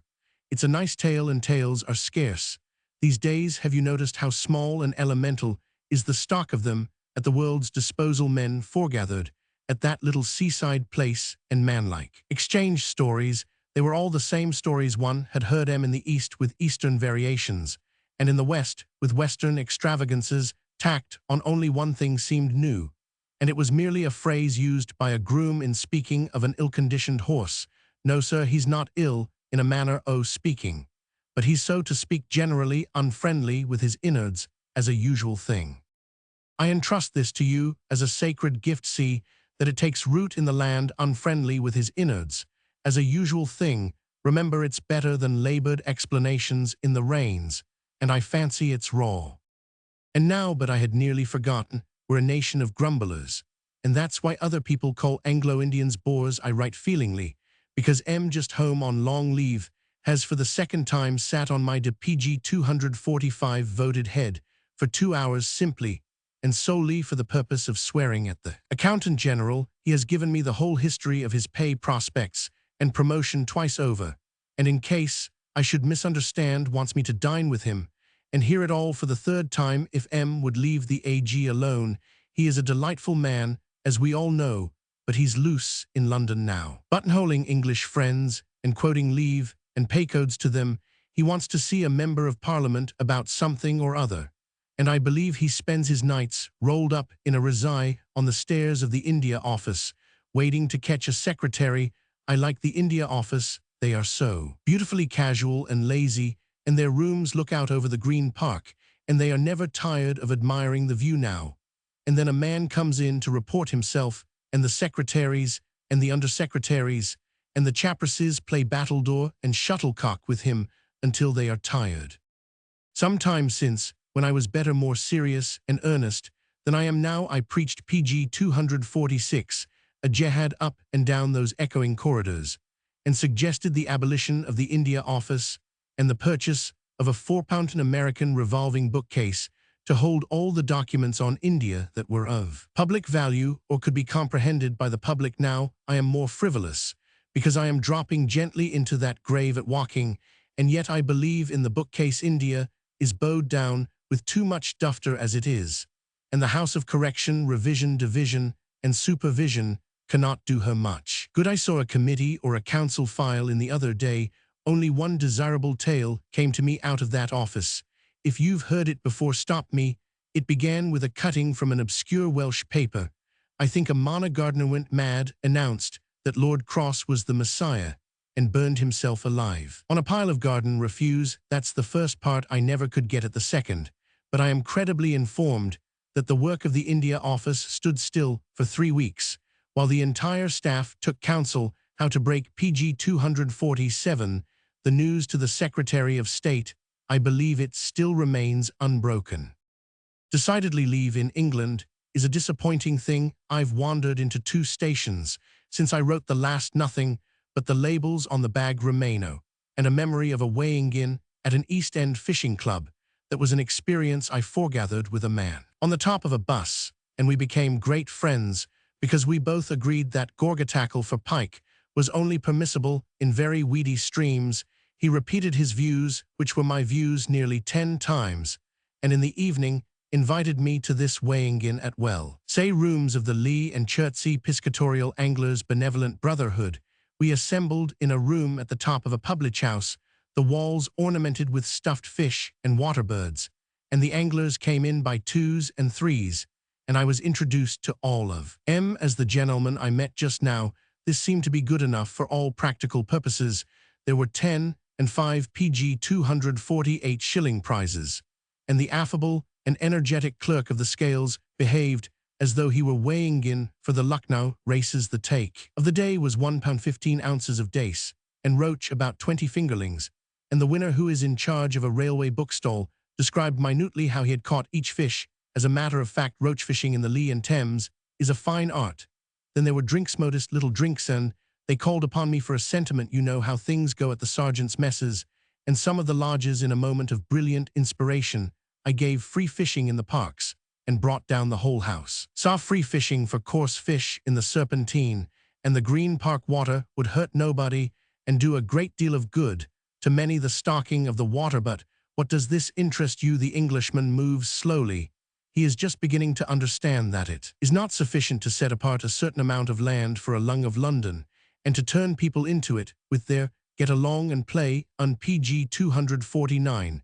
Less he gives them something to play with 30 years hence, he will almost allow cafes and hired bands in Hyde Park.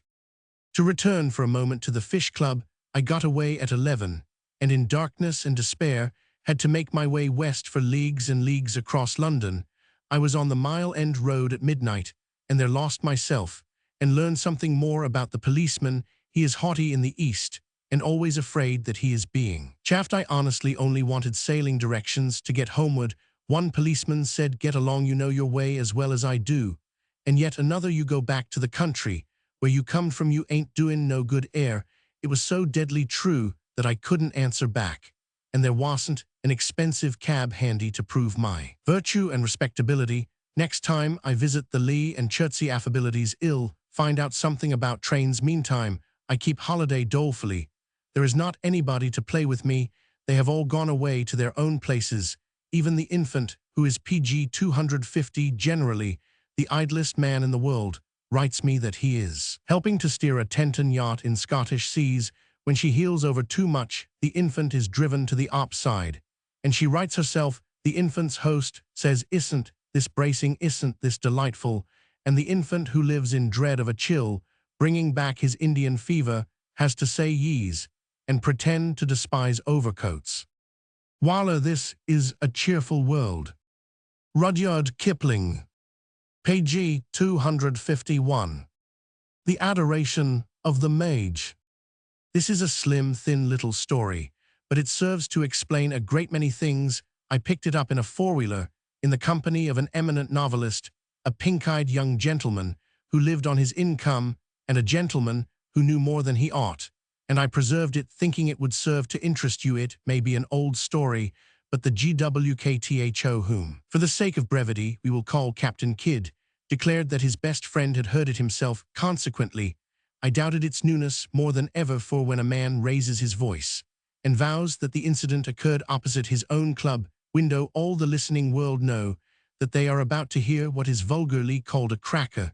This rule holds PG 252 good in London as well as in Lahore.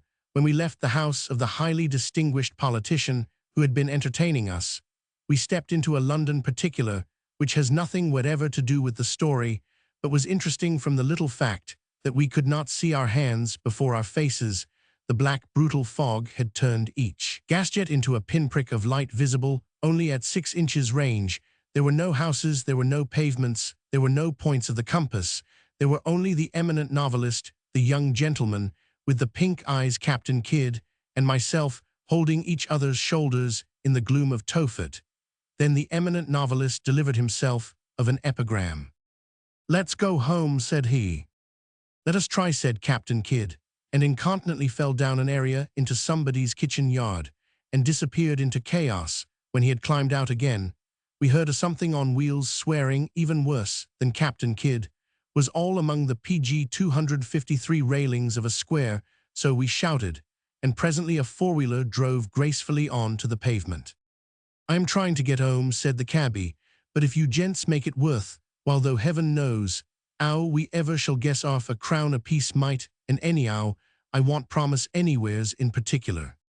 The cabby kept his word nobly. He did not find anywheres in particular, but he found several places. First, he discovered a pavement curb and drove pressing his wheel against it till we came to a lamp-post, and that we hit grievously. Then he came to what ought to have been a corner, but was a bus, and we embraced the thing amid terrific language.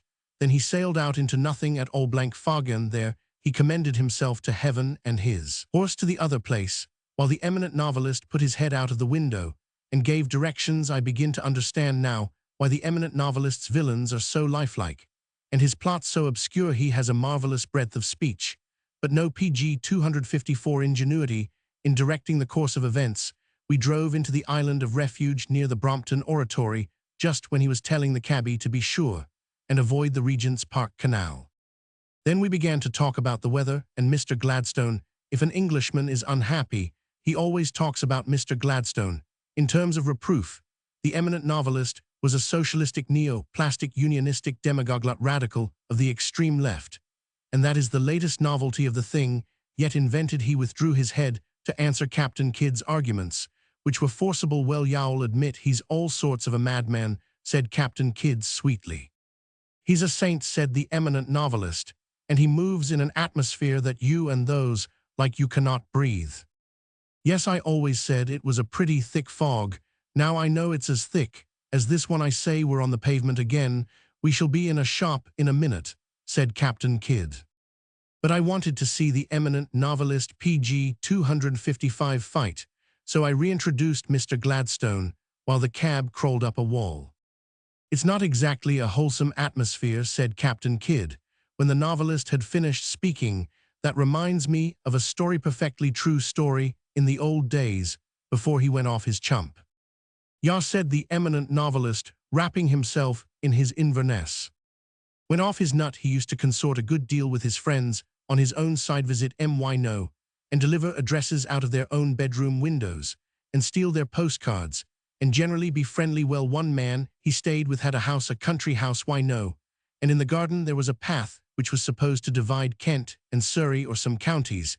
They led the old man forth for his walk, no, and followed him in gangs too. Hear that the weather was fine, and of course his host pointed out the path. The old man took in the situation, and put one, I dare say, they had strewn rose leaves on it, or spread it with homespun trousers. Anyhow, PG 256, one leg on one side of the path, and the other on the other, and with one of those wonderful flashes of humor that come to him when he chooses to frisk among his friends, he said, 'Now I am in Kent and in Surrey at the same time.'" Captain Kidd ceased speaking as the cab tried to force a way into the South Kensington Museum. "Well, what's there in that?" said the eminent novelist. "Oh, nothing much. Let's see how it goes afterwards." Mrs. Gladstone, who was close behind him, turned round and whispered to the hostess in an ecstatic shriek, "Oh, Mrs. whatever her name was, you will plant a tree there, won't you?" "By Jove," said the young gentleman with the pink eyes. "I don't believe it," said the eminent novelist. I said nothing, but it seemed very likely. Captain Kidd laughed. "Well, I don't consider that sort of atmosphere exactly wholesome, no." Page 257. And when the cab had landed us in the drinking fountain in High Street, Kensington, and the horse fell down, and the cabby collected our half-crowns and gave us his beery blessing, and I had to grope my way home on foot. It occurred to me that perhaps you might be interested in that anecdote. As I have said, it explains a great deal more than appears at first sight. A death in the camp. Two awful catastrophes have occurred. One Englishman in London is dead, and I have scandalized about 20 of his nearest and dearest friends. He was a man nearly 70 years old, engaged in the business of an architect, and immensely respected.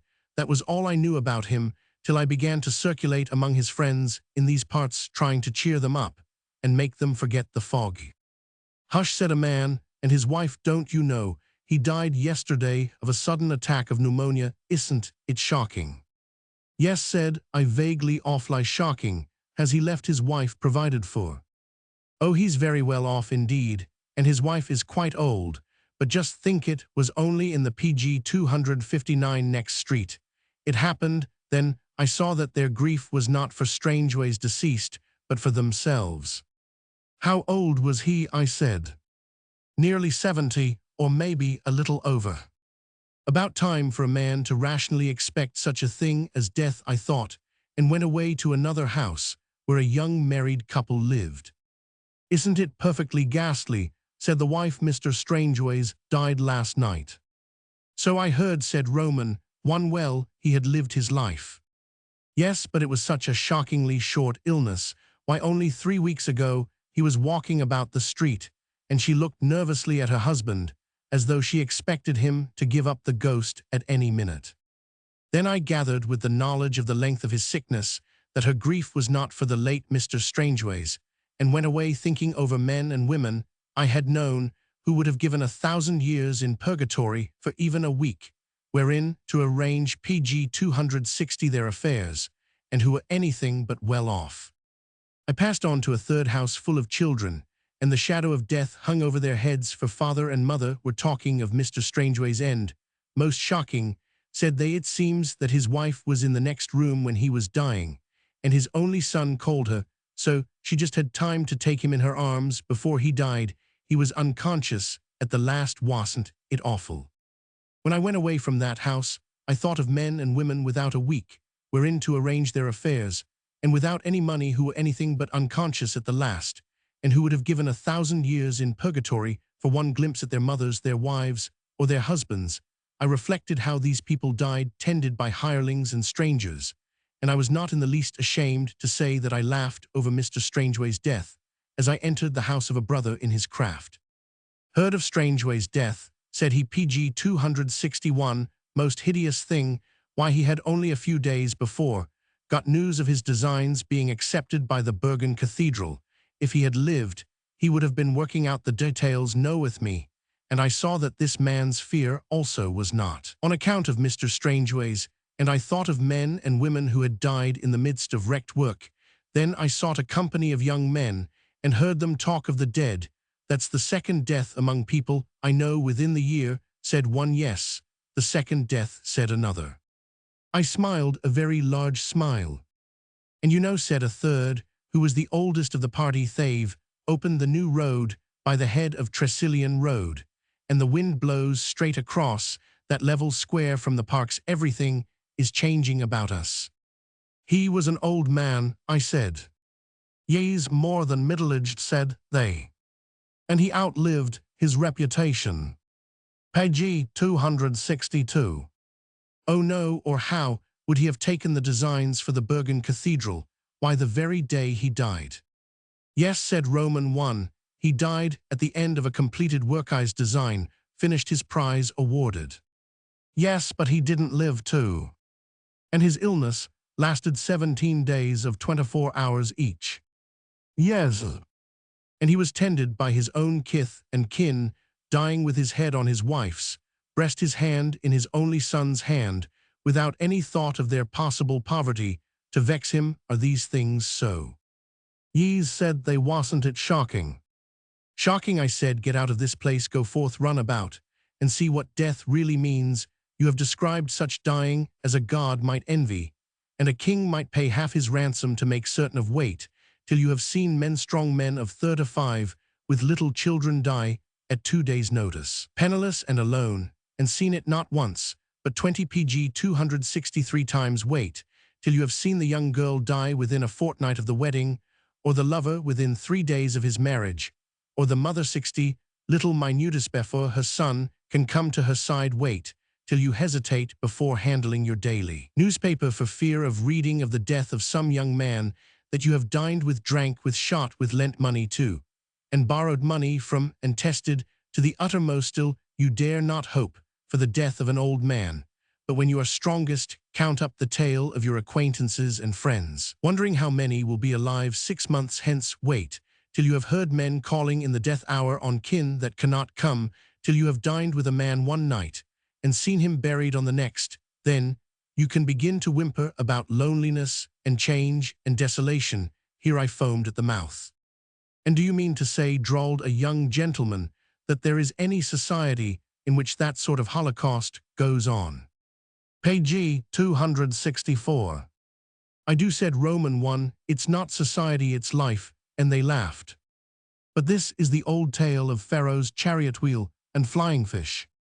If I tell them yarns, they say, how true, how true. If I try to present the truth, they say, what superb imagination. But you understand, don't you? A really good time.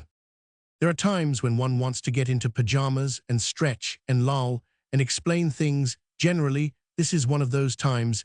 It is impossible to stand at ease in London, and the inhabitants are so abominably egotistical that one cannot shout I for 2 minutes without another man joining in with me too, which things are an allegory. The amusement began with a gentleman of infinite erudition offering to publish my autobiography. I was to write a string of legends, would publish them, and would I forward a check for 5 guineas to cover incidental expenses to him. I explained that I wanted 5-guinea checks myself, very much indeed, and that emboldened by his letter PG 266, which gave me a very fair insight into his character. I was even then maturing his autobiography, which I hoped to publish before long with illustrations, and would he forward a check for 5 guineas to cover incidental expenses. This brought me an 8-page compilation of contumely. He was grieved to find that he had been mistaken in my character, which he had believed was at least elevated. He begged me to remember that the first letter had been written in the strictest confidence, and that if I notated one tittle of the said repository, he would unkennel the bloodhounds of the law and hunt me down. An autobiography on the lines that I had so flippantly proposed was libel without benefit of authorship, and I had better lend him 2 guineas Roman 1, and close to salve his lacerated feelings. I replied that I had his autobiography by me in manuscript, and would post it to his address Roman 5 pp 2 guineas and 1/2. He evidently knew nothing about the Roman 5 pp, and the correspondence stopped. It is really very hard for an Anglo-Indian to get along PG 267 in London. Besides, my autobiography is not a thing I should care to make public before extensive bowdlerization. These things, however, only led up to much worse. I dare not grin over them. Unless I step aside eastward, I wrote stories all about little pieces of India, carefully arranged and expurgated for the English public. Then various people began to write about them. One gentleman pointed out that I had taken the well-worn themes of passion, love, despair, and fate, and thanks to the singular fascination of my style, had wrought them into new and glowing fabrics instinct with the eternal vitality of the East. For 3 days after this chit, I was almost too proud to speak to the housemaid with the fanteeth. There is a story about her that I will tell another time. On the 4th day, another gentleman made clear that that beautiful style was tortuous, elaborated, and inept, and it was only on account of the newness of the subjects handled so crabbedly that I arrested the attention of the public for a day. Then I wept before the PG 268 housemaid, and she called me a real gentleman because I gave her a shilling. Then I tried an all-round canon, published one thing under one name and another under another, and sat still to watch. A gentleman who also speaks with authority on literature and art came to me and said, I don't deny that there is a great deal of clever and superficial fooling in that last thing of yours in the I've forgotten what it was called, but do you yourself think that you have that curious subtle grip on an instinct of matters oriental that that other man shows? His study of native life, and he mentioned the name of my other self. I bowed my head, and my shoulders shook with repentance and grief. No, said Roman 1. It's so true, said he. Yes, said Roman 1. So feeling, said he, indeed, it is, said Roman 1, such honest work too. Said he, oh awful, said Roman 1, think it over, said he, and try to follow his path, I will, said Roman 1. And when he left, I danced sarabands with the housemaid of the Fanteeth, till she wanted to know whether I had bought spirits. Page 269. Then another man came along and sat on my sofa, and hailed me as a brother, and I know that we are kindred souls, said he, because I feel sure that you have evolved all the dreamy mystery and curious brutality of the British soldier from the pure realm of fancy. I said, if you went into a barrack-room you would see at once. For, said he, what have we to do with barrack-rooms? The pure air of fancy feeds us both. Keep to that. If you are trammeled by the bitter borny truth, you are lost, you die. The death of Zola invention is the only test of creation. Of course, said Roman 1, Zola's a bold bad man, not a patch on you. I hadn't caught his name, but I fancied that would prevent him flinging himself about on my sofa, which is a cheap one. I don't say that altogether. He said he has his strong points, but he is deficient in imaginative constructiveness. You, I see from what you have said, will belong to the neo-gynecalistic school. I knew Gyne meant something about calculating, and was prepared to hedge when he said goodbye, and PG 270 wrote an article about my ways and works, which brought another man to my door spouting foam. Great Landor's ghost, he said, what under the stars has possessed you to join the gynecalistic lot? I haven't, I said. I believe in municipal regulation of slaughterhouses. If there is a strong deputy commissioner to control the Mohammedan butchers, especially in the hot weather. But this is madness, said he. Your reputation is at stake. You must make it clear to the world that you have nothing whatever to do with the flatulent, unballasted fiction of do you suppose the world cares a tuppenny damn, said Roman 1. Then he raged afresh, and left me pointing out that the Gynoilas wrote about nothing but women, which seems rather an unlimited subject, and that I would die the death of a French author whose name I have forgotten, but it wasn't Zola this time. I asked the housemaid what in the world the gynecalisthenics were. La Sir, said she. PG 271. It's only their way of being rude. That fat gentleman with the long hair tried to kiss me when I opened the door. I slapped his fat chops for him. Now the crisis is at its height. All the entire round world, composed as far as I can learn of the gynecalistic and the anti-gynecalistic man, and 2 or 3 loafers, are trying to find out to what school I rightly belong. They seem to use what they are pleased to call my reputation as a bolster through which to stab at the foe. One gentleman is proving that I am a bit of a blackguard, probably reduced from the ranks, rather an impostor and a considerable amount of plagiarist. The other man denies the reduction from the ranks, withholds judgment about the plagiarism, but would like, in the interest of the public who are at present exclusively occupied with Barnumto, prove it true, and is convinced that my style is hermaphroditic. I have all the money on the first man. He is on the eve of discovering that I stole a dead Tommy's diary just before I was drummed out of the service. PG 272 for desertion, and have lived on the proceeds ever since. Do you know, as the private secretary said at Simla this year, it's remarkably hard for an Anglo-Indian to get along in England. Shackle high lekin, uckle natin high. On exhibition. It makes me blush pink all over to think about it, but nonetheless I have brought the tale to you, confident that you will understand. An invitation to tea arrived at my address. The English are very peculiar people about their tea. They don't seem to understand that it is a function at which anyone who is passing down the mall may present himself. They issue formal cards just as if tea drinking were like dancing. My invitation said that I was to tea from 4:30 till 6 p. Roman 1000, and there was never a word of lawn tennis on the whole of the card. I knew the English were heavy eaters, but this amazed me. What in the wide world, thought I, will they find to do for an hour and a half? Perhaps they'll play games. As PG 274, it's near Christmas time. They can't sit out in the veranda, and chabatras are impossible. Wherefore I went to this house prepared for anything. There was a fine show of damp wraps in the hall, and a cheerful babble of voices from the other side of the drawing-room door. The hostess ran at me vehemently, shouting, "Oh, I am so glad you have come. We were all talking about you," as the room was entirely filled with strangers, chiefly female. I reflected that they couldn't have said anything very bad. Then I was introduced to everybody, and some of the people were talking in couples and didn't want to be interrupted in the least, and some were behind settees, and some were in difficulty with their teacups, and one and all had exactly the same name that is the worst of a lisping hostess. Almost before I had dropped the last limp hand, a burly ruffian with a beard rumbled in my ear, "I trust you were satisfied with my estimate of your powers in last week's concertina. Now I don't see the concertina because it's PG 275 too expensive." But I murmured, "Immense, immense, most gratifying, totally undeserved." And the ruffian said, in a measure, "Yes, not wholly, I flatter myself that." "Oh, not in the least," said Roman, "one no sugar, thanks." This to the hostess, who was waving Sally Lunns under my nose, a female who could not have been less than 7 feet high, came on half speed ahead through the fog of the tea steam, and docked herself on the sofa just like an Inman liner.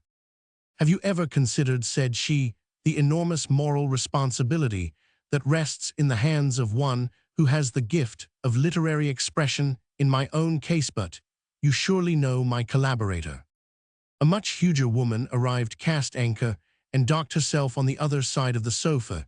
She was the collaborator. Together they confided to me that they were desperately in earnest about the amelioration of something or other. Their collective grievance against me was that I was not in earnest.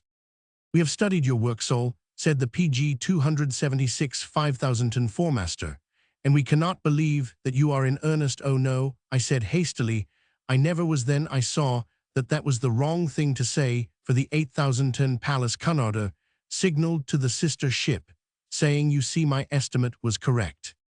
"Now my complaint against him is that he is too savagely farouche," said a weedy young gentleman with tow hair who ate Sally Lunns like a workhouse orphan. "Farouchery in his age is a fatal mistake." I reflected a moment on the possibility of getting that young gentleman out into a large and dusty Maidan, and gently chucking him before Chota Hazri. He looked too sleek to me as he then stood. But I said nothing, because a tinny woman with bead-black eyes shrilled, "I disagree with you entirely. He is too much bound by the tradition of the commonplace. I have seen in his later work signs that he is afraid of his public. You must never be afraid of your public." Then they began to discuss me as though IP 277 were dead and buried under the hearthrug, and they talked of tones and notes and lights and shades and tendencies. "And which of us do you think is correct in her estimate of your character?"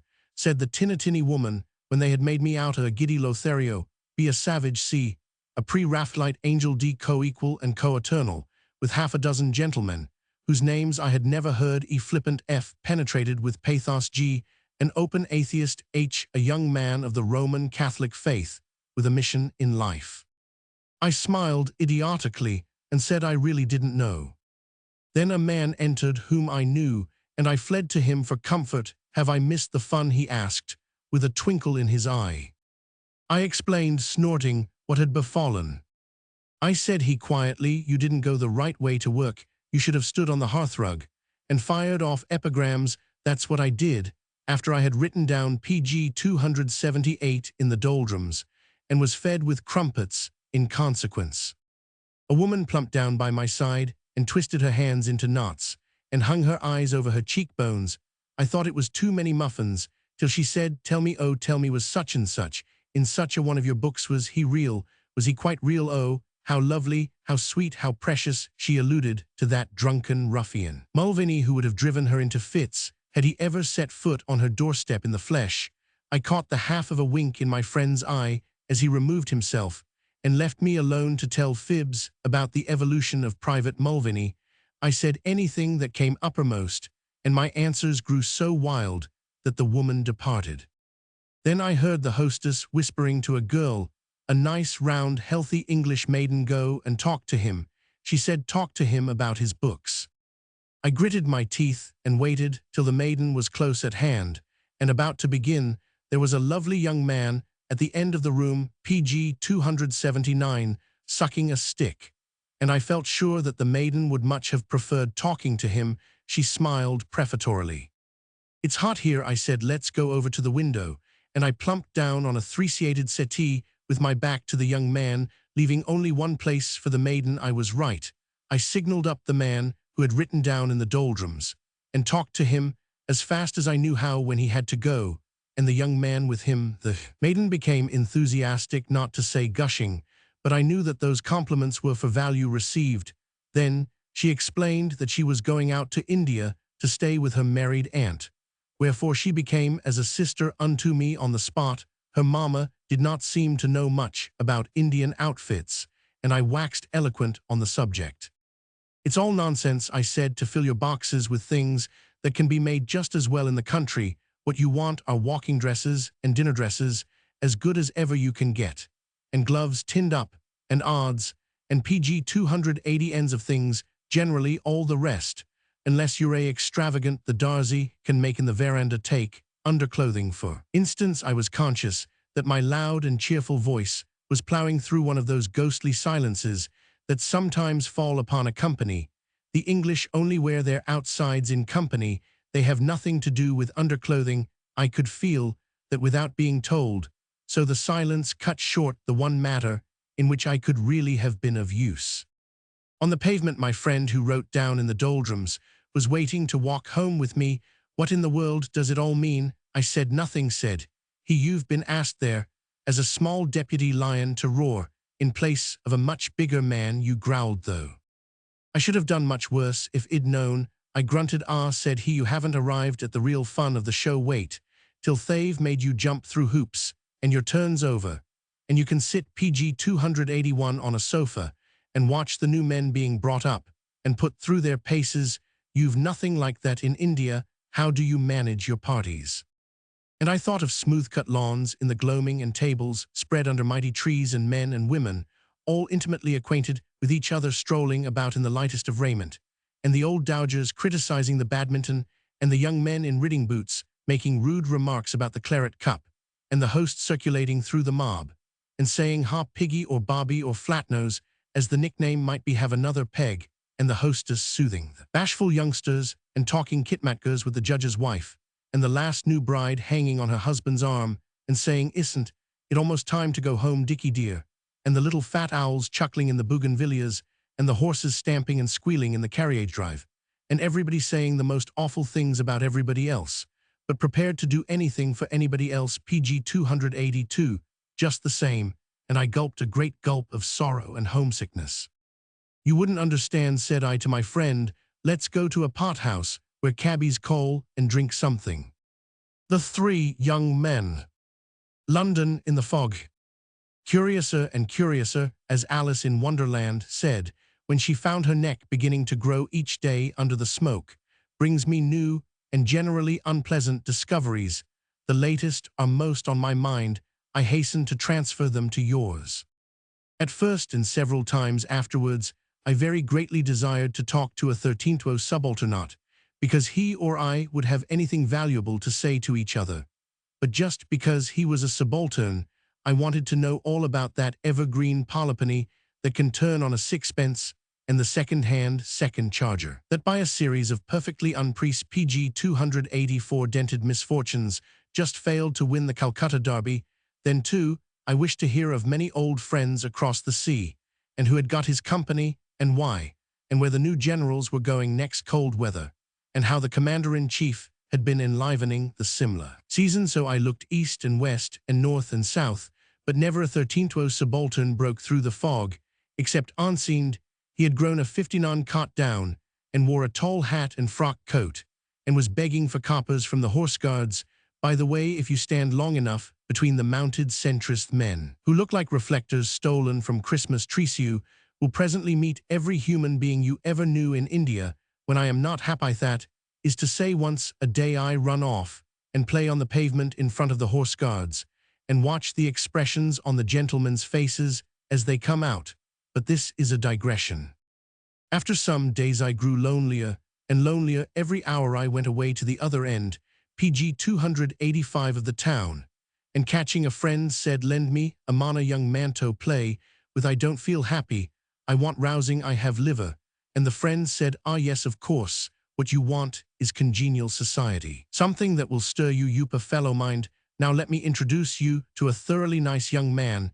He's by way of being an ardent neo-Alexandrine, and has written some charming papers on the ethics of the wood pavement. Concealing my almost visible rapture, I murmured, "Oh bliss," as they used to say, at the gaiety, and extended the hand of friendship to a young gentleman attired after the fashion of the Neo-Alexandrines, who appear to be a subcaste of social priests. His hand was a limp hand, his face was very smooth, because he had not yet had time to grow any hair, and he wore a cloak, like a policeman's cloak, but much more so. On his finger was a camering about 3 inches wide, and round his neck, the weather being warm, was a fawn olive and dead-leaf comforter of soft silk, the sort of thing any PG 286 right-minded man would give to his mother or his sister without being asked. We looked at each other cautiously for some minutes. Then he said, "What do you think of the result of the Brighton election?" "Beautiful, beautiful," I said, watching his eye, which saddened one of the worst. That is entirely the most absurd reductio ad absurdum of the principle of the narrow and narrow-minded majority imposing a will which is necessarily incult on a minority animated by, I forget exactly what he said they were animated by, but it was something very fine.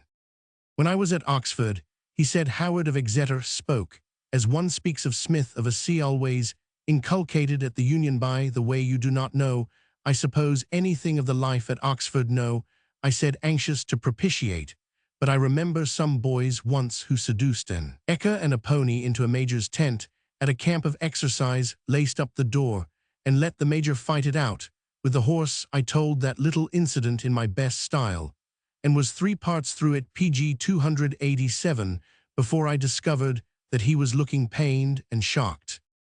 That was not the side of Oxford that I had in mind when I was saying that Howard of Exeter, and he explained all about Mr. Howard, who appeared to be a young gentleman, rising 23, of wonderful mental attainments, and as pernicious a prig as I ever dreamed about. Mr. Howard had schemes for the better management of creation. My friend told me them all, social, political, and economical. Then, just as I was feeling faint and very much in need of a drink, he launched without warning upon the boundless seas of literature. He wished to know whether I had read the works of Messrs. Guy de Maupassant, Paul Birget, and Pierre Lodi. This in the tone of a teacher of Euclid. I replied that all my French was confined to the Vie Parisienne and translations of Zola's novels with illustrations. Here we parted. London is very large, and I do not think we shall meet any more.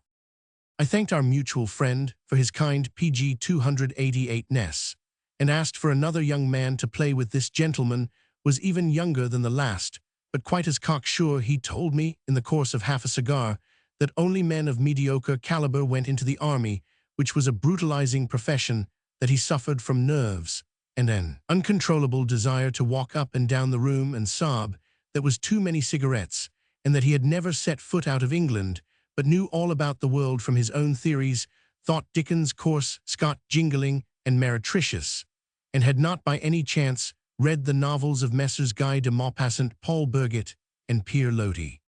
Him I left quickly, but sorry that he could not do a 6 weeks' training with a Middlesex militia regiment, where he would really get something to sob, for the novel business interested me. I perceived that it was a fashion like his tie and his collars, and I wanted to work it to the fountainhead. To this end, I procured the whole shibboleth from Guy de Maupassant, even unto Pierre Lodi, by way of PG 289. Birget. Unwholesome was a mild term for these interesting books, which the young men assured me that they read for style. When a fat major makes that remark in an Indian club, everybody hoots and laughs. But you must not laugh overseas, especially at young gentlemen who have been to Oxford and listened to Mr. Howard of Exeter. Then I was introduced to another young man who said he belonged to a movement called Toynbee Hall, where I gathered young gentlemen took an indecent interest in the affairs of another caste, whom with rare tact they called the poor, and told them generally how to order their lives. Such was the manner and general aggressiveness of this third young gentleman, that if he had told me that coats were generally worn and good for the protection of the body, I should have paraded Bond Street in my shirt. What the poor thought of him I could not tell, but there is no room for it in this letter. He said that there was going to be an upheaval of the classes. English are very funny about their castes. They don't PG 290 know how to handle them one little bit, and never allow them to draw water or build huts in peace, and the entire social fabric was about to be remodeled on his recommendations. And the world would be generally altered, past recognition. No, he had never seen anything of the world, but close acquaintance with authorities had enabled him to form dispassionate judgments on the subjects. And had I by any chance read the novels of Guy de Maupassant, Pierre Lodi, and Paul Birgit?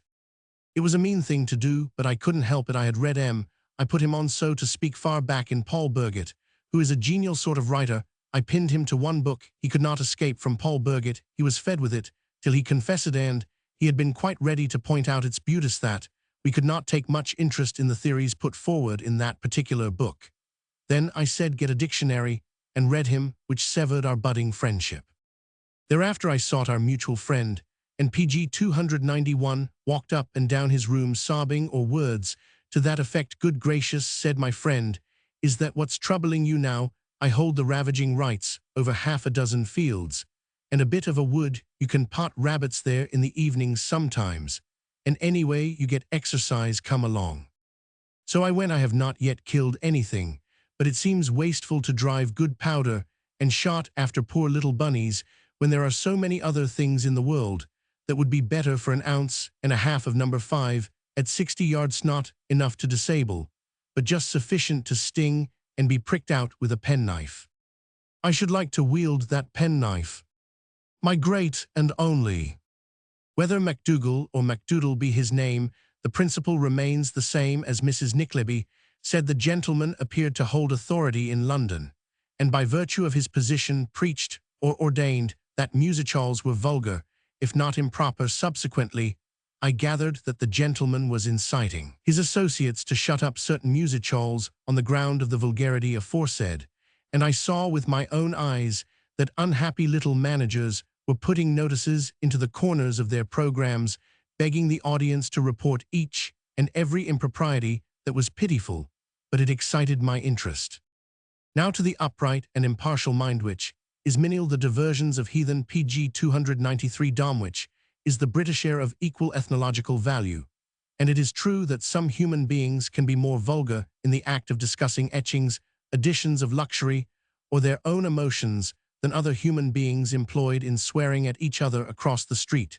Therefore, following a chain of thought, which does not matter, I visited very many theaters whose licenses had never been interfered with. There I discovered men and women who lived and moved and behaved according to rules which in no sort regulate human life, by tradition dead and done with and after the customs of the more immoral ancients. And Barnum at one place, the lodging-house servant was an angel, and her mother a Madonna at a second. They sounded the loud timbrel o'er a whirl of bloody axes, mobs, and brown paper castles, and said it was not a pantomime, but art. At a third, everybody grew fabulously rich and fabulously poor every 20 minutes, which was confusing. At a fourth, they discussed the nudities and ludities in falsipalate voices, supposed to PG 294 belong to the aristocracy, and that tasted copper in the mouth. At a fifth, they merely climbed up walls and threw furniture at each other, which is notoriously the custom of spinsters and small parsons. Next morning, the papers would write about the progress of the modern drama, that was the silver paper pantomime and graphic presentment of the realities of our highly complex civilization.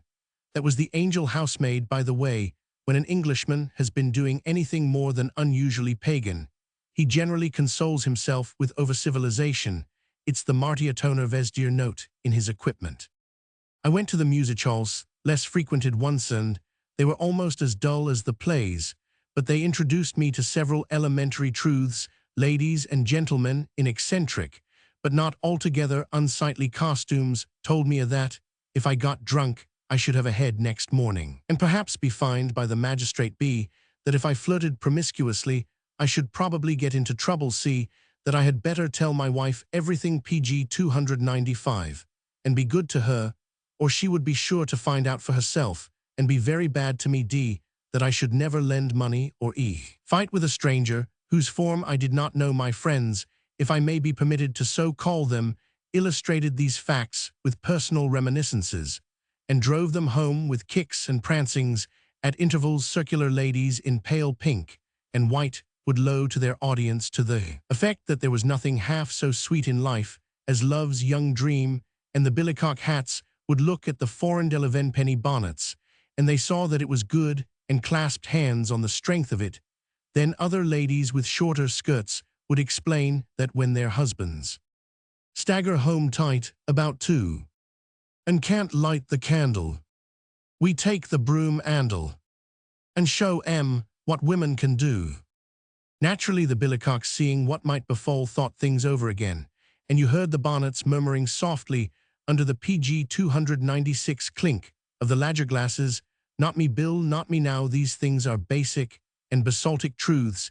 Anybody can understand them. They are as old as time," perhaps the expression was. Occasionally what might be called coarse, but beer is beer, and best in a pewter, though you can, if you please, drink it from Venetian glass, and call it something else. The halls give wisdom, and not too lively entertainment. For sixpence etiquette good, for 4 pennorth of refreshments, chiefly inky porterand. The people who listen are respectable folk, living under very grey skies, who derive all the light side of their life, the food for their imagination, and the crystallized expression of their views on fate and nemesis, from the affable ladies and gentlemen singers. They require a few green and gold maidens in short skirts to kick before them. Herein they are no better and no worse than folk who require 50 girls very much undressed, and a setting of music or pictures that won't let themselves be seen on account of their age, and varnish or statues and coins, all animals like salt, but some prefer rock PG 297 salt red or black in lumps. But this is a digression. Out of my many visits to the hall, I chose one hall, you understand, and frequented it till I could tell the mood it was in. Before I had passed the ticket pall was born the great idea. I served it as a slave for 7 days. Thought was not sufficient, experience was necessary. I patrolled Westminster, Blackfriars, Lambeth, the Old Kent Road, and many, many more miles of pitiless pavement to make sure of my subject. At even I drank my lager among the billycocks, and lost my heart to a bonnet. Goethe and Shakespeare were my precedents. I sympathized with them acutely, but I got my message. A chancecaught refrain of a song which I understand is predictedto, its maker I convey my most grateful acknowledgments. Gave me what I sought. The rest was made up of 4 elementary truths, some humor, and though I say it, who should leave it to the press, pathos deep and genuine. I spent a penny on a paper which introduced me to a great and only who PG 298 wanted new songs. The people desired them. Really, he was their ambassador, and taught me a great deal about the property right in songs, concluding with a practical illustration, for he said my verses were just the thing, and annexed them. It was long before he could hit on the stepdance, which exactly elucidated the spirit of the text, and longer before he could jingle a pair of huge brass spurs as a dancing girl jingles her anklets. That was my notion, and a good one. The great and only possessed a voice like a bull, and nightly roared to the people at the heels of one who was winning triple encores with a priceless ballad beginning deep down in the bass. We was shopmates, boozin' shopmates. I feared that song as Rachel feared Ristori, a greater than I had written it. It was a grim tragedy lighted with lucid humor, wedded to music that maddened, but my great and only had faith in me, and I clung to the great heart of the people of me, people for 100. When it's all full, sir, I had not studied them for nothing. IP 299 must reserve the description of my triumph for another turnover. There was no portent in the sky on the night of my triumph. A barrowful of onions, indeed, upset itself at the door, but that was a coincidence. The hall was crammed with billycocks waiting, for we was shopmates. The great heart beat healthily. I went to my beer, the equal of Shakespeare and Molière at the Wings, in a first night. What would my public say? Could anything live after the abandon of we was shopmates? What if the redcoats did not muster in their usual strength? Oh, my friends, never in your songs and dramas forget the redcoat. He has sympathy and enormous boots. I believed in the redcoat, in the great heart of the people, above all in myself. The conductor who advertised that he doctored bad songs had devised a pleasant little lilting air for my needs, but it struck me as weak and thin. After the thunderous surge of the shopmates, I glanced at the Gallowrithe redcoats, where there the fiddlebows creaked, and with a jingle of brazen spurs, a forage PG 300 cap over his left eye, my great and only began to chuck it off his chest thus. At the back, oh, the Knightsbridge barracks, when the fog was Agatha and dim, the lifeguard talked to the undercook.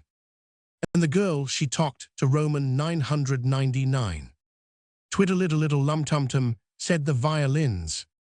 Ling-a-ling-a-ling-a-ling-ting-a-ling, said the spurs of the grate, and only, and through the roar in my ears I fancied I could catch a responsive hoofbeat in the gallery. The next 4 lines held the house to attention. Then came the chorus, and the borrowed refrain it took it went home with a crisp click my grate, and only saw his chance superbly waving his hand to embrace the whole audience. He invited them to join him in. You may make a mistake when you're mashing a tart. Page 301, but you'll learn to be wise when you're older. And don't try for things that are out of your reach. And that's what the girl told the soldier, soldier, soldier. And that's what the girl told the soldier. I thought the gallery would never let go of the long-drawn howl on soldier. They clung to it as ringers to the kicking bell rope. Then I envied no one, not even Shakespeare. I had my house hooked gaffed under the gills, netted, speared, shot behind the shoulder, anything you please. That was pure joy. With each verse the chorus grew louder, and when my great and only had bellowed his way to the fall of the lifeguard, and the happy lot of the undercook, the gallery rocked again, the reserved stalls shouted, and the pewters twinkled like the legs of the demented ballet girls. The conductor waved the now frenzied orchestra to softer Lydian strains, my great and only warbled piano. At the back, Knightsbridge Barracks, when the fog's Agatha and dim, the lifeguard waits for the undercook. But she won't wait for Roman 999. Page 302. Tararararara rang a horn clear and fresh, as a sword cut. 'Twas the apotheosis of virtue. She's married a man in the poultry line that lives at Iggate Ill, and the lifeguard walks with the housemaid now. An awful pause, she can't foot the bill. Who shall tell the springs that move masses? I had builded better than I knew. Followed yells, shrieks, and wildest applause. Then as a wave gathers to the curlover singer, and sung to fill their chests, and heaved the chorus through the quivering rufalto horns, basses drowned and lost in the floodto, the beach-like boom of beating feet. Oh, think, oh, my song, when you're goin' it strong, and your boots is too little to 'old ya. And don't try for things that is out of your reach. And that's what the girl told the soldier, soldier, so hold ya. Page 303.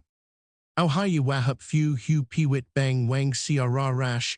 There was ample time for variations as the horns uplifted themselves, and ere the held voices came down in the foam of sound. That's what the girl told the soldier. Providence has sent me several joys, and I have helped myself to others, but that night, as I looked across the sea of tossing billycocks and rocking bonnets, my work, as I heard them give tongue not once, but 4 times, their eyes sparkling, their mouths twisted with the taste of pleasure, I felt that I had secured perfect felicity. I am become greater than Shakespeare. I may even write plays for the Lyceum, but I never can recapture that first fine rapture that followed the upheaval of the Anglo-Saxon 400 of him and her. They do not call for authors on these occasions, but I desired no need of public recognition. I was placidly happy. The chorus bubbled up again and again throughout the PG 304 evening, and a redcoat in the gallery insisted on singing solos about a swine in the poultry line, whereas I had written man, and the pewters began to fly, and afterwards the long streets were vocal with various versions of what the girl had really told the soldier, and I went to bed murmuring, I have found my destiny.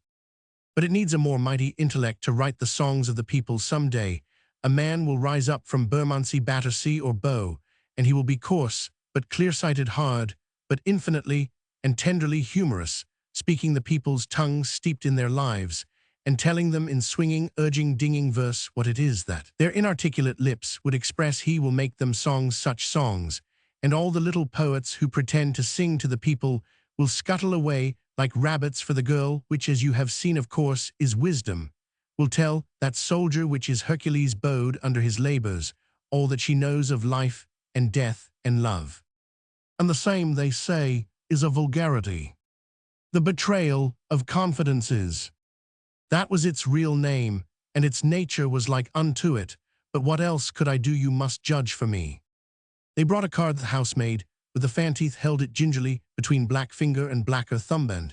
It carried the name Mr. R.H. Hoffer in old Gothic letters. A hasty rush through the file of bills showed me that I owed nothing to any Mr. Hoffer, and assuming my sweetest smile, I bade Fan of the Teeth show him up. Enter stumblingly an entirely canary-colored young person, about 20 years of age, with a suspicious bulge in the bosom of his coat. He had grown no hair on his face, his eyes were of a delicate water green, and his PG 306 hat was a brown billycock, which he fingered nervously as the room was blue with tobacco smoke and latakia. At that he coughed even more nervously, and began seeking for me. I hid behind the writing table and took notes. What I most noted was the bulge in his bosom. When a man begins to bulge, as to that portion of his anatomy hit him in the eye for reasons which will be apparent later on. He saw me and advanced timidly. I invited him seductively to the only other chair. "And what's the trouble?" said Roman. "One, I wanted to see you," said he. "I am me," said Roman. "One, I thought you would be quite otherwise," said he. "I am on the contrary, completely this way," said Roman. "One, sit still, take your time, and tell me all about it." He wriggled tremulously for 3 minutes, and coughed again. I surveyed him, and waited developments. The bulge under the bosom crackled. Then I frowned. At the end of 3 minutes, he began. "Page 307. I wanted to see what you were like," said he. I inclined my head stiffly, as though all London habitually climbed the stories on the same errand, and rather wearied me. Then he delivered himself of a speech which he had evidently got by heart. He flushed painfully in the delivery. "I am flattered," I said at the conclusion. "It's beastly gratifying. What do you want?" "Advice, if you will be so good," said the young man. "Then you had better go somewhere else," said Roman. "One." The young man turned pink. "But I thought after I had read your works, all your works, on my word, I had hoped that you would understand me, and I really have come for advice." The bulge crackled more ominously than ever. "I understand perfectly," said Roman. "One, you are oppressed with vague and nameless longings, are you not?" "I am terribly," said he. Page 308. "You do not wish to be as other men, are you? Desire to emerge from the common herd, to make your mark, and so forth."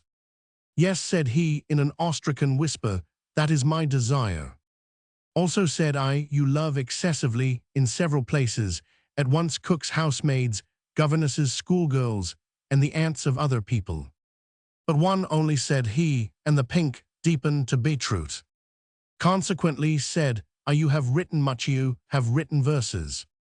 "It was to teach me to write prose, only to teach me to write prose," he murmured. "You do it yourself, because I have bought your works, all your works."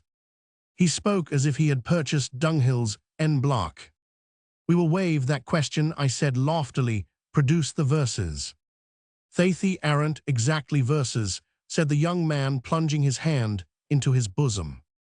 Page 309. "I beg your pardon, I meant, will you be good enough to read your 5-act tragedy?" How in the world did you know?" said the young man, more impressed than ever. He unearthed his tragedy, the title of which I have given, and began to read. I felt as though I were walking in a dream, having been, till then, ignorant of the fact that earth held young men who held 5-act tragedies in their insides. The young man gave me the whole of the performance, from the preliminary scene, where nothing more than an eruption of Vesuvius occurs to mar the serenity of the manager, till the very end, where the Roman sentry of Pompeii is slowly banked up with ashes, in the presence of the audience, and dies, murmuring through his helmet visor, "SPQRR, Roman 1 PRS, Roman 5 P, or words to that effect." For 3 hours and 1/2 he read to me, and then I made a mistake. "Sir," said I, "who's your ma and pa?" "I haven't got any," said he, and his lower lip quivered. "Where do you live?" I said. Page 310. "At the back of Tarporley Mews," said he. "How?" said Roman. "1, on 11 shillings a week," said he. "I was pretty well educated, and if you don't stay too long, they will let you read the books in the Holywell Street stalls." "And you wasted your money buying my books," said I, with a lump the size of a bolster in my throat. "I got them second-hand 4 and 6pence," said he, "and some I borrowed." Then I collapsed. I didn't weep, but I took the tragedy and put it in the fire and called myself every name that I knew. This caused the young man to sob audibly, partly from emotion and partly from lack of food. I took off my hat to him before I showed him out, and we went to a restaurant, and I arranged things generally on a financial basis. Would that I could let the tale stop here, but I cannot. 3 days later, a man came to see me on business, an objectionable man of uncompro PG 311. Saying truth, just before he departed, he said, "D, you know anything about the struggling author of a tragedy called The Betrayal of Confidences?" "Yes," said Roman, one of the few poor souls who in the teeth of grinding poverty keep alight. "At the back of Tarporley, Muse," said he, "on 11 shillings a week."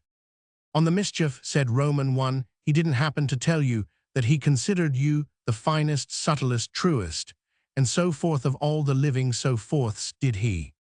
He may have said something out of the fullness of an overladen heart. You know how unbridled is the enthusiasm of young gentlemen who buy your books with their last farthing. You didn't soak it all in by any chance, give him a good meal and half a sovereign as well, did you?" "I own up," I said, "I did all that and more, but how do you know?" "Because he victimized me in the same way a fortnight ago." Page 312. "Thank you for that," I said, "but I burned his disgusting manuscripts," and he wept. "There, unless he keeps a duplicate, you have scored one. But considering the matter impartially, it seems to me that the game is not more than 15 all in any light. It makes me blush to think about it. The new dispensationy. London in a fog November. Things have happened, but that is neither here nor there. What I urgently require is a servant, a nice, fat Mussulman kitmatka, who is not above doing bearer's work on occasion. Such a man I would go down to Southampton or Tilbury to meet, would usher tenderly into a first-class carriage. I always go third myself, and wrap in the warmest of flannel. He should be Jenab, and I would be Tum when he died, as he assuredly would in this, whether I would bury him in my best back garden, and write mortuary verses for publication in the Koh-i-Noor or whatever vernacular paper he might read. I want, in short, a servant, and this is why I am writing to you. Page 314. The English, who, by the way, are unmitigated barbarians, maintain cut-print housemaids to do work, which is the manifest portion of a man, besides which no properly constructed person cares to see a white woman waiting upon his needs, filling coal scuttles. These are very mysterious beasts, and tidying rooms the young homebred Englishman does not object, and one of the most tantalizing sights in the world is that of the young man of the house, son newly introduced to shaving waiter, and great on the subject of maintaining authority. It is tantalizing, I say, to see this young cub hectoring a miserable little slavey for not having lighted a fire, or put his slippers in their proper place. The next time a big bold man from the frontier comes home, I shall hire him to kick a few young gentlemen of my acquaintance all round their own drawing-rooms, while I lecture on my theory that this sort of thing accounts for the perceptible lack of chivalry in the modern Englishman. Now, if you or I or anybody else raved over and lectured at Kadir Baksh or Ram Singh PG 315 or Jadesa on the necessity of obeying orders and the beauty of reverencing our noble selves, our men would laugh, or if the lecture struck them as too long-winded, would ask us if our livers were out of order, and recommend why the housemaid must stand with her eyes on the ground while the young whelp sticks his hands under the tail of his dressing gown and explains her duty to her. This makes me ill and sick for Kadir Baksh, who rose from the earth when I called him, who knew the sequence of my papers and the ordering of my paltry garments, and I verily believed loved me not altogether for the sake of lucre. He said he would come with me to Belait, because though the Sahib says he will never return to India, yet I know, and all the other knocker log know, that return is his fate. Being a fool, I left Kadir Baksh behind, and now I am alone with housemaids who will under no circumstances sleep on the mat outside the door. Even as I write, one of these persons is cleaning up my room. Kadir Baksh would have done his work without noise. She PG 316 tramps and scuffles, and what is much worse, snuffles horribly. Kadir Baksh would have saluted me cheerfully and began some sort of a yarn of the "It hath reached me, O auspicious king" order, and perhaps we should have debated over the worthlessness of Dunny the size, or the chances of a little cold-weather expedition, or the wisdom of retaining a fresh chaprasy, some intimate friend of Kadir Baksh. But now I have no horses and no chaprasis, and this smut-faced girl glares at me across the room as though she expected I was going to eat her. She must have a soul of her own, a life of her own, and perhaps a few amusements. I can't get at these things. She says ho yes and ho no. And if I hadn't heard her chattering to the lift boy on the stairs, I should think that her education stopped at these two phrases. Now I knew all about Kadir Baksh's hopes and his Savingsh's experiences in the past and the health of the little ones. He was a human man remarkably like myself. And he knew that as PG 317, well as Roman 1a housemaid, is of course not a man, but she might at least be a woman. My wanderings about this amazing heathen city have brought me into contact with very many English mem sahibs, who seem to be eaten up with the fear of letting their servants get above their position or presume, or do something which would shake the foundations of the formal cab radius. They seem to carry on a sort of cat-and-mouse war when the husband is at office, and they have nothing much to do later at places where their friends assemble. They recount the campaign, and the other women purr approvingly, and say, "You did quite right, my dear." It is evident that she forgets her place. All this is edifying to the stranger, and gives him a great idea of the dignity that has to be bolstered and buttressed 8 hours of the 24 against the incendiary attacks of an £18, including beer money, sleep garret at the top of the house, servant girl. There is a fine-crusted slave-holding instinct in the hearts. A good many deep PG 318 bosomed matronsa throw back to the times when we trafficked in black ivory at teetables and places where they eat muffins. It is called dignity. Now your Kadir Baksh, or my Kadir Baksh, who is a downtrodden and oppressed heathen, the young gentlemen who bullyrag white women, assure me that we are in the habit of kicking our dependents and beating them with umbrellas daily, would ask for his chits, and probably say something sarcastic ere he drifted out of the compound gate. If you nagged or worried his noble self, he does not know much about the meaner forms of dignity, but he is entirely sound on the subject of is-it, and the fact of his cracking an azure and oriental jest with you in the privacy of your dressing-room, or seeing you at your incoherent worst when you have an attack of fever, does not in the least affect his general deportment in public, where he knows that the honor of his sahib is his own honor, and dons a new cummerbund on the strength of it. I have tried to deal with those housemaids in every possible way, to sling a blunt PG 319 Annie or Mary or Jane at a girl whose only fault is that she is a heavy-handed incompetent, strikes me as rather an insult, seeing that the girl may have a brother, and that if you had a sister who was a servant, you would object to her being howled at upstairs and downstairs by her given name. But only ladies' maids are entitled to their surnames.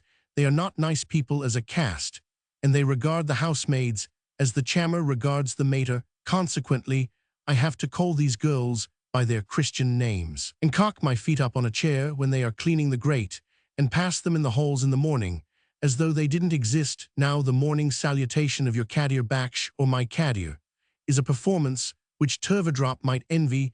These persons don't understand a nod. They think it as bad as a wink. I believe respect and courtesy are lost upon them, and I suppose I must gather my dressing gown into a tail and swear at them in the bloodless voice affected by the British female hohave. I mentioned Thissy's, a highly composite heathen PG 320, when she comes in contact with her sister Clay downstairs. The softer methods lay one open to harder suspicions. Not long ago, there was trouble among my shirts. I fancied buttons grew on neckbands Kadir Baksh, and the Derzi encouraged me in the belief, when the lead-colored linen they cannot wash by the way in this stronghold of infidels shed its buttons. I cast about for a means of renewal. There was a housemaid, and she was not very ugly, and I thought she could sew. I knew I could not, therefore I strove to ingratiate myself with her, believing that little interest combined with a little capital would fix those buttons more firmly than anything else. Subsequently, and after an interval, the buttons were dropping like autumn leaves. I kissed her. The buttons were attached at once. So unluckily was the housemaid, for I gathered that she looked forward to a lifetime of shirt sewing in an official capacity, and my revenue board contemplated no additional establishment. My shirts are buttonsome, but my char PG 321 actor is blasted. Oh, I wish I had Kadir Baksh. This is only the first installment of my troubles. The heathen in these parts do not understand me, so if you will allow, I will come to you for sympathy from time to time. I am a child of calamity. The new dispensation here. Writing of Kadir Baksh so wrought up my feelings that I could not rest till I had at least made an attempt to get a budli of some sort. The black man is essential to my comfort. I fancied I might, in this city of barbarism, catch a broken-down native strayed from his home and friends, who would be my friend and humble partner, the sort of man, why no, who would sleep on a rug somewhere near my chambers.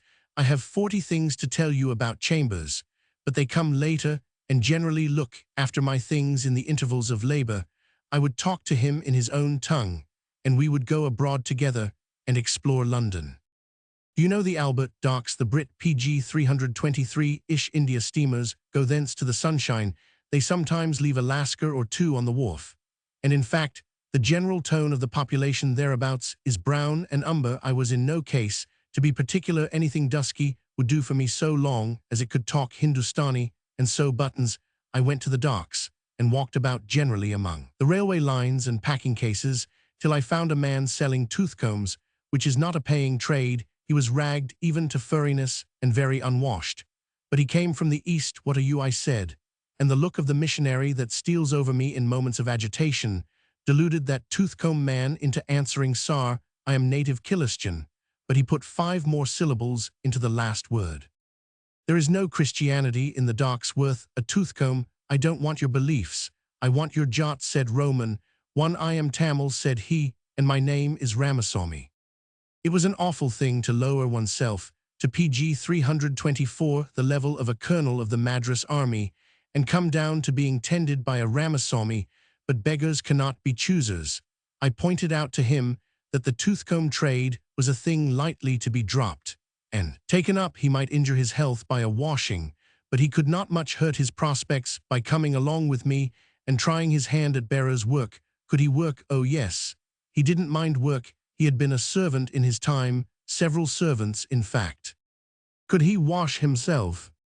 Yes, he might do that if I gave him a thick coat afterwards, and especially took care of the toothcombs, for they were his little all. Had he any character of any kind? He thought for a minute, and then said cheerfully, not a little damn. Thereat I loved him, because a man who can speak the truth in minor matters may be trusted with important things, such as shirts. We went home together till we struck a public bath, mercifully divided into 3 classes, PG 325. I got him to go into the 3rd without much difficulty. When he came out, he was in the way of cleanliness, and before he had time to expostulate, I ran him into the 2nd. Into the 1st he would not go till I had bought him a cheap ulster. He came out almost clean. That cost me 3 shillings altogether. The ulster was half a sovereign, and some other clothes were 30 shillings. Even these things could not hide from me that he looked an unusually villainous creature. At the chambers, the trouble began. The people in charge had race prejudices very strongly, and I had to point out that he was a civilized native Christian anxious to improve his English. It was fluent, but unchastened. Before they would give him some sort of a crib to lie down in. The housemaids called him the camel. I introduced him as the Tamil, but they knew nothing of the ethnological subdivisions of India. They called him that their beastly camel, and I saw by the light in his eye he understood only too well. Coming up the staircase, he confided to me, PG 326, his views about the housemaids. He had lived at the docks too long. I said they weren't. He said they were.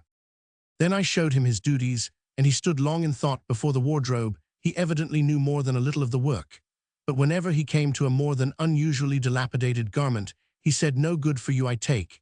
And he took. Then he put all the buttons on in the smoking of a pipe, and asked if there was anything else. I weakly said no. He said goodbye and faded out of the house. The housekeeper of the chambers said he would never return. But he Roman 999, at 3 in the morning home he came, and naturally possessing no latchkey, rang the bell. A policeman interfered, taking him for a burglar, and I was roused by the racket. I explained he was my servant, and the policeman said he do swear wonderful taint any language. I know most of it, but some I've heard at Poplar. Then I dragged the camel upstairs. He was quite sober and said he had been waiting at the PG 327 docks. He must wait at the docks every time a British India steamer came in. Alaska on the Ruwa had stabbed him in the side 3 voyages ago, and he was waiting for his man. Maybe he have died, he said. But if he have not died, I catch him and cut his liver out. Then he curled himself up on the mat and slept as noiselessly as a child. Next morning he inspected the humble breakfast bloater, which did not meet with his approval, for he instantly cut it in 2 pieces, fried it with butter, dusted it with pepper, and miraculously made of it a dish fit for a king.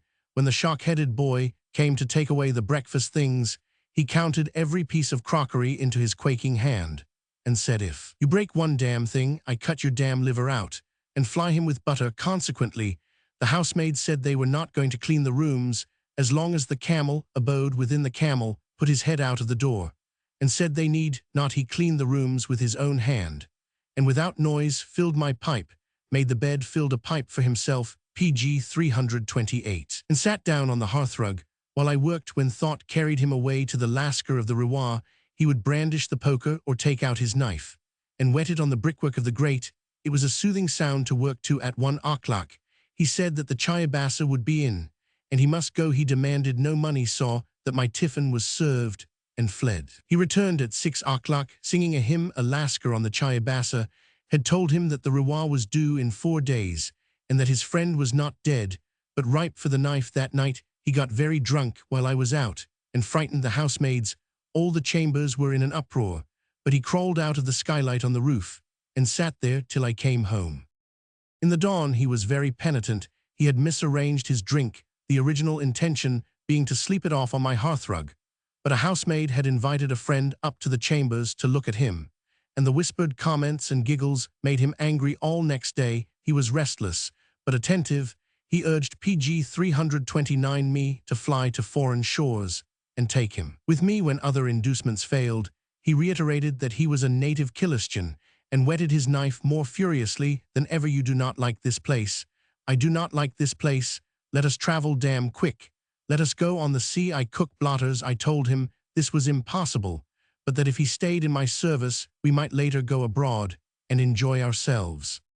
But he would not rest and sleep on the rug and tend my shirts. On the morning of the Ruwa's arrival he went away, and from his absence I fancied he had fallen into the hands of the law, but at midnight he came back weak and husky.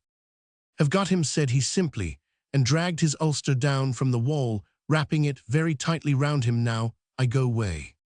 He went into the bedroom and began counting over the tale of the week's wash, the boots, and so forth. "All right," he called into the PG 330 other room, then came in to say goodbye, walking slowly.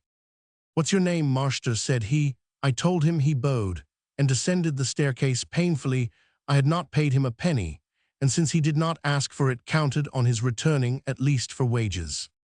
It was not till next morning that I found big dark drops on most of my clean shirts, and the housemaid complained of a trail of blood all down the staircase.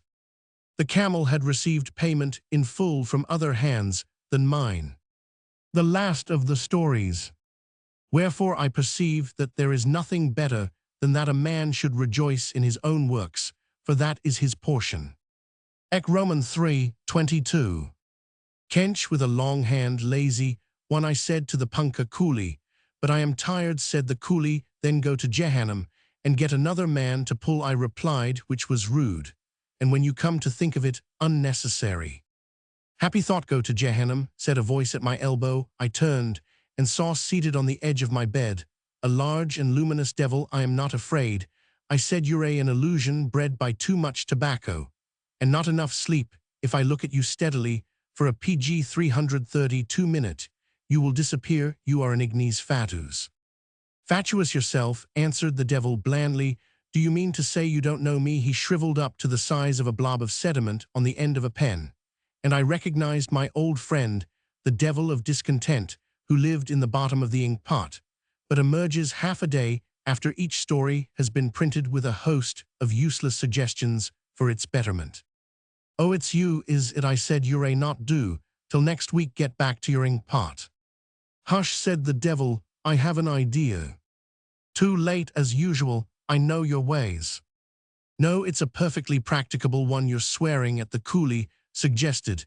Did you ever hear of a man called Dante Carmen, fellow friend, o' mine? Dante once prepared to paint a picture, I quoted.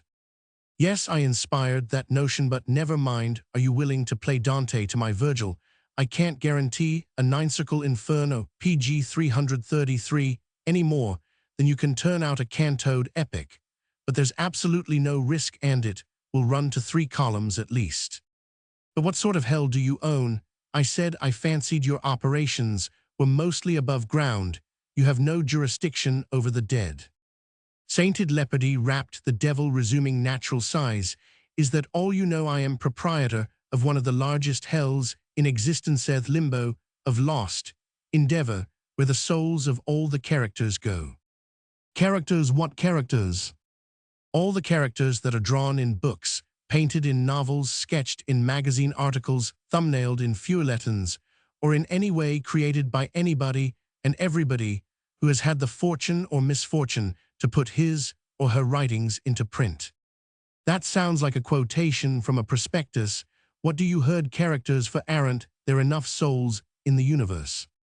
Who possess souls and who do not? For aught you can prove, man may be soulless. And PG 330, for the creatures he writes about immortal anyhow. About 100 years after printing became an established nuisance, the loose characters used to blow about interplanetary space in legions, which interfered with traffic, so they were collected, and their charge became mine by right. Would you care to see them? Your own are there.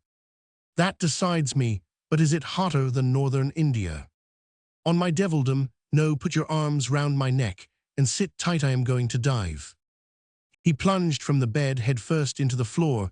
There was a smell of jaildery and damp earth, and then fell the black darkness of night. We stood before a door in a topless wall, from the further side of which came faintly the roar of infernal fires. But you said there was no danger, I cried, in an extremity of terror. No more there is, said the devil. That's PG 335, only the furnace of first edition. Will you go on? No other human being has set foot here in the flesh. Let me bring the door to your notice. Pretty design.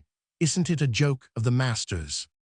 I shuddered, for the door was nothing more than a coffin, the backboard knocked out, set on end in the thickness of the wall. As I hesitated, the silence of space was cut by a sharp, shrill whistle, like that of a live shell, which rapidly grew louder and louder. Get away from the door, said the devil of discontent. Quickly, here's a soul coming to its place. I took refuge under the broad vans of the devil's wings. The whistle rose to an ear-splitting shriek, and a naked soul flashed past me. Always the same, said the devil quietly. These little writers are so anxious to reach their reward.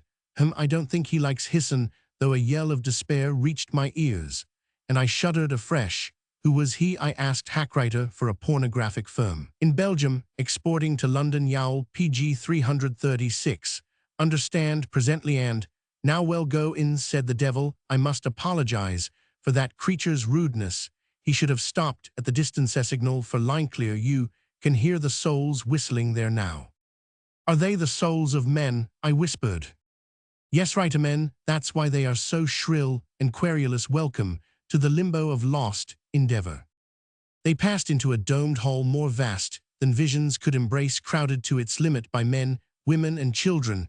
Round the eye of the dome ran a flickering fire, that terrible quotation from Job O, that mine enemy had written a book. Neat, isn't it, said the devil, following my glance. Another joke of the master's man of us. Why, no, in the old days we used to put the characters into a disused circle of Dante's Inferno, but they grew overcrowded, so Balzac and Théophile Gautier were commissioned to write up this building. It took them 3 years to complete, and is one of the finest under earth. Don't attempt to do PG 337 scribe it, unless you are quite sure you are equal to Balzac and Gautier in collaboration. Look at the crowds, and tell me what you think of them. I looked long and earnestly, and saw that many of the multitude were cripples. They walked on their heels or their toes, or with a list to the right or left. A few of them possessed odd eyes and party-colored hair, more threw themselves into absurd and impossible attitudes, and every fourth woman seemed to be weeping. Who are these? I said. Mainly the population of 3-volume novels that never reached the 6-ceiling stage. See that beautiful girl with one gray eye and one brown, and the black and yellow hair? Let her be an awful warning to you how you correct your proofs. She was created by a careless writer a month ago, and he changed all colors in the 2nd volume. So she came here as you see her. There will be trouble when she meets her author. He can't alter her now. And she says shall accept no apology. Page 338. But when will she meet her author? Not in my department. Do you notice a general air of expectancy among all the characters? They are waiting for their author's look. That explains the system better than I can. A lovely maiden at whose feet I would willingly have fallen and worshipped detached herself from the crowd and hastened to the door through which I had just come. There was a prolonged whistle without a soul dashed through the coffin and fell upon her neck. The girl with the party-colored hair eyed the couple enviously as they departed arm in arm to the other side of the hall. That man, said the devil, wrote one magazine story of 24 pages 10 years ago. When he was desperately in love with a flesh and blood woman, he put all his heart into the work and created the girl. You have just seen the flesh and blood woman married someone else. Indeed, it's a way they have, but the man has this girl for his PG 339 very own, and she will everlastingly grow sweeter. Then the characters are independent. Slightly have you never known one of your characters have an Yorskit beyond control as soon as they are made? That's true. Where are those two happy creatures going? To the levels. You've heard of authors finding their levels. We keep all the levels here. As each writer enters, he picks up his characters, or they pick him up, as the case may be, and to the levels he goes. I should like to see. So you shall when you come through that door. A second time whistling. I can't take you there now. Do you keep only the characters of living scribblers in this hall? We should be crowded out if we didn't draft them off somehow. Step this way, and I'll take you to the master one moment. Though there's John Ridd with Lorna Doone, and there are Mr. Maliphant, and the PG 340 Bormalaxclanish folk, those besant characters staunt. Let the twins talk to you about literature and art. Come along, what's here? The white face of Mr. John Oakhurst, gambler, broke through the press. I wish to explain, said he in a level voice, that had I been consulted, I should never have blown out my brains with the Duchess and all that poker flat lot. I wish to add that the only woman I ever loved was the wife of Brown of Calaveras. He pressed his hand behind him suggestively. All right, Mr. Oakhurst, I said hastily. I believe you kin you set it right, he asked, dropping into the Doric of the Gulches. I caught a trigger's cloth-muffled click. Just heavens. I groaned. Must I be shot for the sake of another man's characters? Oakhurst leveled his revolver at my head, but the weapon was struck up by the hand of Yuba Bill. You derned fool, said the stage driver. Haven't I told you no one but a blamed idiot shoots at sight? Now let the galoot go. You kin see by his eyes he's PG 341, no party to your matrimonial arrangements. Oakhurst retired with an irreproachable bow, but in my haste to escape, I fell over Caliban, his head in a melon, and his tame orc under his arm. He spat like a wildcat. Manners, none customs, beastly, said the devil. Well, take the bishop with us. They all respect the bishop, and the great Bishop Blaugram joined us calm and smiling with the news for my private ear that Mr. Gigadibs despised him no longer. We were arrested by a knot of semi-nude bacchantes kissing a clergyman. The bishop's eyes twinkled, and I turned to the devil for explanation.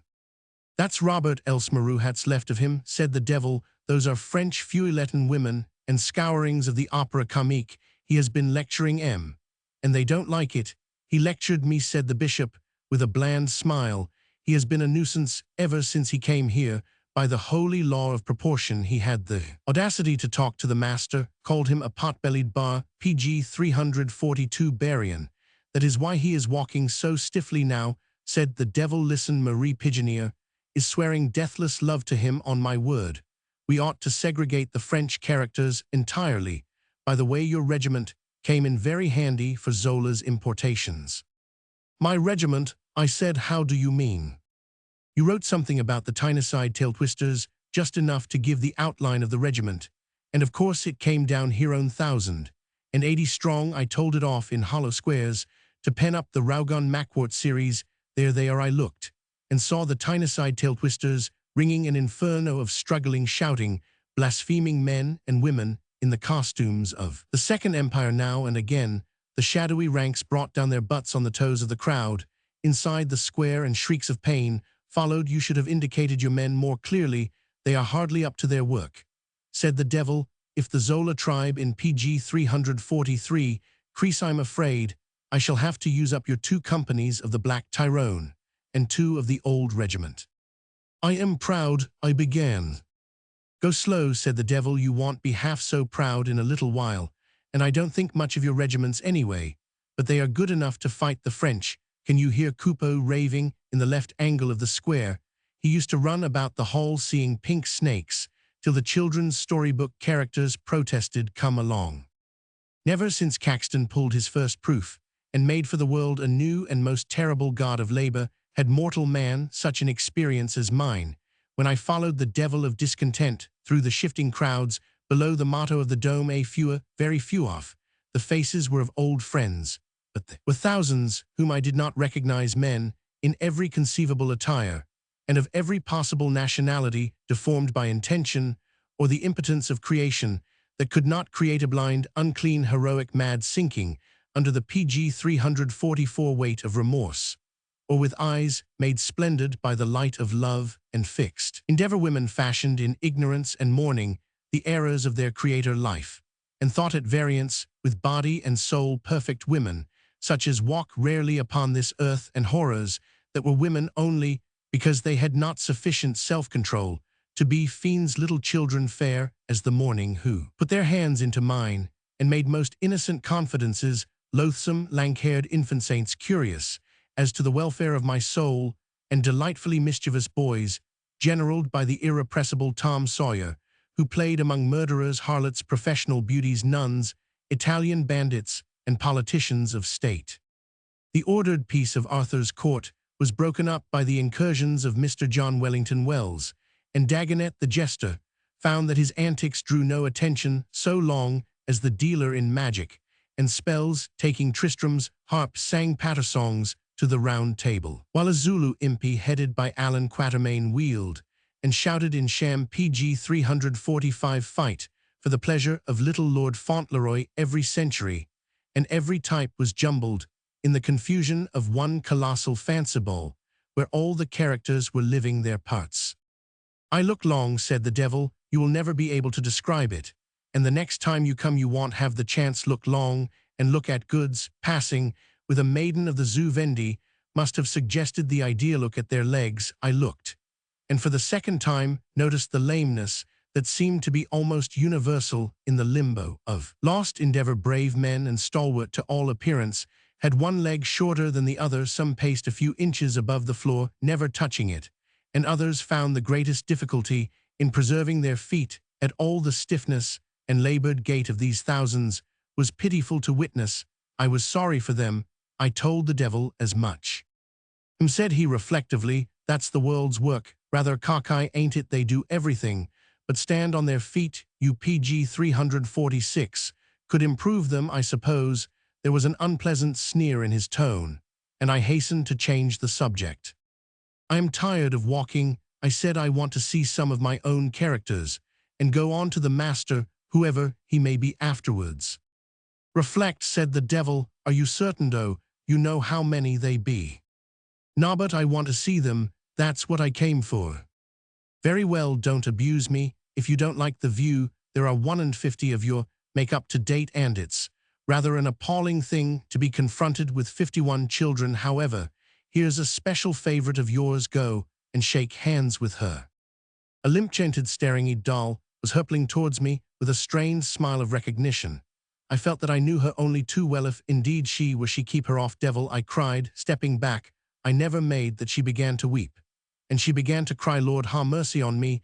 This is none of I. You're very rude to Mrs. Hawksby, and she PG 347 wants to speak to you, said the devil. My face must have betrayed my dismay, for the devil went on soothingly, that's as she is. Remember, I knew you wouldn't like it. Now, what will you give if I make her as she ought to be? No, I don't want your soul, thanks. I have it already, and many others of better quality.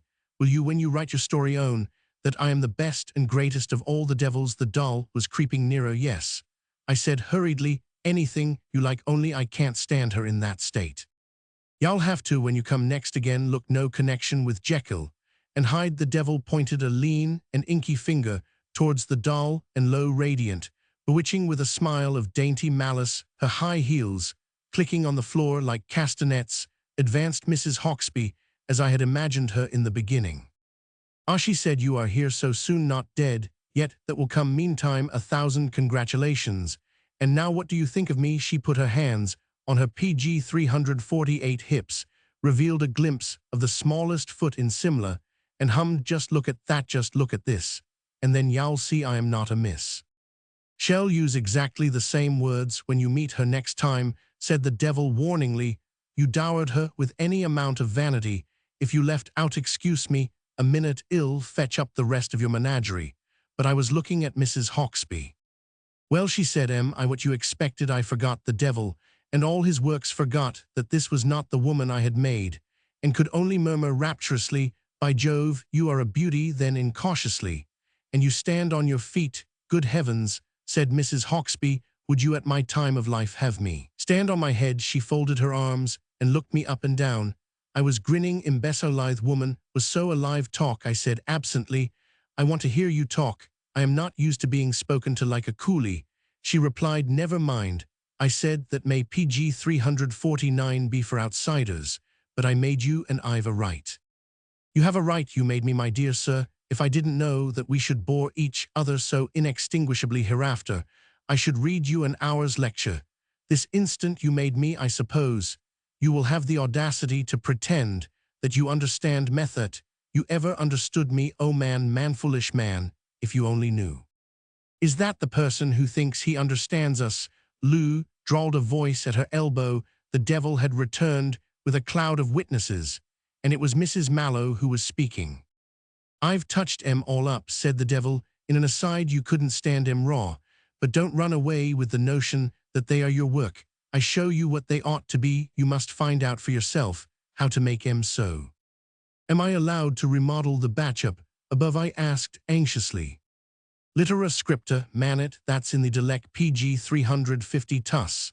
An eternity. He turned round to the semicircle of characters, ladies and gentlemen, who are all a great deal better than you should be by virtue of my power.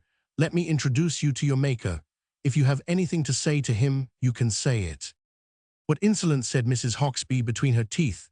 This isn't a Peterhof drawing room. I haven't the slightest intention of being levied by this person. Polly, come here, and well watch the animals go by. She and Mrs. Mallow stood at my side.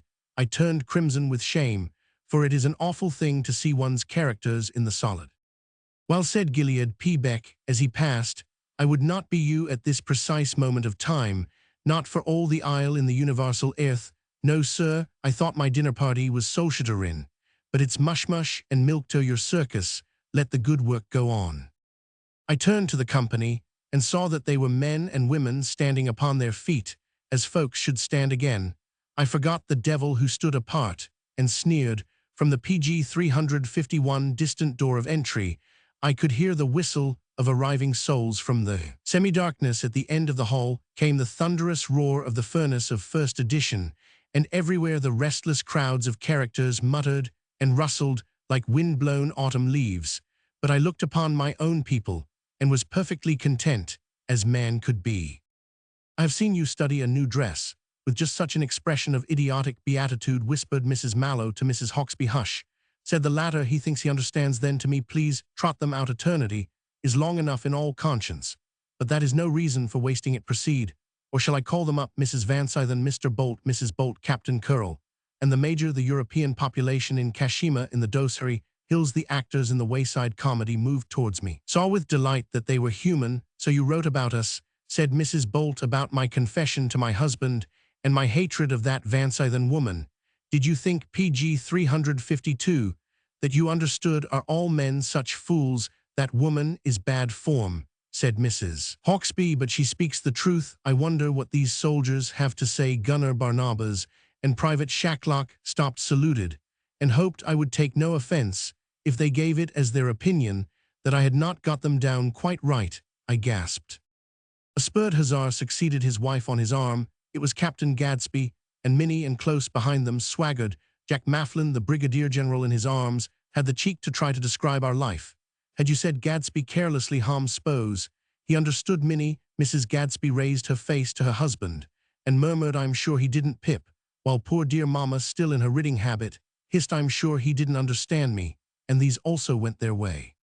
One after another they filed by Truinard, the pet of his department, Otis Yearleen, and Lanthorn-jawed Crook O'Neill, and Bobby Wick arm-in-arm Jenky, me the PG 353 blind miner, in the Jimahari coal fields, of Sool Khan the policeman, the murderous Patan horse-dealer, Durga Das the bunny Abo, de Thone the dacoit, Dana, de Weaver of false magic, the Leander of the Barhui. Ford Peg Barney drunk as a coot, Mrs. Delville, the Dowd Dinah Shad large red-cheeked, and resolute Simmons slain, and Lawson Georgie Porgy, and his Burmese helpmate, a shadow in a high collar, who was all that I had ever indicated of the Hawley Boyth, nameless men and women who had trod the hill of illusion, and lived in the tents of Kedar, and last His Majesty the King. Each one in passing told me the same tale, and the burden thereof was, you did not understand my heart, turned sick within me, whereas wee Willie Winky, I shouted, little children don't lie. A clatter of ponies' feet followed, and the child appeared habited, as on the day he rode into Afghan territory to warn Copy's love against the bad men I've been playing, he sobbed, playing on V-levels with Jacka PG 354 napes. And Lalo, and he says, I am only just borrowed, I am isn't borrowed, I am Willie Winky ver's Copy. Out of the mouths of babes and sucklings whispered the devil who had drawn nearer, you know the rest of the proverb, don't look as if you were going to be shot in the morning, here are the last of your gang. I turned despairingly to the three musketeers, dearest of all my children, to Meadow Privates Mulvaney Orthoris, and leered, surely the three would not turn against me, as the others had done. I shook hands with Mulvaney Terence. How goes, are you going to make fun of me? 2 T's not for me, to make fun, av you sore, said the Irishman, knowing, as I do know, what good friends we've been, for the matter av 3 years. Fowler, said Orthoris, twas in the Helen Thami Barracks H Block, we was become acquaint, and airs thanking you kindly for all the beer we've drunk twixt that and now. For ut is then, said Mulvaney, he and PG 355 Dinah Shad are your friends, but he stood uneasily.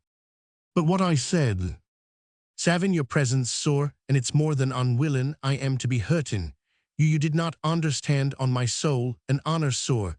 You did not understand, come along you too. But Orthoris stayed for a moment to whisper, it's God's own truth. But there's this air to think tain't the bloomin' belt that's wrong, as Peg Barney says, when he's up for bane dirty on prayed taint.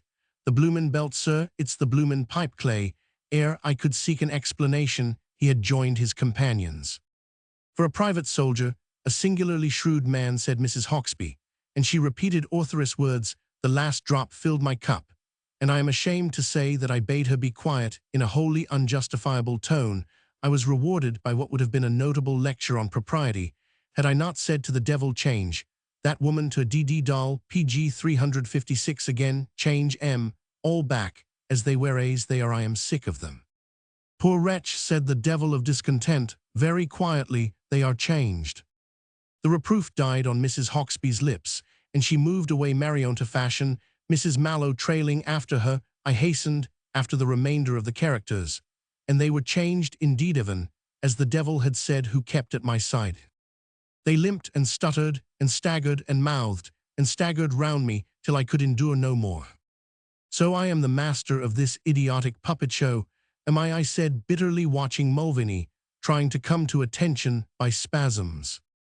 In secula seculorum, said the devil, bowing his head, and you needn't kick, my dear fellow, because they will concern no one but yourself. By the time you whistle up to the door, stop reviling me, and uncover, here's the master. Uncover, I would have dropped on my knees, had not the devil prevented me at sight, PG 357, of the portly form of Maître Francois Rabelais, sometime cure of Meudon. He wore a smoke-stained apron of the colors of Gargantua. I made a sign, which was duly returned, and entered apprentice. In difficulties, with his rough ashlar, worshipful sir, explained the devil, I was too angry to speak.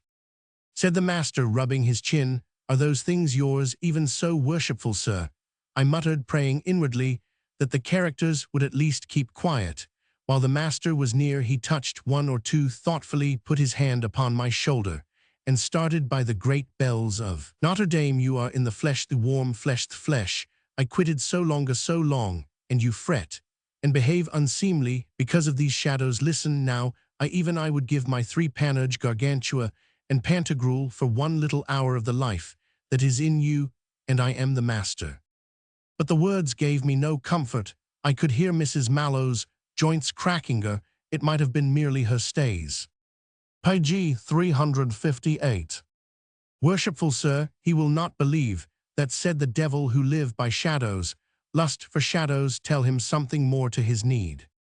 The master grunted contemptuously, and he is flesh and blood. Know this then, the first law is to make them stand upon their feet, and the second is to make them stand upon their feet, and the third is to make them stand upon their feet.